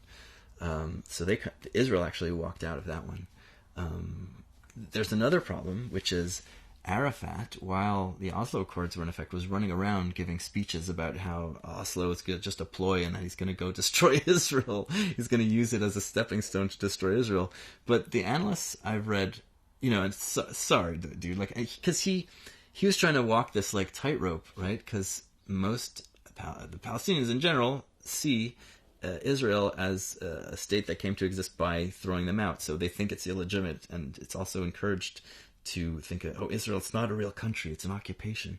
That's bullshit. It's such bullshit, because every country is garbage. Every country is garbage. Don't think about the country. You have people who live there, I'll talk about it in the Q&A. oh, well, should the Nazis get to stay in Czechoslovakia after they occupied it? We're going to talk about that. Because there's people who support, like, expelling all the Jews. So people like idiots, American idiots, online supporting that stuff. Oh, God, what am I saying? I forgot all this always happens to me. What was I saying a second before this? I was talking about 2-state, 1-state. The Jews are going to have to realize that we did this. The Arabs are going to have to realize that the Jews, most of the Zionists, didn't participate in their dispossession or didn't understand at all. They were lied to about it. Oh, the negotiations. Oh, so Arafat's running around giving speeches in Arabic in other countries about how well we're going to use this as a stepping stone to take back all of Palestine, and that came out, and of course everyone's going to be suspicious of that. That's a fucking bad look, dude. But someone, and it's hard to know what the motivations were, but the guy wanted just to be in charge of something. He was already an old man at that point. He didn't expect. He's not an idiot. He didn't expect Israel to fall. So people thought, a lot of people are saying, look, the guy's just talking out of his ass because he's trying to cover his ass for that constituency who would kill him for giving into, for giving up historic Palestine. But someone pointed out that I think makes a lot of sense, is that if he really wanted to use the two-state solution as a stepping stone to take back all of historic Palestine, he would have just taken any scrap that they would have given him, right? And that's what, the Zionist leadership in 1937, they're like, okay, we'll take this tiny state, or the 1947 nonsense, carved up gobbledygook, because we'll start with that and we'll try to expand from there. Like, who knows if they would have been able to, but that's was their plan. So he would have just taken it and then expanded from there if that was really his plan. So I don't think he was. Regardless of what Arafat thought or did, the population, the majority of the population would have supported a just two-state solution. Just as the majority of Israelis would have. But we're going to talk about this next time. So I see that there's potential for peace if the Arab Israelis... If you stop treating the Arab Israelis like shit, because it's insane. You could have the best ambassadors. You could have, there's one that Lucy Rarish, of course, a very unusual background. She grew up in like a completely Israeli town, but she still hates all the discrimination that the Arabs go through. So she identifies strongly as an Israeli, but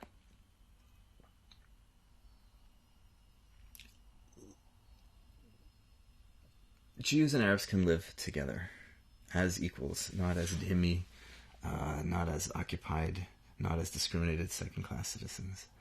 But there needs to be a de-brainwashing campaign. The attitudes that Israelis have now are very much the result of propaganda, particularly about Oslo, but about the origins of Israel. The attitudes that the Arabs have are about the conditions that they live in, plus propaganda and about history. Anyways, I see a lot of potential there. Who knows? Maybe it's hopeless. There's a lot of things that mitigate against it, but you might as well try. I want to get this stuff out there. At least get a conversation happening. Okay, I think we're... Yeah, so I was going to say I wasn't going to do this episode. Yeah, but it turns out that when you go online, everything is just confirmation bias now. So there's no more, and a lot of people are just attacking me for like, oh, why are you're saying both sides are equal? They're not equal. Blah, blah, blah. Like, people can't even understand what I'm doing. Like, I'm not saying both sides are equal. I'm saying both sides have a equally coherent story. A story is a story. It could be story could be 100% bullshit. It could be 10% bullshit. I'm just presenting the stories so that you understand what's motivating the people on each side. Why do not just the Palestinians, but Arabs, people in the Arab world, think that October 7th was valid, a thing to do? Why do Israelis think that it's okay to do the occupation or do the blockade of Gaza for 17 years? Why do they think it's the fault of Gazans? Is it all? a lot of people are just racist idiots on every side of human beings, but there's a logical, coherent narrative there. Like, look at these guys like Coleman Hughes and Destiny. They're not Jewish, and they believe the Jewish story. Coleman Hughes, it's funny, I just heard on one of his podcasts, he went an interview with Benny Morris, interesting character that we should talk about, but he went to Israel on one of these like Hasbara trips, like a birthright trip or something, and he just came back with a complete pro-Israel narrative because they told him the story, and the story is very convincing. Unfortunately, it's full of shit, just like the Arab story is full of shit. The situation today is that the Arabs are in a much worse position. They are being oppressed. But the solution, I think, people are just like, oh, freedom. I don't know. How do you get to the freedom immediately? Because that would be, without a de-brainwashing campaign, you'll just have total civil war, I think. And I think for some people, especially if you're living in the rubble of Gaza, well, civil war is better than there's a chance of freedom at the end of it. It's worth it. Something will change. But anyways,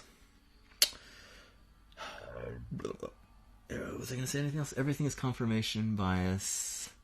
Yeah, it's terrible. The internet is garbage. Everyone is just jerking themselves off, trying to be some identity. Oh yeah, I'm a communist analyst, and I'm going to analyze this from the communist side, and just bad guys and good guys. Everything is bad guys and good guys, and there are bad guys and good guys. But even when there are bad guys and good guys, again, there's classes of worse guys and better guys, and you need to understand the psychology. When I went to a town, I mentioned I went to a town hall meeting recently because the borough is trying to introduce some tenant protection regulations, and they're very good. And the ones that they've introduced some ones previously, and it's helped a lot of my clients. It's helped me. It's great. I really support this. But landlords are very upset about it because it's preventing them from expanding their apartments. Landowners, let's say. So the room was really filled with a lot of landowners and tenants. And I was super antagonistic, as I am, from the get-go. And I forget what I said. But I just was like, fuck you, you can go move somewhere else. Like, if you need to expand your house because you have capital and you can buy a house somewhere else. Which is true.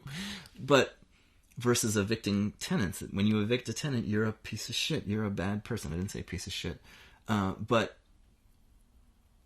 a lot of it turns out a lot of those were just homeowners who, there wasn't a tenant living in the apartment and they wanted to expand into an empty apartment. And they bought the building, expecting to be able to expand. So that's like, okay, fine. Like, I don't have a problem with that. And by attacking from the get-go without finding out who these people were first, I was turning them against the regulation. And the regulation actually would allow them to expand into those apartments. Anyways, we have to modify. The regulation probably needs to be modified to protect the tenants, but allow like those lands. It's just that there's potential allies that you antagonize and lose. Like, you get them. I could have got those. A certain number of people in the room were pieces of shit who were wanted to evict tenants, but there was a certain block who weren't going to evict any tenants, and I needed to get them on our side, not on the landlord side. And I could have, and it's still possible, but I antagonized them from the get-go. And afterwards I went and spoke to them, and then just, I understood, oh shit, Anyways, just when you're this confirmation bias idiocy, you are just masturbating, and you're not learning anything that's going to help you advance your cause or the cause you care about. If you care about any cause, a lot of people don't care about a cause. They just care about pretending to care about a cause. You have to engage. You have to learn about the other side. Even just to fight them, you still have to learn about them. You have to learn what other people think, their mentality from their point of view. Anyways, okay. This is long enough. I will see you soon. I feel like this is fun. It's fun for me. Oh yeah, like I was saying, if this is horrible and boring for you, let me know. I'm not going to cry. You have to have a thick skin. You have to grow up. be a mensch or a female strong woman or person, and you don't need to be polite. People are way too polite, and I encourage criticism. I like to argue. Oh yeah, I was saying that. I engage even with assholes because they have a point. They have mental blocks, and maybe I won't reach them, but it will help me formulate my responses to someone else who thinks they have a point. Not about being an asshole, but about whatever point they're making. And, one of the reasons all that cancel culture shit is terrible is because you shut people down, you don't learn the arguments, you don't become good at advocating what you're advocating. There's not just good guys and bad guys. There's a whole public out there watching debates, trying to figure out whose side am I on. And if you're just antagonizing anyone who thinks incorrectly, you are losing them. They're like, okay, I'm not sure what to think, therefore I could be on that side or I could be on this side, but if I'm even 1 millimeter on the wrong side, this guy's going to excommunicate me and get me fired. Well, guess what? They're going to go on the other side, because the other side, that's why shocking how many, it's like boys versus girls who support Republicans in the U.S. I mean, what a horrible, all the Republicans and Democrats, horrible parties, but God, the Republicans, so much worse in many ways. It depends. But people, so much of it, I think, is driven by, I'm in my university class, I raised some point or I said something, and then a bunch of psychos started screaming at me that I'm racist, sexist, this and that, and shutting me up. And I couldn't articulate my idea, even to have it debated. And, I'm not set on my idea. I'm just working it out.